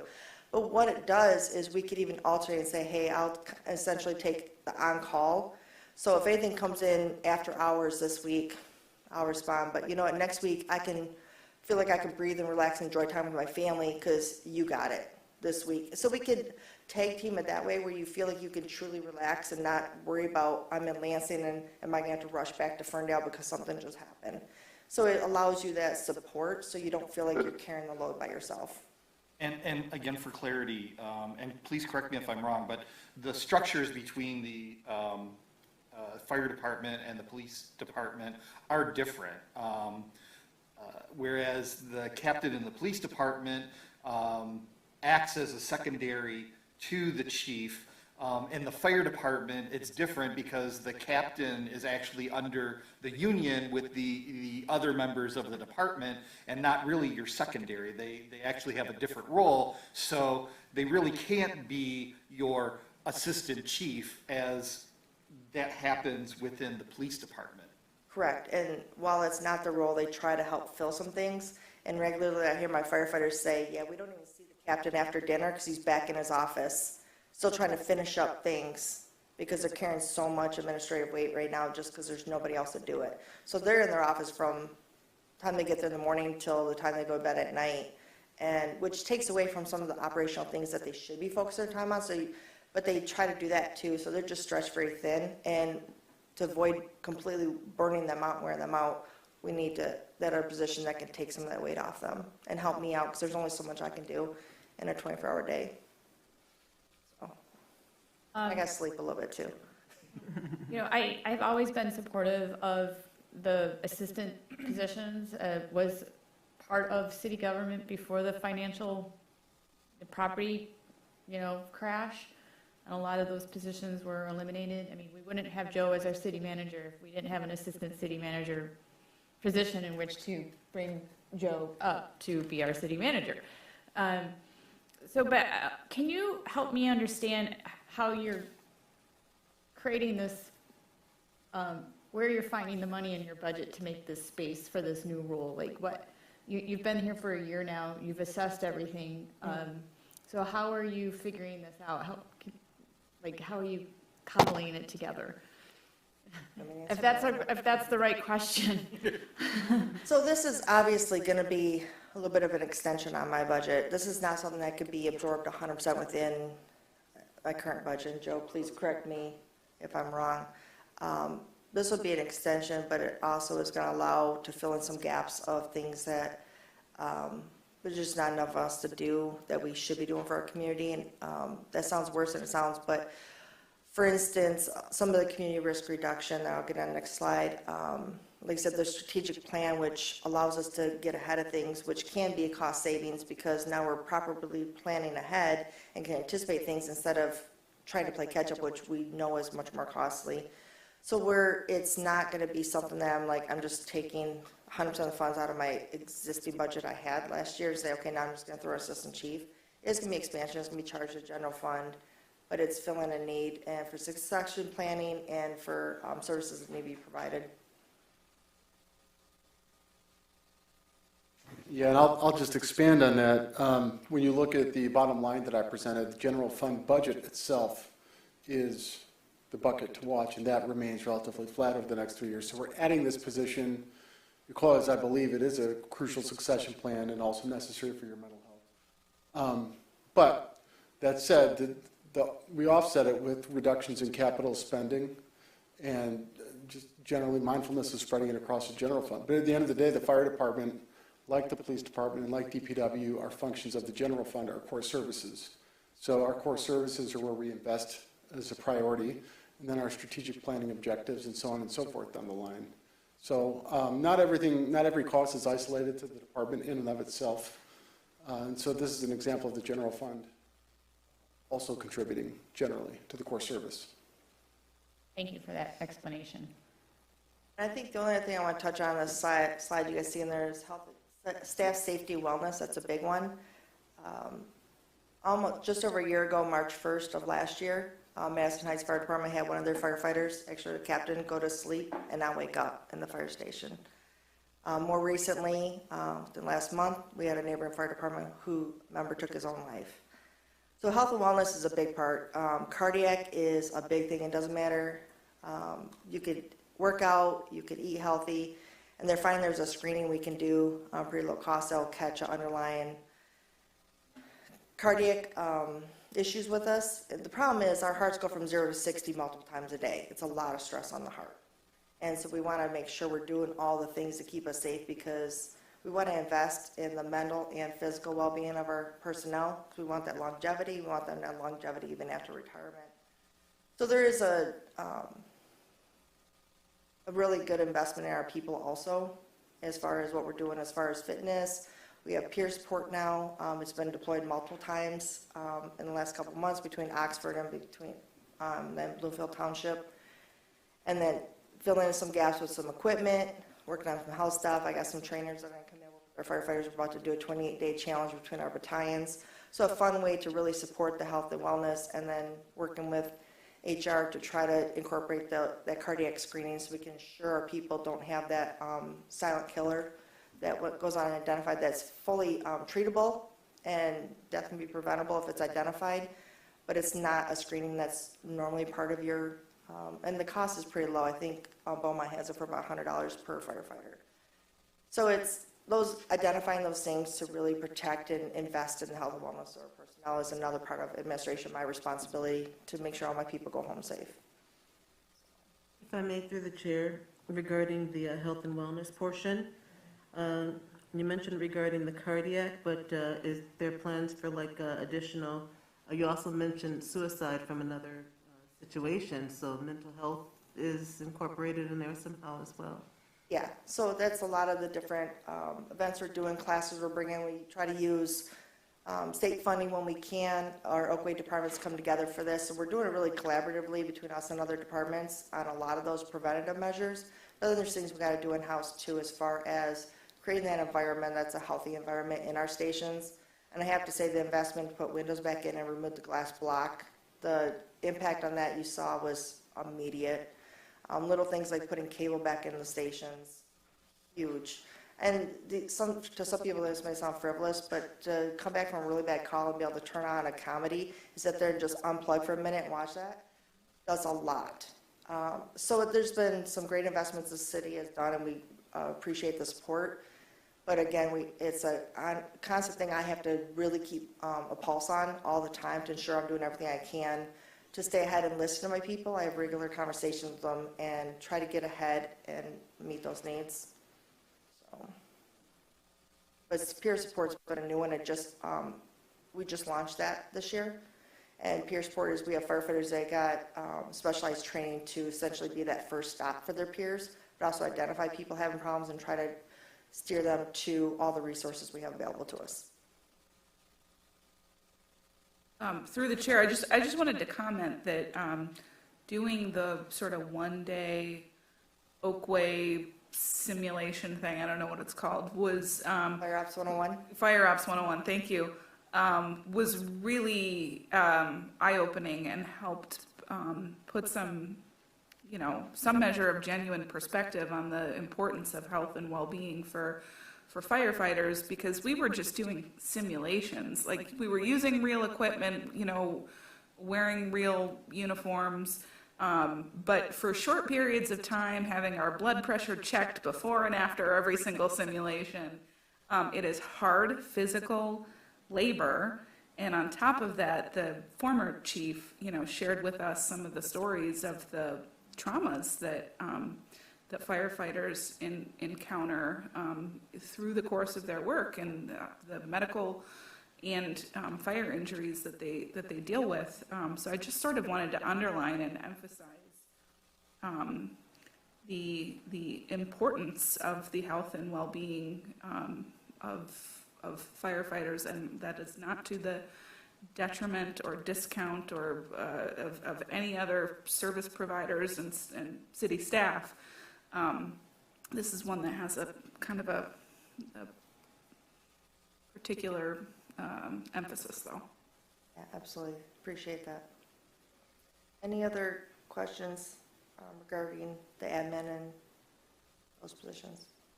All right. This is gonna take us into our last part, which I've touched on some of this, our prevention and investigation. And you guys have heard me say community risk reduction before, so you'll hear it say CRR. This is something we're really trying to step up for our community, and we weren't able to do it very well before due to resources, some systems we were on. Some of the investments we've made have really positioned us much better for this. And this primarily falls on my fire marshal's shoulders, with the support of other operational staff that have received certain certifications, but also training we're going to do to them. The platform we have now purchased and just launched is going to allow us to have this at our fingertip from our fire engines to be able to do quick inspections. But also the community risk reduction, another thing we're working on is developing a program specifically for our senior population, and then our next thing is going to expand and build a fire safety program specific to a lot of our other special needs populations, our community, to meet them where they are for education that's very pertinent and applicable to their specific needs. So these are things we're actively working on right now and launching. And you see that little diagram there, and I appreciate them putting in the slide, because I think it really kind of shows the cycle what prevention investigation really is we have to do a community risk analysis, and we identify the risks that exist in our community. We have to then prioritize those and develop strategies and tactics to mitigate them. Again, we want to work on the front end and stop bad things from happening, stop people from experiencing bad things, or minimize the impact they could have if something does happen. We want to prepare the community risk reduction plan, and then we want to implement this, and then monitor, evaluate, and modify. So it's not a one and done, it's a constant circulating thing. Again, that's where the assistant chief will assist, but it really falls on the fire marshal. The business registration program used to be the CRAPE that we're reenacting. But again, instead of that fancy acronym before that, a lot of people probably call it CRAP, or CRAPE, because the way it looked, if you looked at it quick, I like plain English, so we're going to call it business registration.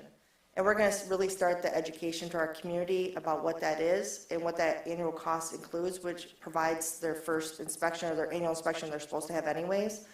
But that provides such a valuable opportunity to interact with the businesses and educate them. Most business owners don't do or have violations because they're doing it maliciously. They're doing it because they're naive and they just don't understand that this is a hazard. Where it might be obvious to us as the fire department, it's not obvious to them. We found a very significant hazard just the other day on a call. We had 2 responses come back to the same business over the weekend. I told my fire marshal, you need to follow up because their fire alarm tripped twice this weekend, but not for real reasons. And we got in there, we found an extreme amount of hazards and violations. So we're working closely with that business to correct this because they didn't understand the way that they had things stored and stuff was such a huge concern and a safety hazard to them and the community and surrounding businesses. So that was just by haphazard. And that's not how we want to find these. We don't want to find these on the back end. We want to find this on the front end. So prevention investigation is a huge part of keeping our community safe, and it is an investment. When I get fully staffed, I want to rotate some of my operations personnel that have certification to be able to support the fire marshal during stints, which will help them maintain their skills. Also give him manpower without necessarily having to fund a whole nother position in there in the meantime. And again, the assistant chief will be able to assist, and I assist on this also. So when we're out in the community, we have our tents and special events, we're doing this. When we're in the schools, we're doing this. We're doing talks at our housing commissions that we started doing this last year. We're doing this, but we need to do so much more. So that's where this kind of comes in as a priority for our community because we don't want to keep having close calls. We want to get ahead of it and stop something bad from happening. Through the chair. So in relationship to this, you're the 3rd fire chief that I'm presenting this to, and maybe there are some plans already in place in some of the buildings. I'm not aware that there is for all of our facilities, but I'd really like to see a program where our facilities, the courthouse, city hall, DPW, have a plan in place for fire, incidences of a fire or tornado, inclement weather, what's to do, who's in charge. For a fire, where does everybody meet, staff meet, who has the head count, the sheet that makes sure that everybody that was in the building is out of the building. I'd really like to see that plan in place, and I'm not aware that we've had anything in place. Yeah, and that's, again, part of these efforts, and a lot of it comes back to manpower. We have one person that's responsible for all of this for the whole city all by themselves. Again, there's only so many hours in the day. So on the fire department side, we do pre-incident plans, which is a little different, but it allows us on the front end to, from a response standpoint, who's in this building, how does this occupy, what hours does it occupy, what's contained in there, what type of operations, what are the exit routes, what systems they have in place, what has, all those things. But for the people inside, it's important for you to know what are the exit routes, where do we go, all those things too. Who's the evacuation lead, making sure that everybody's out of the building. And that also applies for active shooter. If someone goes to the DPW yard, are they trained in what to do if there's an active shooter situation, or here at City Hall, or Parks and Rec? Yeah. So for each business, it would essentially be their responsibility to figure out their emergency plan for their business, for their people and their stuff. But however, if they're like, I don't even know where to start, then the fire department, and I'm sure the police department too, we could be resources to them to advise them. And sorry, Chief, I don't want me to speak for you, but I know the fire department definitely is. So if somebody's like, I don't even know where to start, can you give us a template? Can you give us something to use? We can absolutely work with them and provide that to them, to at least start them, and then work with them, maybe check-in points during the process. Or if they want to test it, I'd be more than willing to work with the business to test it, because again, if we could practice on the front end to minimize impact and save lives, that's what we want to do. That's what this is all about. And being in corporate America, Ford Motor Company always had a plan for every building. Well, we've been out of these buildings for 2 years, and some of these people who were fire leads are now retired, and we're doing with these alternative work situations. So now we're having to recreate all of that whole process, because the work situation has changed. Yeah, and I used to train the emergency response teams for Ford. So I'm very familiar with their plans and all the training that goes in to the teams that are on each site. And again, that's where you can have certain people trained to fulfill a certain role at each city building it, so to speak, if there was a need, or just for the people there to know what to do. Thank you. I have a question, because I've been on council when the first business registration program through the fire department went in place, not what effectively is called CRRP. Why did it lapse? Now you might have more, I just know what I've kind of learned from being here. 'Cause obviously When did it lapse? prior to me being here. And I think there was just maybe it wasn't communicated great. People didn't really understand it, the enforcement of it, maybe the systems to support it. It was it was launched, but the full system I don't think was ever completely built out to allow it to be successful. The way fire department was operating, just try to track that and do that. I think they were actually going on hand delivering the letters to each business, and then there wasn't a really electronic system for them to schedule things or do payments, and it was like coming back into the system and trying to track. So it was a very pencil and paper type system, and when you have that, sometimes it could unfortunately set it up for failure, and it breaks down some of the communications that are necessary.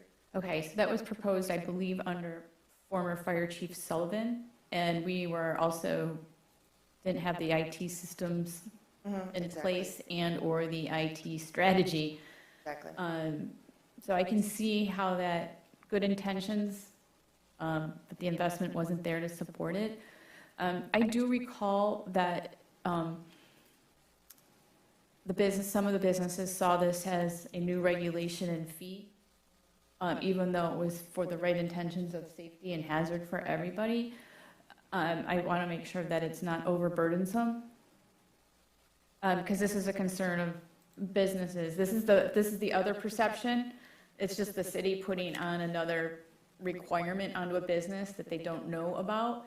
And so relaunching it, communications will be critical, because I remember getting blowback a little bit from it when it was launched, and businesses are like, what is this? Yeah, through the chair, I recognize your concerns as I was here. I think that was a good example of the program being designed without a design and the logistics.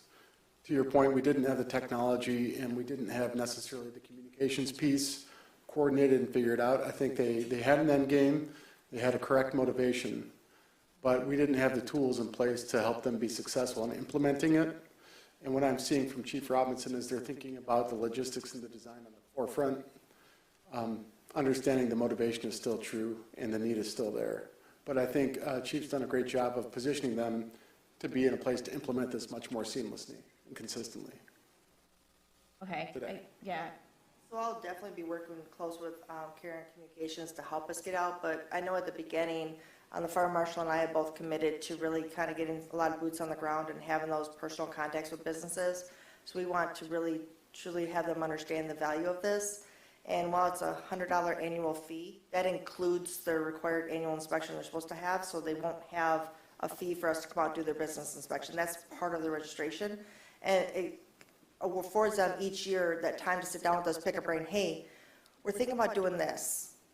You know, how do we do this safely? And for us to have those educational conversations with them and know that once a year they get that opportunity with us so we can build those relationships and really support our businesses, again, on the front end, to help them avoid getting in situations where they have violations or do something unsafe because they just don't know. And the biggest thing is really establishing them with their businesses, communicating it properly so they understand what it truly is and what it includes, so they understand the value of it to them, and to help us meet state requirements like with the Title 3 reporting and things like that, that we're supposed to get our businesses filling out this form every single year, identifying what chemicals they have on site. That could be overwhelming and intimidating to some businesses. So again, if we're doing meeting with them each year, we can assist them with that. So again, we'll be able to provide that level of service. Okay, I appreciate that. And I think it was launched too before we had a communications department as well. So really different, but I just want to make sure council is okay, because they're gonna get questions from businesses of why this is happening Absolutely. again, and the cost of it. So just something I keep in mind as we roll out a new program. I think the big industrial folks will be fine. They're used to this, right? In terms of safety hazard, OSHA and all of that. But it's the smaller maker spaces that may be unaware, and commercial spaces where they may have hazard materials where they just didn't know that they had to do that. But I appreciate your efforts. I think it's important to be safe and mitigate fire and hazards and safety for people. But we'll be paying attention Absolutely. to the costs of all of that for our businesses. Any other questions?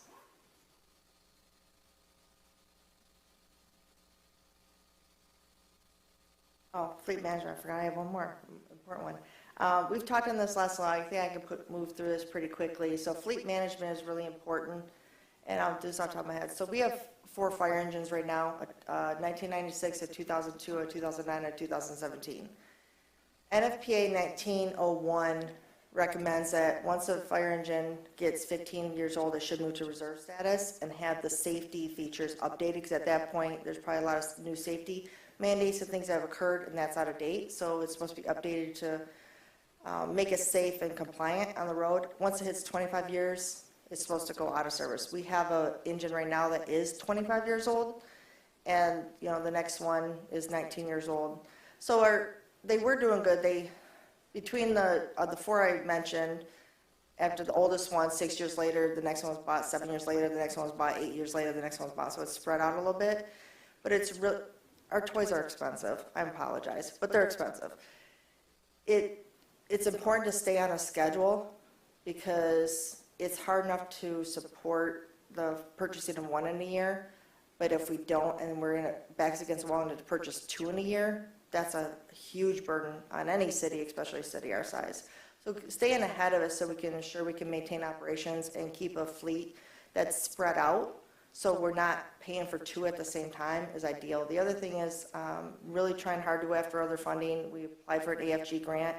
If we get that, that'd be phenomenal for our community, because it'll put the majority of the cost of that purchase on the federal government, and we will just have a fraction of it, which would be great.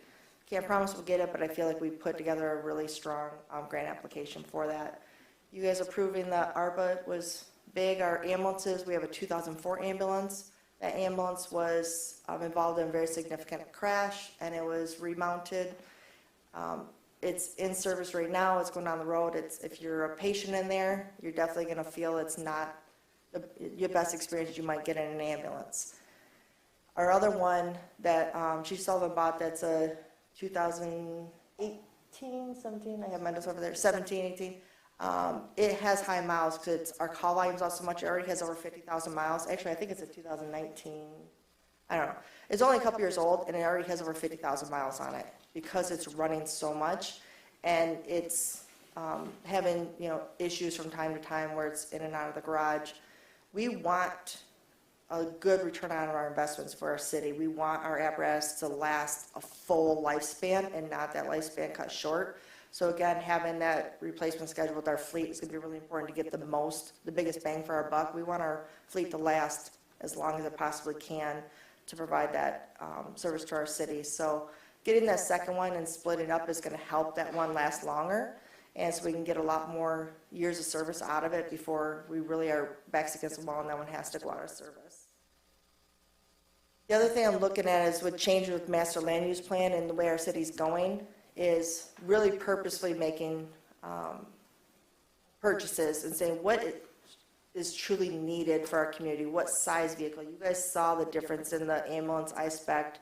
It's smaller, it's closer to the white one than the big red one. And then looking forward on engines too, what makes the most sense for our community? If we start building a lot more vertical, then we may need another aerial apparatus or something to reach different heights. There's options like a Quint, which is essentially looks like the size of a fire engine with the 75-foot ladder on top. So it's not as big as our big ladder truck. It doesn't reach as high, but it would meet the needs for a lot of the development we're going in. So going forward for our next fire apparatus, those are things we want to look at to get that multi-purpose out of it. Again, it's like a 2-for-1, biggest bang for our buck to meet the needs of our community. So when I'm talking about projecting and doing strategic plans, those are things we want to look at, again, to try to keep us just ahead of the curve, maintain our fleet so we can maintain our services, so we don't have a failure that is detrimental to our community. And then I think the only other fleet is our fire marshal. I think we've having to delay on those right now because of still trying to recover from COVID. The fire marshal vehicle is not that old by years. Unfortunately, the person who was fire marshal before Dennis got in multiple accidents with it, so it's not a great role. He does great, but I think it was in 3 accidents with a previous fire marshal. So that is going to need to be replaced just because of the condition as a result of those accidents, unfortunately. Our utility vehicle pulls our Oakland trailer that we house for specialty response. It also pulls the public safety or public education fire safety trailer. And it's kind of almost not like Chief Evans said, it's not, we need something a little bit more oomph to properly pull those trailers. And that's getting older, and it's going to be something we're going to need to look to replace to maintain our ability to pull those response trailers that we house. So I think that's all I have for fleet. Are there any questions from council? If I may, through the chair, just a comment. And I'm only speaking for myself here, but as far as, what the fire department needs, what the police need, what the DPW needs, I think that being a taxpayer in this community and along with other taxpayers, I, for one, being a council member, I have to assert my due diligence to assess the costs and needs and whether or not it's feasible. But you will find that I'm quite supportive that these departments have what they need in order to be able to provide the services to the city. So I appreciate you all being very transparent on your needs and the reasons behind it. And speaking for me, you will find that I am, I guess, a fan and a supporter of these departments because you provide such a service to the community. You all do. Are there other questions from council about the budget items and presentation? Council needs a 5-minute break, so we are going to come back at 2:50. That is a 7-minute break. Thank you.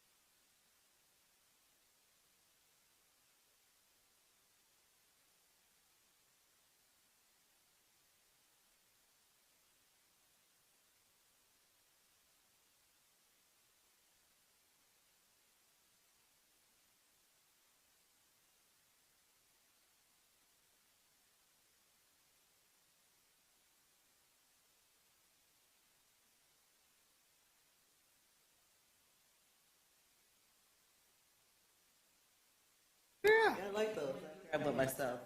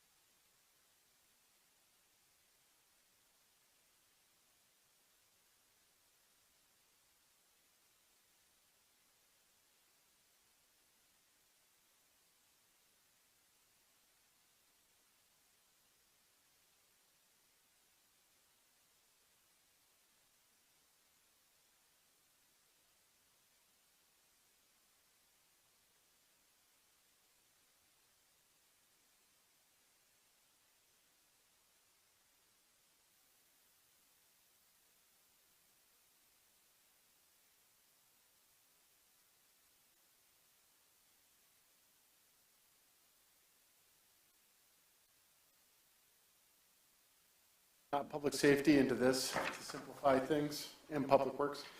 Funny though, I was going to recycle the same picture from the last budget, and more than half those people no longer work here. So thank you to Riley for helping me just take everyone's professional headshot. What's the city hall number? City Hall, we're going to begin with Communications Department, which is account 173.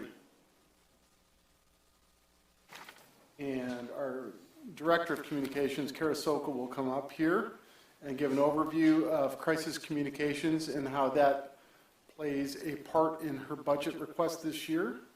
And if you'll notice in Council's supplemental packet, we included a copy of the crisis communication policy for you to refer to. Oh, you're right here.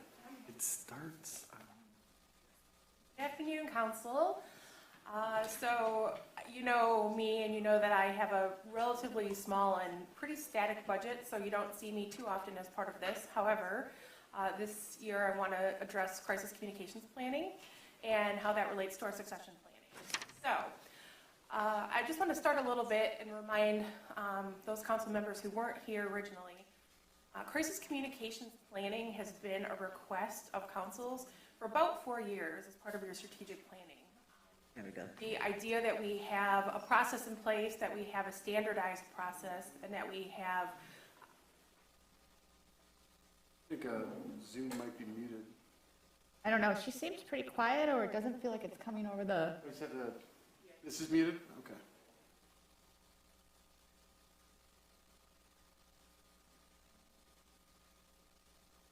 Wasn't paying attention. Or could you repeat everything you just said? Happiness. And move the little box off to the side. Yes, the Denicia box, I call it. Okay, is that better? Yes, thank you. All right, excellent. So I'm here to talk about crisis communications planning and how it relates to our succession planning. So about 4 years ago, just over that, I think, City Council, as part of your annual strategic planning, made a request that we put in place a standardized crisis communications planning process. And so I started that actually just about 4 years ago in 2018 when we got our second person in the communications department. As I'm sure you understand, many of you know this pretty familiarly, crisis communications is a bit of a challenge sometimes in that it can be very time and resource intensive. It also can be completely unpredictable. So what I did once we got Lindsay in place was now we have somebody who can carry on the functions of the department while I am focused on crisis communications.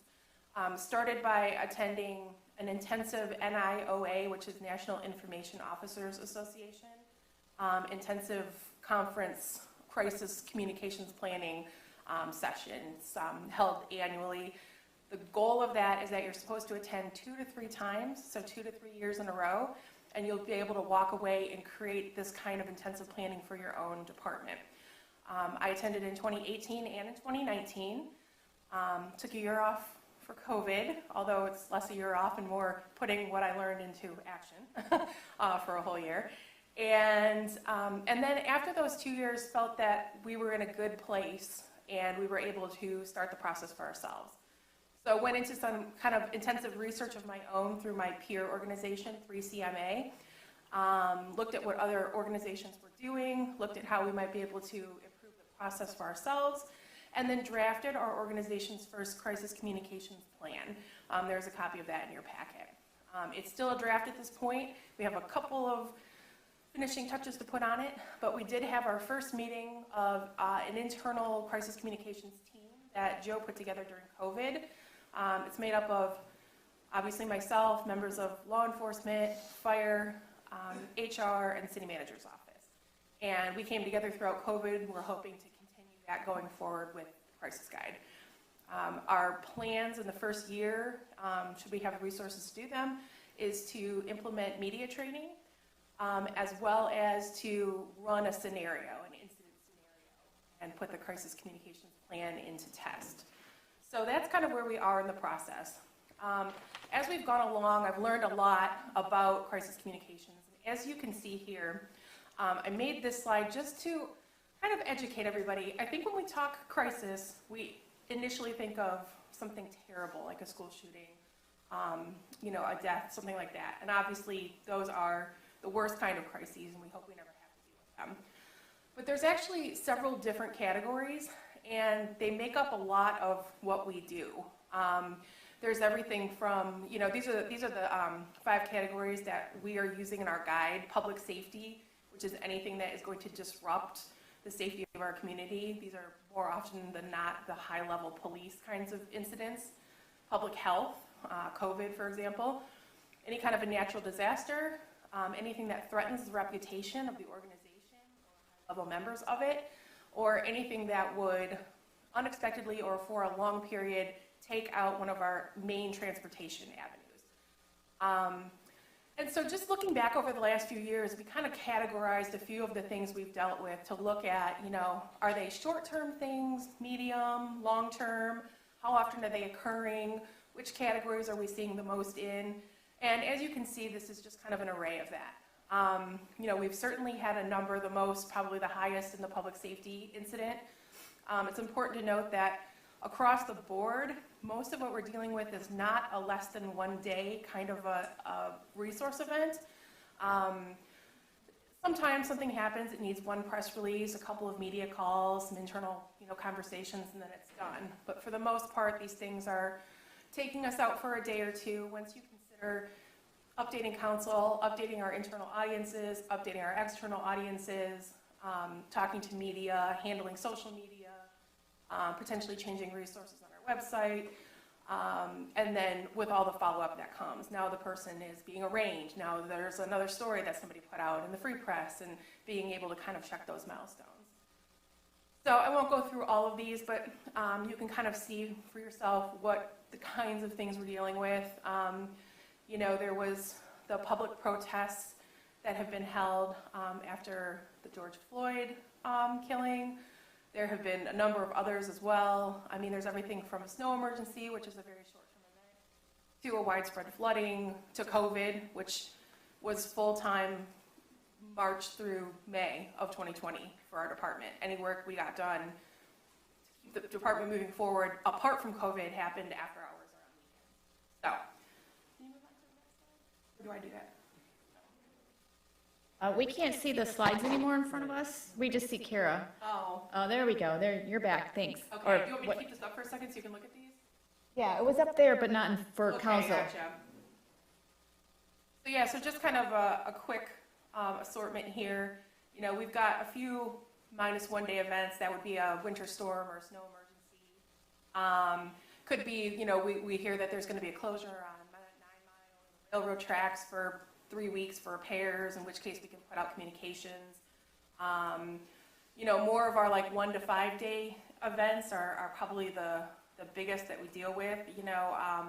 They've been police events. There's been, an incident with an officer, or an incident where, a suspect becomes injured. Widespread power outages after a windstorm, planned power outages. And then, our lengthy ones, unfortunately, take up almost as much time as the middle section.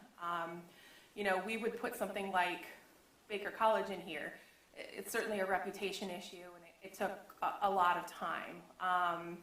We had a reputation issue with theft at the front counter and things like that. Through the chair. Yeah. Under public health, you have the gas venting, which is more of a planned event that's going on and not a direct public health situation. But something like a gas leak or a chemical spill or something like that, that's going to be a less than 1 day Yes. communication. Probably, yeah, probably. There's an incident on here where there was a crime scene in Royal Oak, and 2 of our officers were involved and were held there for a short period of time. It was incredibly intense while it was going on, but for me, it was only a few hours. I was writing press release scenarios and statement scenarios and getting ready for multiple conclusions, and then it wrapped up, and it was done safely, and I was done. You know what I mean? And so if we were to have an incident pop up like that, it certainly could be. I also want to point out, though, that we do classify crises as they can be unplanned and they could be planned. And something like venting and, dealing with that kind of ongoing issue at the Southwest Storage Yard, that would be planned, but it's still going to take resources. If I may, through the chair, I don't see one category up there. It's the Ferndale Forum's Ask Kara.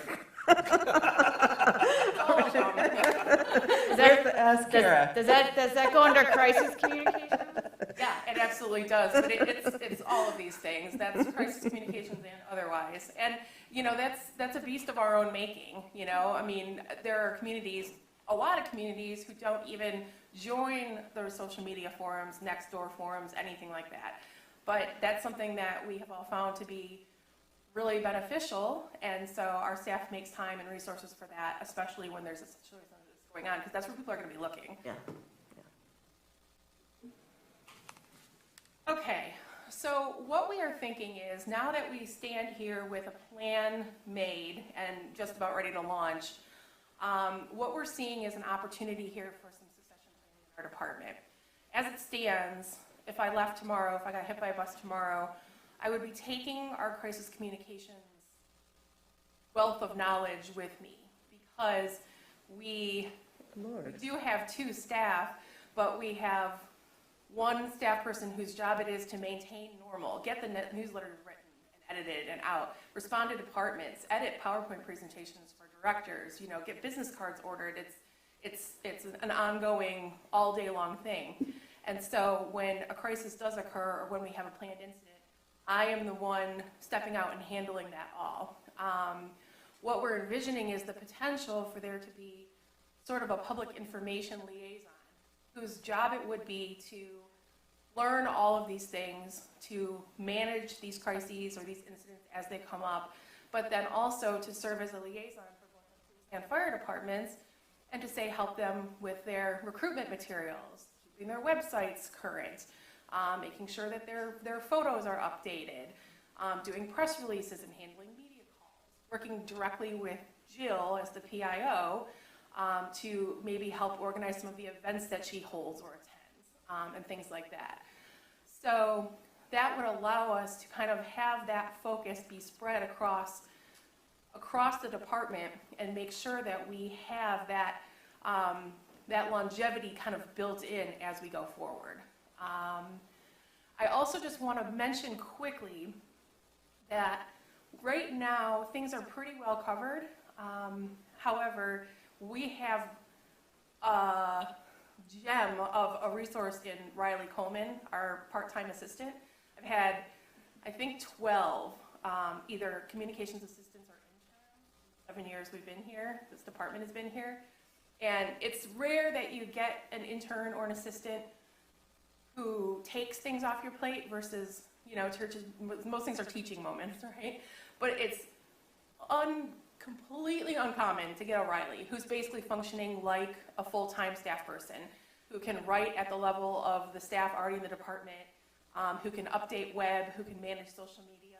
And so we can't kind of count her as being somebody, you know, if I have to step away for a crisis and we don't have Riley here and there's no long-term plan to be able to have a full-time Riley in our department, we lose that ability to kind of maintain momentum. So I just wanted to kind of point that out as well.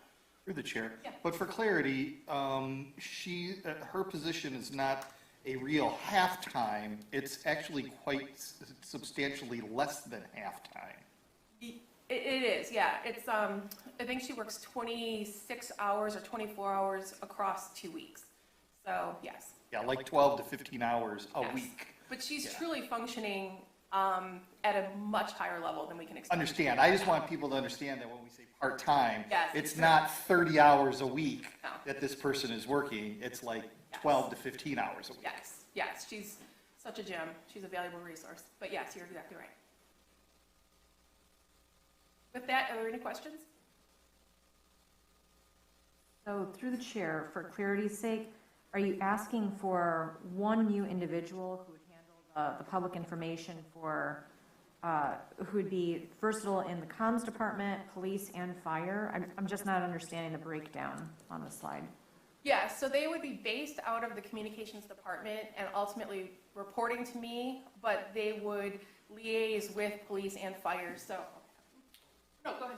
No, and I could speak to the funding split. The funding split isn't precise, but what we're trying to illustrate is this position is solely focused on crisis communications, learning through CARES, but beyond crisis communications, in terms of departments, they're filling a gap around public safety. We don't have a dedicated communications asset for public safety, but public safety is about 60% of the budget. So it's also recognizing that there's a gap there, recognizing there's a succession gap. So the funding split, that is literally just a third. That's the easiest way to kind of break that out. That changes if a publicity tax helps raise revenues, right? That offsets some of the portion of the communications programs or departments as if you, per se. So right now there are no revenues generated for communications. That would be one that could help redistribute the cost. But that emphasis is what I was trying to illustrate here. Through the chair. So with this person, so when Sergeant Brown was in the PIO position, he was basically the point of contact and PR person for the police department. Would this person basically be that role? We kind of envisioned a team effort. We want, and I'm sure the fire department, I can speak for them, but I'm sure that they want a larger presence with branding, social media. It will play into everyday contacts with the media, which, you know, our PIO, Jill, handles all requests right now from all media sources. And the daily beat writer she handles very well. But when we have a critical incident, it's kind of all hands on deck, and we don't have, including myself, and sometimes it's all I can do to pass off information to Joe and Kara, and thankfully they're here, and Kara can take the ball and run with it with very little information. But having another source, possibly with the talent to do an on-camera or help us with media engagement, and then increase our social media presence 365 is kind of what I was hoping for. But right now, as it stands, there's not a lot of depth beyond Kara and Jill. It would either be myself, and I won't be really that accessible in terms of managing a critical incident. So that's what we're looking for. I don't know if that answers your question. It does. Well, and it also answers the question that, this person would be the common and consistent voice across the city for the various departments, rather than having all these different individual ways of communicating. You're actually commonizing that communication across the city. So I definitely see the benefit. Yeah, and there's also streamlining and an efficiency from start to finish. Like, we really don't put anything out without Kara's stamp of approval. And having a dedicated, somewhat embedded resource would streamline from a perspective, a streamline from Jill's brain to social media. Having that dedicated person would speed up that process and allow it to happen more efficiently. Thank you. I feel like I have learned through the crisis communications planning process here that, when Sergeant Brown was here, we had an absolutely phenomenal working relationship. He attended these NIOA events with me. We trained together.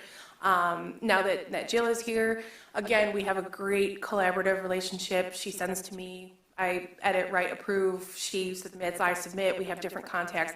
I think what I've learned, though, is that we're lucky in having that.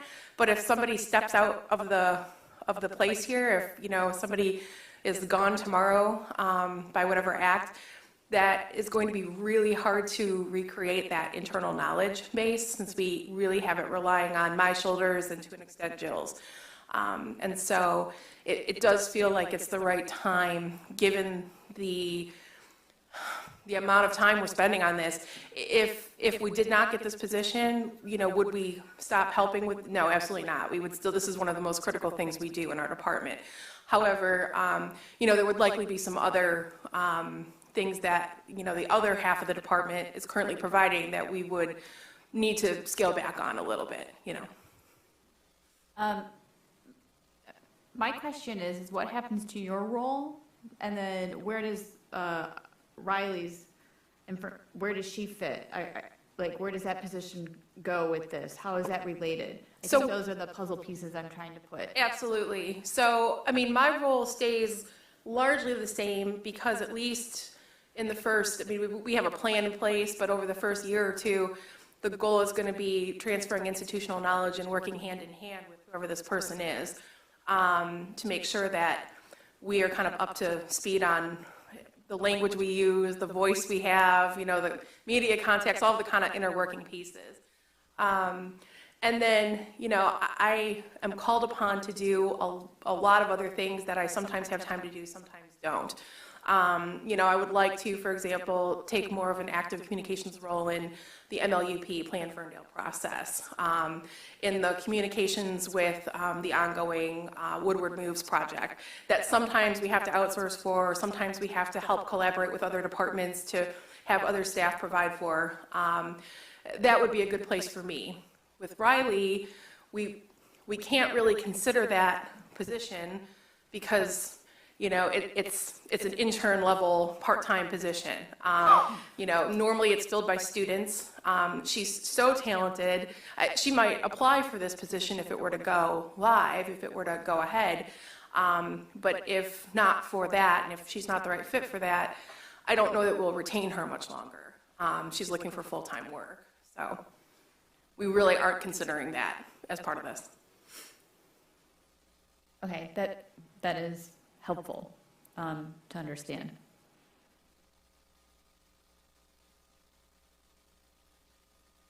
If I may, through the chair, then just to add some clarity, where would Officer Jill fall in this as well? So Officer Jill, you want to speak to that? She would still be doing a lot of the communications from, there's still going to be a need for a uniformed community engagement officer. Just like yesterday, we were out reading at the elementary schools, or it could be active shooter response, or other responsibilities that a community engagement officer would be doing. We're looking for a little bit more in terms of a social media presence, and certainly a redundancy and succession plan when it comes to critical incidents. In most cases, Jill will be put to work as a police officer because that's her primary role in a critical incident. Just like we've seen recently, there's been a couple examples of that where she's been pressed into action as an officer first, and we've had to pass her community relations or PIO role over to communications. And Kara's, I tell you what, we've received lots of compliments from across the county on Kara's communication. And I received the compliments, and they're like, "Did you write that, Chief?" And I'm like, "There's no way I wrote that." They're like, she's fantastic. And do we guide what her communication consists of? Sure, we have input, but she does a fantastic job. Far beyond what Jill's capabilities are, and she's fantastic. But we're going to need someone to bridge the gap should Kara or Jill both move on to different positions, or who knows. But I think it's a vital position in this city. May I offer some context? And I hope it's not going over bounds, but I learned through this process of crisis communications, and as someone who former Mayor Dan Martin asked for the crisis communications plan, is Councilman Polika, as well as I'm really impressed with the plan, and I definitely, even though I didn't see the plan, in retrospect, with the Ferndale High School kidnapping, I can see how you communicated with council and the community and how that plan was enacted, right? I knew you already had the pieces in place. It just wasn't put on paper, right? So I definitely see the benefits of the crisis communications plan. And I think, for me, I learned during that kidnapping incident, Officer Mullmeister, our community engagement officer, was embedded with the family, right? So could not be doing PIO communications on behalf of that incident with you because she was doing her engagement position with the family. Absolutely essential work, yes. Which is the appropriate response for the engagement officer that she plays in that response. And so I can see where the tug of resources in those types of scenarios come to bear on you and others in the department. I also want to say is that the number one comment I hear from community members is improved communication. They may not necessarily know what needs to be improved, but it always comes back to they want more. More and sooner. I want more information now. And so, which I think for me, starting on council with no communication, no Kara, no department, to where we are now, we have done a great job delivering on what the community wants, but we've also created a demand at the same time. So I think we're trying to balance how do we continually deliver on what we're hearing from residents based off of our budget limitations.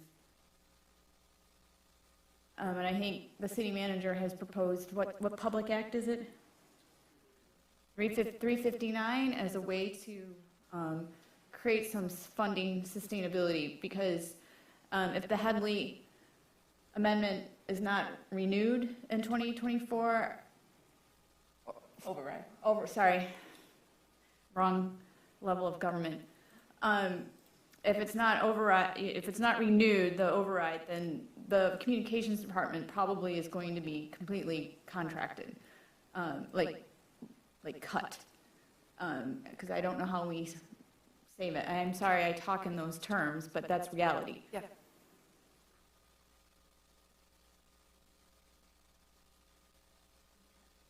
Oh, thanks. Glad y'all keeping me on track today.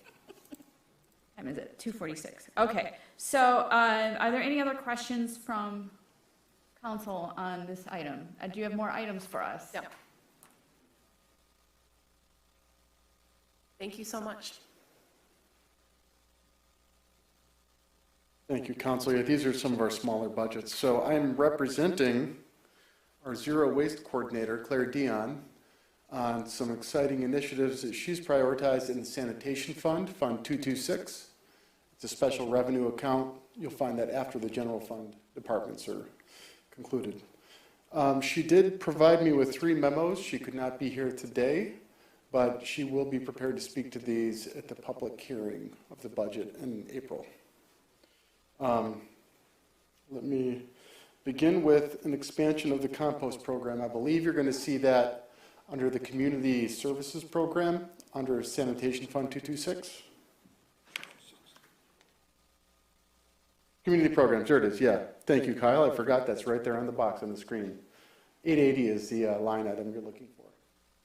You're going to see a major investment, $203,000, that also, to offset that expense, you have $160,000 of a state grant that has come in. Kyle noted that at the bottom on the chart on the screen. That $160,000 is an Eagle grant that Claire won that will actually be provided towards encouraging and enacting multifamily recycling. Sorry, I apologize, that's not composting, I'm beginning with recycling. So we at this time, we don't have any ordinance language that requires or obligates in any way multifamily properties to engage in recycling. So oftentimes they don't engage in recycling because it's a cheaper service just to use waste management. And so what Claire was able to do is win a $160,000 Eagle grant, which will support funding the city to enact an ordinance to require it, and then provide bridge funding for multifamily properties to offer recycling services, so it does lower their costs. The city's match obligation is $40,000 of that. So it's a $200,000 program, $40,000 responsible to the sanitation fund, $160,000 provided by the state to enact multifamily recycling. This was a huge priority in the previous master plan. It's also a huge priority of the downtown sanitation plan that council adopted in March 2020. When did we apply for that grant? When council approved moving forward on the compost, or the compactor enclosure project? Yes, we lost the compactor. We applied for multiple projects, and we lost the compactor award from the state, but they gave us this award. So unfortunately, we did not get any funding to support the compactor, but we did get funding to support enactment of recycling services for multifamily apartments in the whole city. Okay. So that I began from the bottom, so I'll work my way up. So that was actually the $200,000 multifamily recycling policy.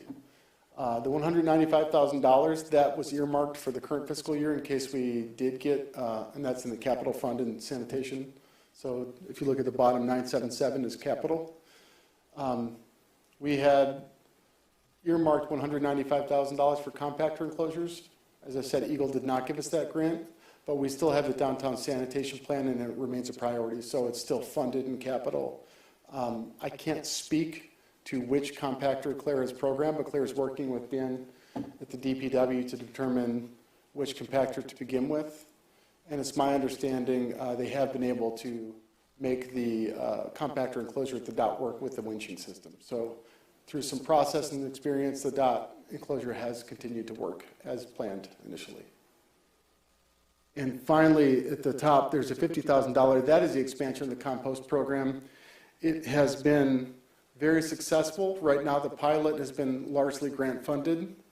The current program and offering costs $35,000 through My Green Michigan. What we are proposing, what My Green Michigan has agreed to would be to expand the contract. And I'm going to read this now verbatim, so sorry about the uncomfortable switch. This is Claire's memo.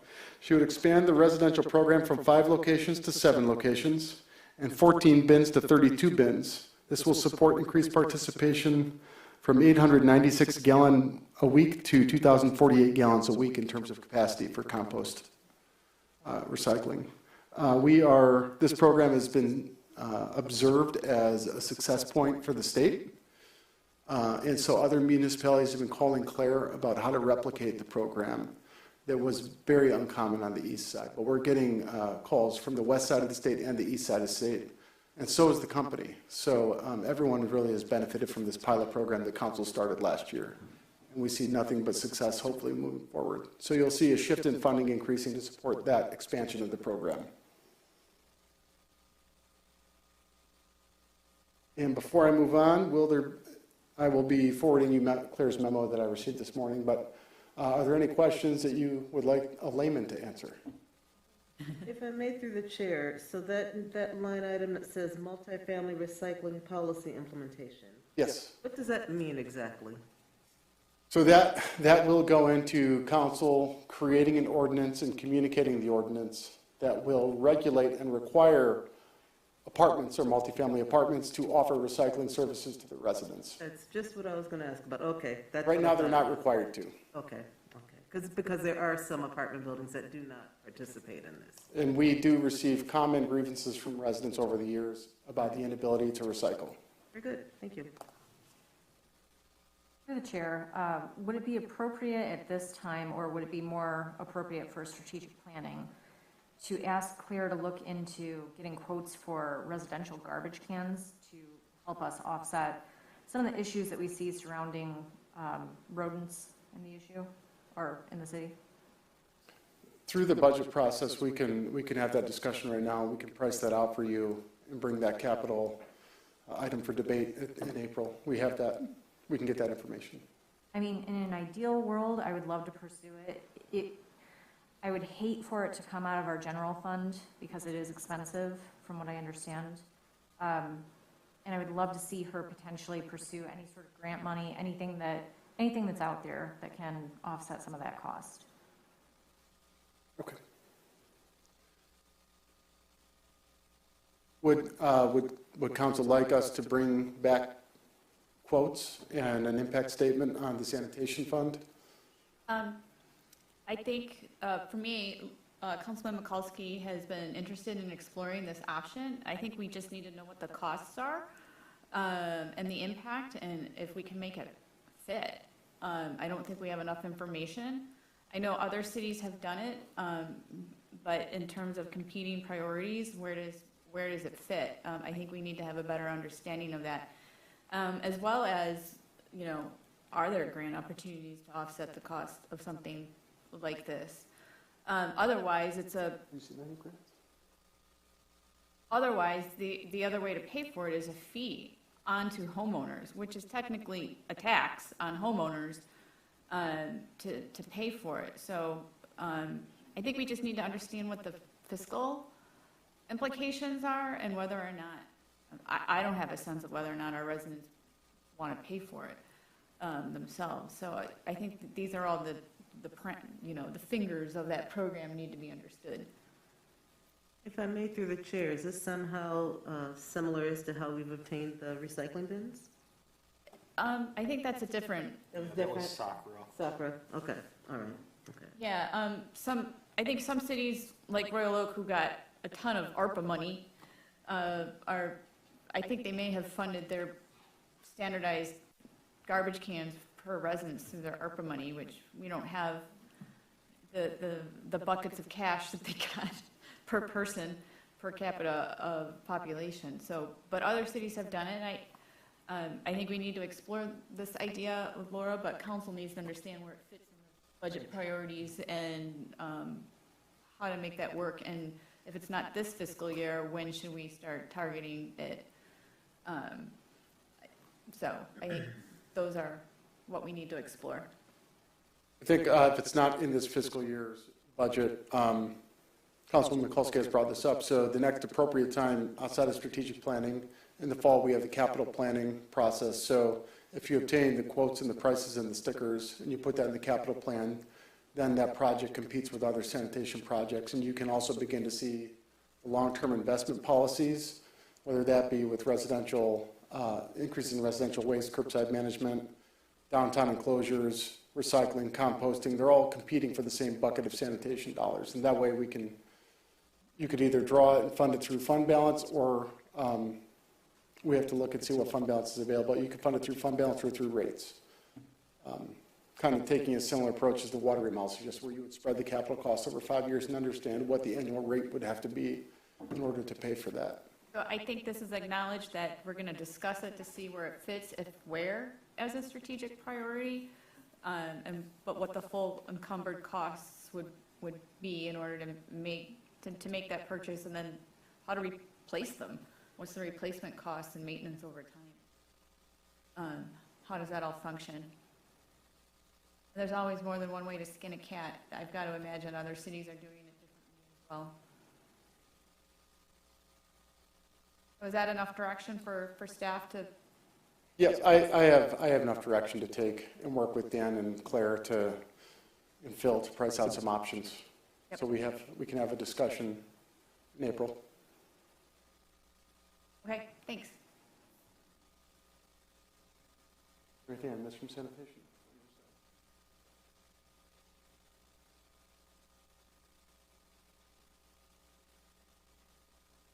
This is just notable because the contract change that happened right at the year split. Also in your supplemental packet, Macro Connect just provided a one-pager to show the ticket activity to help you understand the metrics and activity. Since January, right? So just since January. They're really fresh contracts. So I would say there's no trends that you can really observe over 60 days. This is just literally a snapshot of what the activity looks like. He would say, Miguel, our PIO would say, let's wait until the 6-month mark to really get a good understanding of what the true activity means and what the data actually means, especially with the first month being influenced on probably transitional tickets. Okay, and then just to remind me, we didn't have those reports from our former. We did not have the data reports. So they've been very good. They keep weekly strategic meetings with me. They give me updates on service requests. They're measuring service responsiveness to the internal departments. They've conducted a few cybersecurity metrics tests. We need some help there. I got the results back, but that's okay. We have a baseline to work from. And so the contract value is $390,000. They did include one significant project update that's out of contract that's going to have them rebuild our BSNA server, which is end of life. That'll have to happen this fall. So they quoted me $23,000 an hours to do that, worth of value hours to do that. And that is our primary financial software server.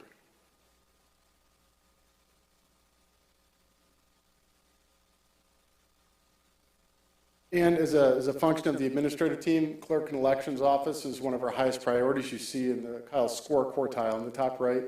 Elections obviously is something we're mandated to do, and that is always worth highlighting when we talk about city administrative departments. As you know, we're in transition in this department.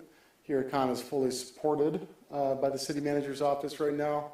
Denise has been gracious enough to shift a lot of her attention and time to supporting the clerk's office in this transition, and we are really in the recruitment process. There's not a lot new here outside of just to observe this is a major gubernatorial election. We are aware of that. The previous clerk, Marnie, did budget for that appropriately, and we believe we will be able to support those investments as described in this program appropriately. Through the chair, can you give us kind of a timeline when we can expect that position to be filled? Because right now, I'm going to ask Dan Jacy to come up here because he's been quiet all day. We've gone from 3 people to 1 person in that department. 1 person and duct tape. So the application process just closed today, which means we'll be reviewing those resumes and getting something out beginning next week. We'll schedule then an open house with the candidates, which should probably be the following week, and then interviews the week after that. So we're looking at about 3 to 4 weeks to get the offer out to the selected candidate. And will we be backfilling the election specialist position that was vacated a few weeks ago? Once the clerk has been hired? Yeah, the priority is for the clerk department head, and then we're discussing how to best move forward with that position. Thank you.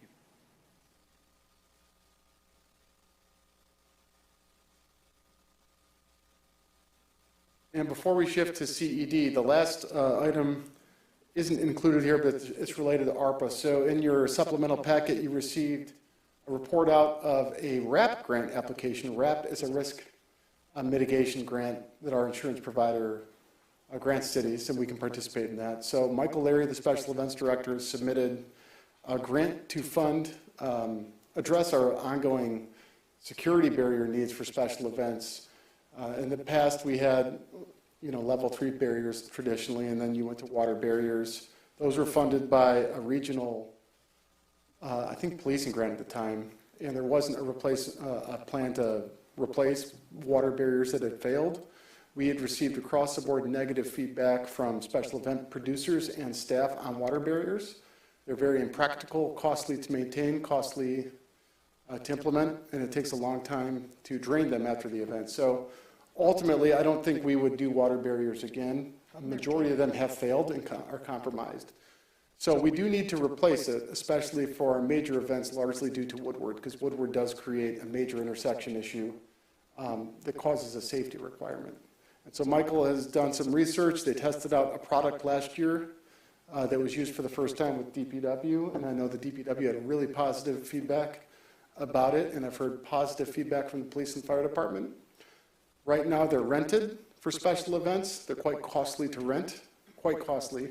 I can't speak to the numbers, and Michael, if you could come up and just talk a little bit about what this product is called, how much it's costing us to date in terms of renting, and then what the cost of ownership looks like moving forward.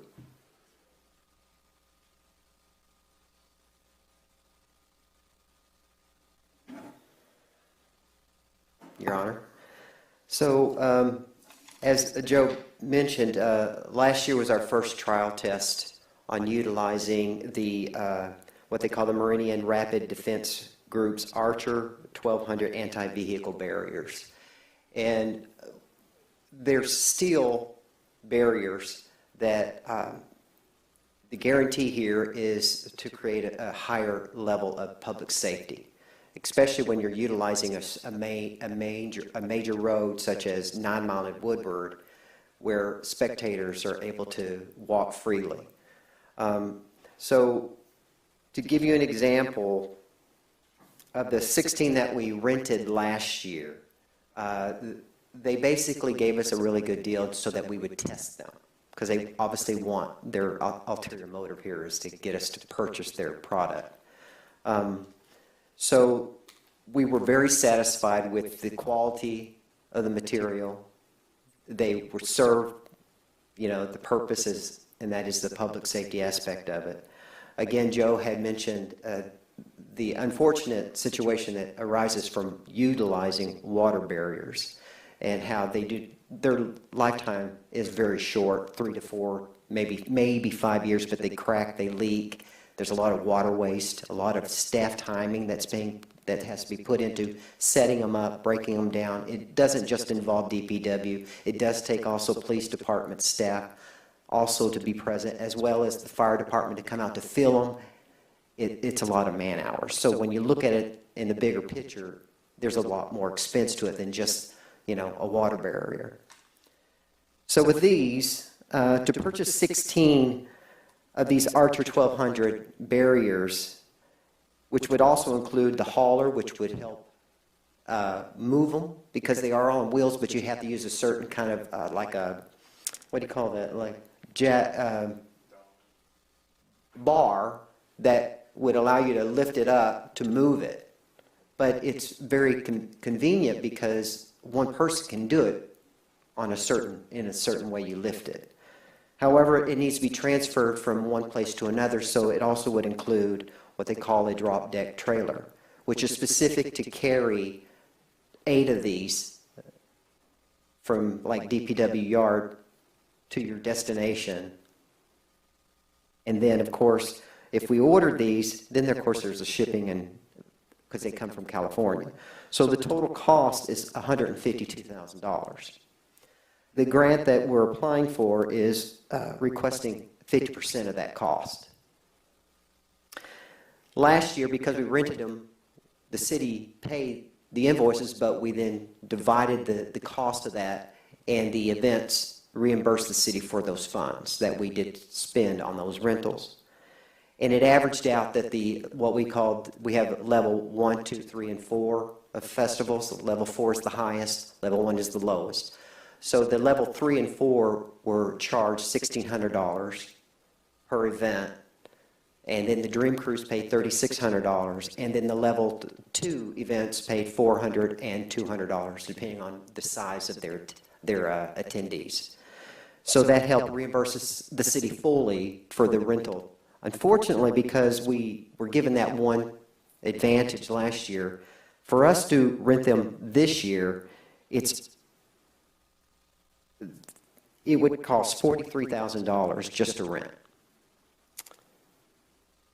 If we did that and then we expected the level 3 or 4 special events to reimburse the city, it would cost them $7,200 to help cover the cost to reimburse the city for the cost of that 50%. That's only if we get the grant. If we get the grant, and if we're requesting the city council to consider allowing us to have a loan from the general fund to pay for the other half, then within 5 years, based on the reimbursement from these different events at an average of $2,300 in charges, we would then reimburse the general fund back for that 50% if we get the grant. If we did not get the grant, and you would consider doing this and to pay it fully, and then permit the special events department to charge these special events for 10 years, it would be $2,300 per event for the next 10 years to reimburse fully the general fund. But the bottom line here is public safety, and how do we protect our spectators who come to enjoy this event, or any of these events. And the average number of events that we do have in Ferndale is 6.5. When you look at the class 3, the level 3 and 4s, and the level 1 and 2s, when it comes to those that we would charge. We don't charge, like demonstrations, for example, they don't get charged a fee like this. So this is only for like street closures, because that's the only ones that would be impacted by utilizing the barriers. An event that does not need a street closure would not be charged for this. When is the grant award announcement for the RAP grant? RAP, R-A-P. We would know within the next month afterwards. Okay. So far, the positive response I have received from 2 of the members of the committee have been positive. They have actually sent me an email asking me specific questions, which we have been addressing before it actually goes to the full RAP committee membership for consideration. And they did find it very unique in what we're requesting. They were intrigued by it. That's the word that they used. May I ask through the chair, what does the RAP stand for? Oh, I can't remember. Risk assessment program, yes.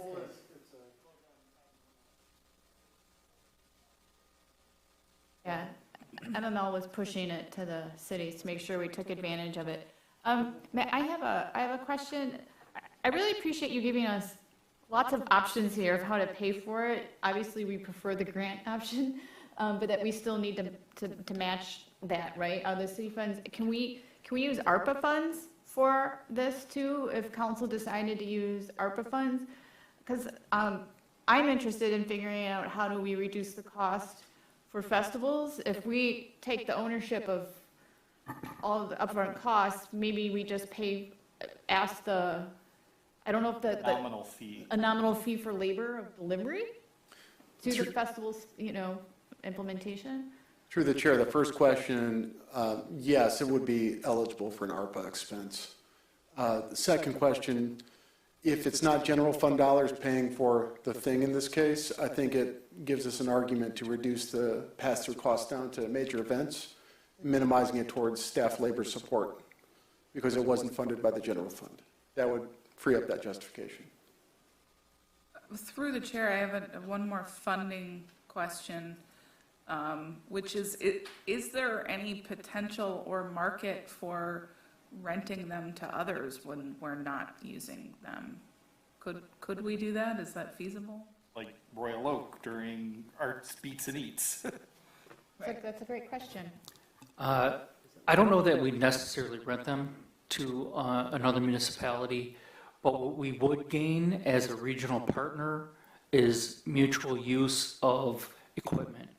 We have reached out to the Royal Oak Police Department. If they were to purchase a set or two themselves, we would be able to supplement each other and share resources. There is also a set of these that's already in service through OACTAC. It's Oakland County Homeland Security Consortium. We would also have option of borrowing those too. So though we are only proposing buying 16, if we leverage our partnerships, we could have 3 times that available to us, which in dollar amounts, it would save us substantially. So I would suggest there may be opportunities for leasing them to other communities, but the leverage we gain in partnerships and loaning them back and forth may be our best option. But that's your decision. That begs another question of, is there any opportunity for, is there a benefit of making a joint purchase or a simultaneous purchase? Would that be at a reduced cost? Is that a possibility? I'm sure there are discounts if you buy large amounts, but we're kind of at the beck and call of another legislative body who are facing their own financial, stressors. So it is a possibility that we can combine, but it hasn't been discussed at this point. We did discuss having Royal Oak or other jurisdictions purchase their own so we can combine resources. But if we were to combine an order, there is a possibility. I don't know what that net purchase is where they would kick in a discount. If I may, through the chair, if we entertained renting out these barriers, what's the longevity of one of these? I mean, because there's wear and tear, I think, at some point for them. Maybe I don't know what they look like. I'm thinking they're made out of steel. Okay. And they're weather coated, and they do have a lifetime warranty. Beautiful. And which we're looking at like 20 to 25 years as being the shortest period of time that we would be concerned about them compared to a water barrier, which is 3 to 5, depending on, weather and the elements, the sun, everything about plastic. The other thing we need to consider is that we have been utilizing what they call the hydraulic lift that we borrow at no cost, right? That is another OACTAC resource that we borrow. So we have several times a year. Yeah, so we have developed really good relationships through the police department on that. The greater concern we have also is that while we're having our events where we need them, another community might be having an event that they need them, but we can't let them use them because we need them, like the Woodward Dream Cruise, for example. They're all, from here all the way to Pontiac, they all need that barrier, but each community has its own, formula on how they're going to do it. So even with the Dream Cruise, last year, while we did have these barriers and they were wonderful to have, we still were able to borrow one of the hydraulic lifts, and we also ended up having to borrow or utilize our own city vehicles to help do street closures. So there is a concern here that we really need to think quickly because the summer season's coming up soon. Go ahead. Through the chair. So earlier you were talking about charges and the different the different types of events, and you categorized them 1 through 4, and I believe 4 is like the largest size of an event. But do we also charge based on the number of days? You have some events that are a day, some that are 4 days. So would you charge certain things, you know, because it's a 1-day event, a certain fee, and then multiply that if it's 4 days? That's not what we have been doing, no. We just based it on the level, the level 3 or 4. And because once you place the barrier there, it stays there until it's no longer needed. And so it didn't matter if we rented it, when we rented them, whether it was for 1 day or 3 days, it still was the same. Unless there's another event that needed them, and then you couldn't rent them to that. Yeah, and that was the other advantage for a reduced price last year, is like when because of COVID, we were concerned about events being taking place in June, so we moved a lot of them in October, so we were able to rent these for one better price, but then that's why it was a smaller rental reimbursement fee to the festivals in return. So that's why they were only charged $1,600 versus this potential $7,200 if it's a rented this year. I have one question about storage and maintenance. I know our DPW yard is needing of maintenance and repair, and the facility task force is taking it on. How will these items be stored, in the outdoors or under some protection? Do they need protection? Largely like outdoors. Basically the way they come is a trailered unit with 8 barriers that sit on top of them, well, sit on the trailer. So we would largely just park it like a normal trailer, sit outside. They are rated for the weather and designed to be outside. Like Michael touched on, they do come with a lifetime warranty. Basically, the only moving parts are there's 2 wheels on each barricade to allow you to move it. Those go into place, and largely it's just a large steel barricade with no other moving parts. Right. Well, I know that they'll need to be cleaned and all of that. Oh, yeah. Nobody wants an ugly, dirty Maybe barrier. cover them during the winter so the paint doesn't chip. Okay, that's just another cost that we have to think about as part of purchase and maintenance. Okay, are there any other questions from council on this item? Thanks, Michael. Thank you.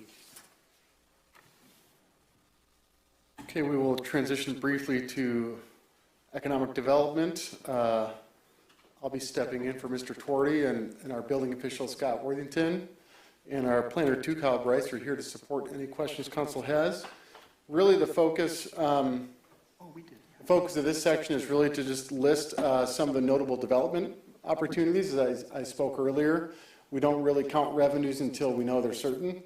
So these are the projects that we project could hit in the next fiscal year, and if so, would generate meaningful permit revenue activity to offset CED activity.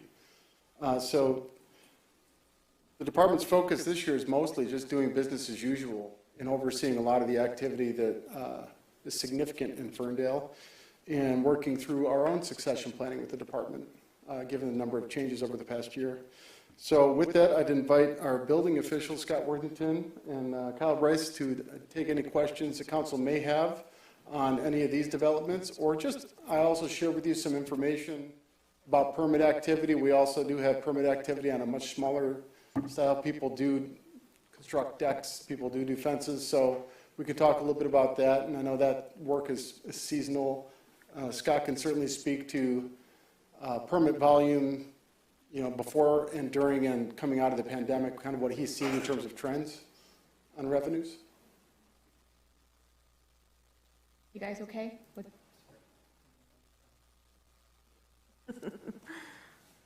Did council have any questions about any of these projects or any pandemic trends in terms of permit revenue on the resident side? I was just asking about the relevance regarding the DOT and the affordable units, if it's covered under our housing policy. It is governed by that policy. The DOT residential development and secret stash both presented at the Planning Commission last week. The DOT was a discussion item, secret stash was a site plan. Well, and sorry, through the chair, and correct me if I'm wrong, but the Raymond Shepherd House, that is also going to be an affordable housing facility, though it doesn't state it here. Yes, 100% affordable housing.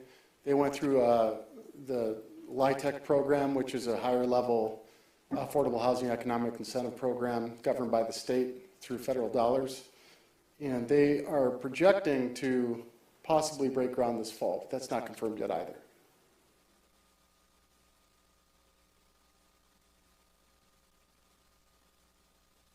A lot going on. There's no questions on economic development. We can move on to Parks and Recreation.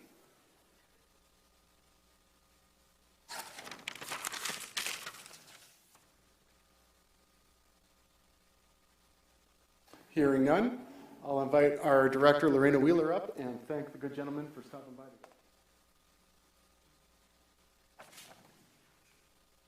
All right, we're coming down the home stretch. Everything's approved, I can go sit down, right? Okay, so, as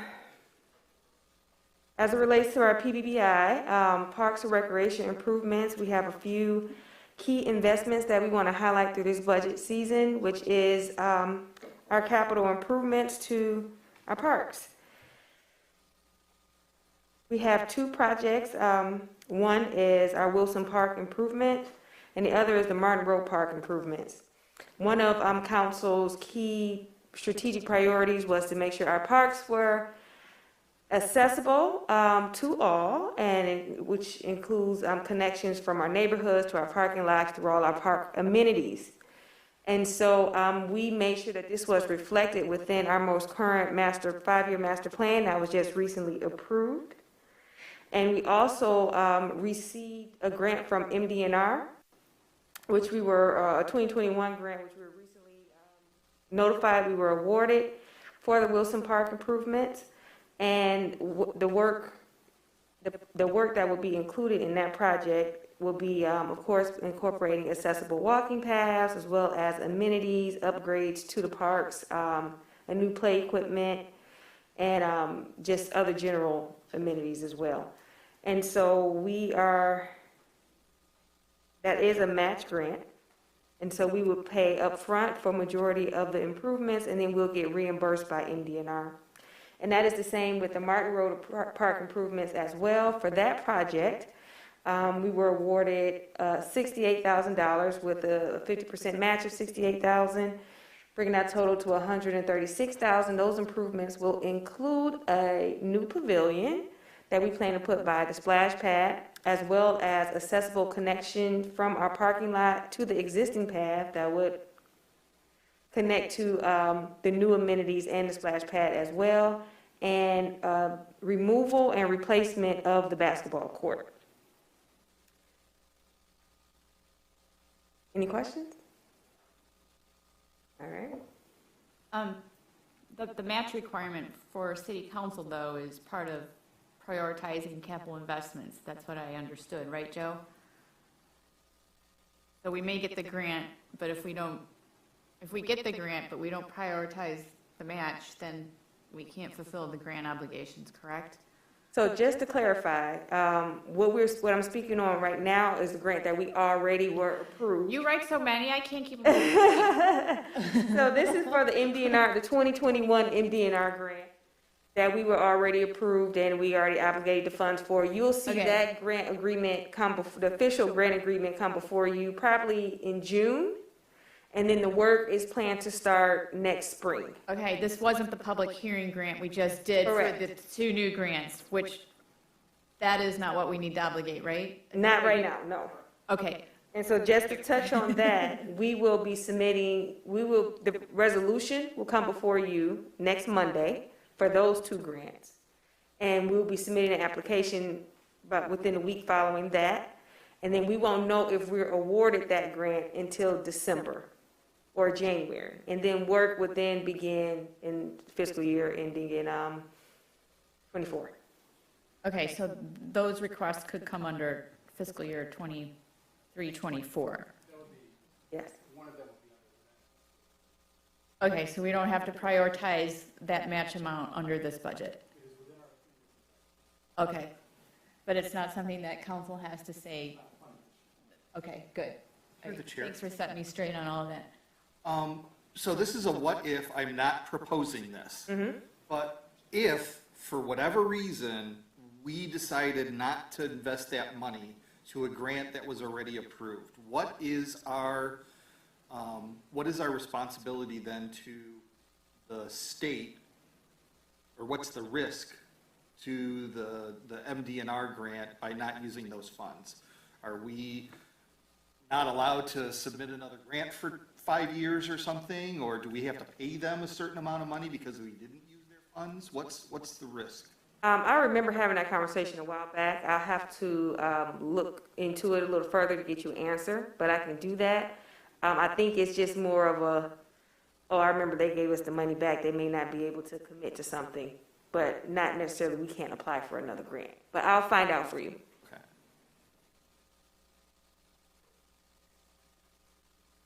All right, so I'll move to the next one, which is our sports program. So due to the pandemic, our offerings were drastically reduced of what we provided to our community, especially for our youth sports programming. And so, which resulted in our revenues going down. And in addition to that, a lot of the locations that we depended on outside of the Kulik Center to help support our programs, we weren't able to offer those programs there either. But the good news is during this time, we saw a drastic increase in our soccer programs, which was very hopeful for what was to come because parents wanted to get their kids back active outside and involved. And we also, unfortunately, saw a reduction in baseball. But this year, we're going back with all of our programs. We'll be offering our soccer, which is currently sold out. It was sold out within the first month, and we were 50%. The registration was 50% full, but within the first week, which we were very happy about that. We have about 238 participants in soccer. We also will be kicking off our girls softball team and baseball again this year. Registration is currently open for that. We made some adjustments, such as replacing our U4, which means 4 and under league in soccer, with our Soccer Tots program, which actually helped us drastically reduce our expenses. And then we are working on partnering with outside organizations to offer free lacrosse clinics and practices at Geary Park, which we really want to introduce our community to lacrosse. This will be a feeder program into the high school, who's also looking into possibly offering a lacrosse team. And it'll introduce a new sport to some of our teens that like to hang out at Geary. And so hopefully we can get them involved and active as opposed to, just chilling out all day at the park. So that's our goal for the sports.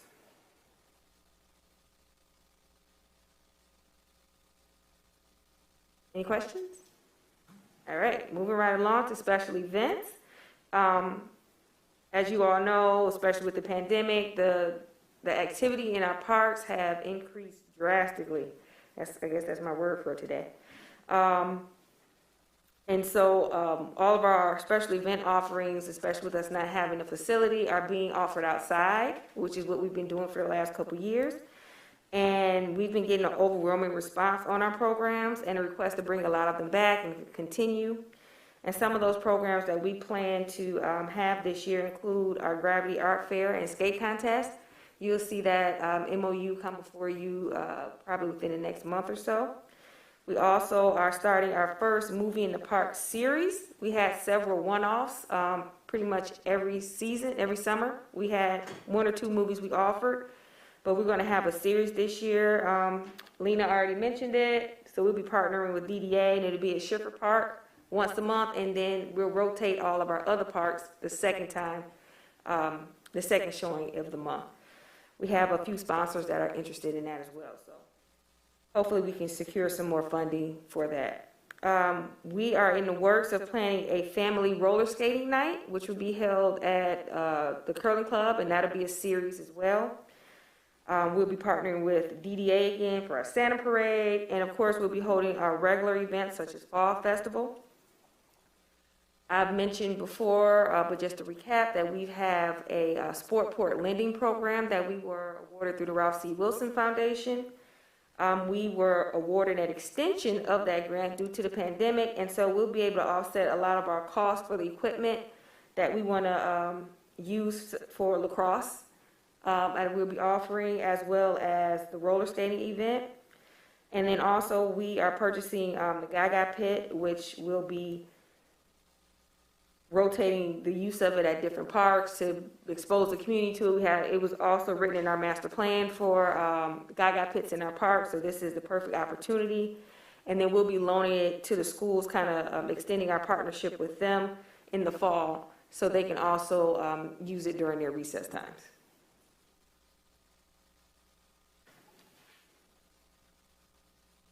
Am I done? Questions? Can you just sort of summarize, you're going back to your normal staffing levels. I know that, can you kind of contextualize that for us? Because I know that your department really had to make some cuts in staffing during the pandemic because the programs weren't there. And so can you just kind of tell us where your budget takes us to that type of level of staffing, back to normal levels again, or near it? Sure, and Joe, feel free to interject, but at this time, we are not at our regular staffing levels. We did lose one full-time position that at this point is not budgeted to get that person back. We are planning to, pursue with our part-time seasonal help. Okay. And your part-time seasonal help is going back to where you were, or are you still? Somewhat to where we were, yeah. Okay. Yep. That's helpful. Thank you. All right, thank you. Thank you, Lorena.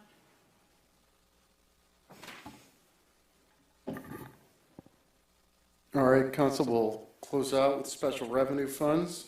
We discussed this a little bit on the way. So there's two special revenue funds that have rates and fees that Council adopts with the budget resolution. That budget resolution is scheduled for April 25th by charter. The first one we'll talk about is sanitation rates. What you see currently is, again, not a reflection of Oakland County's updated millage estimate, rollback factor, which would inform our millage estimate. So this is a carryover based on last year's projected rates. What I will do is look at the costs of implementing a curbside residential program, and I'll work with the finance department to see how that would impact annual rates if we were to spread the cost of that program out over a course of 5 years to reduce the upfront capital costs. If I recall, the quote was about $650,000, I think, of upfront costs. So, but that's from my memory. That's certainly not reliable. So I will get those numbers, and we'll have that impact for an alternative fee for council to consider as well.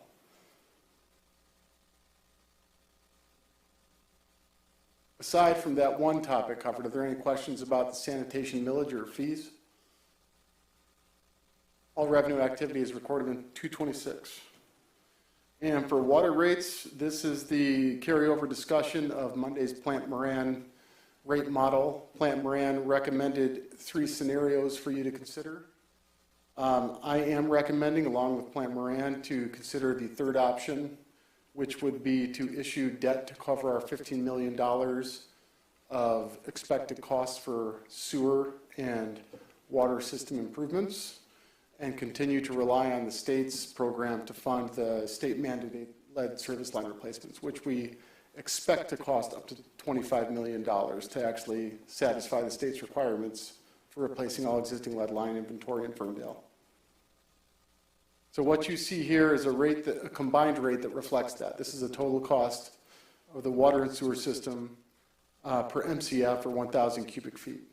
And that is listed on top of the chart title to help you understand the water usage. So in the first year, you see what you see by issuing debt, you reduce the annual increase to 9.8%, which allows us to meet our obligations. If you recall, the first option was to pay as you go, cash, and you raise the rates through cash, and then you pay out the capital system expense and the lead line mandates through cash, and that results in a double-digit increase. His second option was his upfront option where he assigned a 40% increase in year 1, then 8% year increases year 2, 3, 4, and 5. And then this would be, I would say, the smoothest way we could do this. And again, we will be updating this water system model with a third party's inputs moving forward regularly, so we can also adjust these based on real-time factors as well, completely sensitive to utility rates as a cost of living. Council discussion in the plant ran packet is in your supplemental packet. It's in front of you if you want to be reminded of the 3 options. Are you looking for consensus on a I'm looking, recommendation tonight? well, yeah, on April 11th, it doesn't have to be today. This is discussion with the intent of whatever I bring on April 11th reflects our intention on April 25th, if that makes sense. Through the chair, I mean, I agree with you that out of the 3 models, this is the preferable model. I would echo my question and recommendation from the last meeting that if there's an option for providing a discounted rate or reduction based on low-income households, I would really like to see that option if it's feasible. I think that was a great recommendation. I'm going to work with Phil to see how we might define that plan and pull from other existing successful plans, which I'm sure there are some in other utilities. Are there other thoughts from council on this option? What you're Through the chair. No, the only thing that I would have liked to have seen is, you give us this year, fiscal year ending 22, which is 116.86. But I'd really like to have seen what the previous years were. I can't remember how much we increased over the last 4 or 5 years. I don't remember. I thought it was only a couple of dollars. You know what? I had that in this chart before I switched it to make the chart smaller. I can send that to you in your inbox. We have it going back to 2011.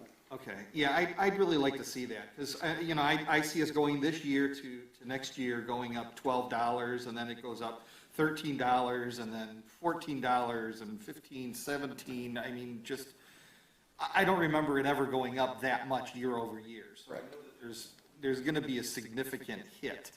I would also say that also the increase aligns with GLEWA becoming GLEWA, True. right? Because it was Detroit sewage, water sewage, and then they started actually figuring out what the true cost of upgrading our older infrastructure was. I think we're seeing the implications of that, not directly on our water, right? There's all costs are going up. I'm just amazed at the rate of it going up. I wouldn't minimize, I mean, it's $25 million in debt the system has to issue to pay for lead line replacement mandates. Yes. That, as of today, are not supported by other funding units. Yeah, that was. It could be tomorrow with the federal dollar. I anticipate a grant-related program for communities, because every community across the nation, that program is pushing not just on Michigan. Michigan is the only state that I know of that is mandating lead line replacements. The federal stimulus program for infrastructure is going to be broadening that beyond Michigan, which means we're competing outside of Michigan for those dollars now as well. Is it going to be you're saying grant, not loan. Right now, we have a loan from the state to help pay for it, right? Because they created the unfunded mandate with no way to pay for it, right? So that was here's a way to pay for it, but you've got to actually increase your rates to pay for it, right? Do you think that the grant from the federal government is going to be Well, I'm being optimistic. Okay. But I don't know that to be true. I can say the way I'm seeing the federal government and state government offer ARPA grants and other federal stimulus or funding rather is through grants competitively to other jurisdictions. So I'm wondering optimistically that it could be the same and it's not going to be a loan that we're ultimately still going to be on the hook for. Okay. We will wait and see. We are asking Congressman Levin's office more input on a weekly basis on that. Okay, thank you. Through the chair, and if we do get assistance from the state for this, we could actually see the reduction in those rates. Correct. Not a reduction in the rate, but a reduction in the increase of the rate. Yeah, so two systemic things that we're putting in place to accommodate that for the real-time change. The quarterly budget adjustment process is helpful for us. Now, we adopt the water rate for the year, so the water rate remains the same for the year. But through the quarterly adjustment process, if we were to compete and win grants, we can recognize that revenue and then have a much better accurate picture going into the February water rate model that we would do next year. So the two things, quarterly adjustments to stay on top of more in the moment data, and then two, the third-party audit of our water rate model, which will reflect the new revenues that we would receive by the grant and change the whole formula for what's required. Thank you. So before we reconvene in April, I will bring back information on another pricing tier for Kat's question. Is there any other information we can bring before we bring a recommendation in April? I just want to make sure there's consensus from council that recommendation number 3 from Plant Moran and what you're putting forward is, Yes. is what you're looking, is something that everybody's okay with. Yeah. Okay, so you have unanimous consensus to go forward with this recommendation. Okay. Thank you. Thank you. If there aren't any more questions, this is a reminder of the timeline for coming up for the public. And then, Mayor, I cede it back to you for normal routine, I guess, and All public right. comment. Well, I think that is concluding, what is that, 6 hours there, give or take, of budget conversations and presentations. Thank you to all of our department heads for spending your time with us. And I'm going to move it into public comment and open it up. If anybody is joining us, there is no one in the council chambers with us today, so it's only going to be public comment via Zoom. Is there anybody on Zoom who would like to make public comment based off of what they've heard today?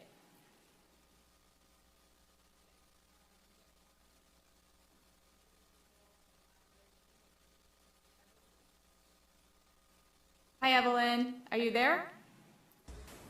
Hello, can you hear me? Yeah. Please go ahead. And thanks for tuning in all day. I just joined recently, so. Mayor, you yourself stated some time ago that there are hard times ahead.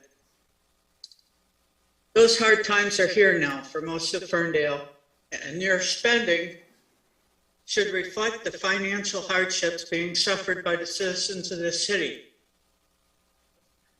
This is not your money you are spending, but ours.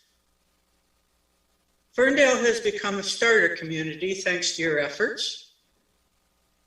We have had an over 40% turnover in property owners since 2015.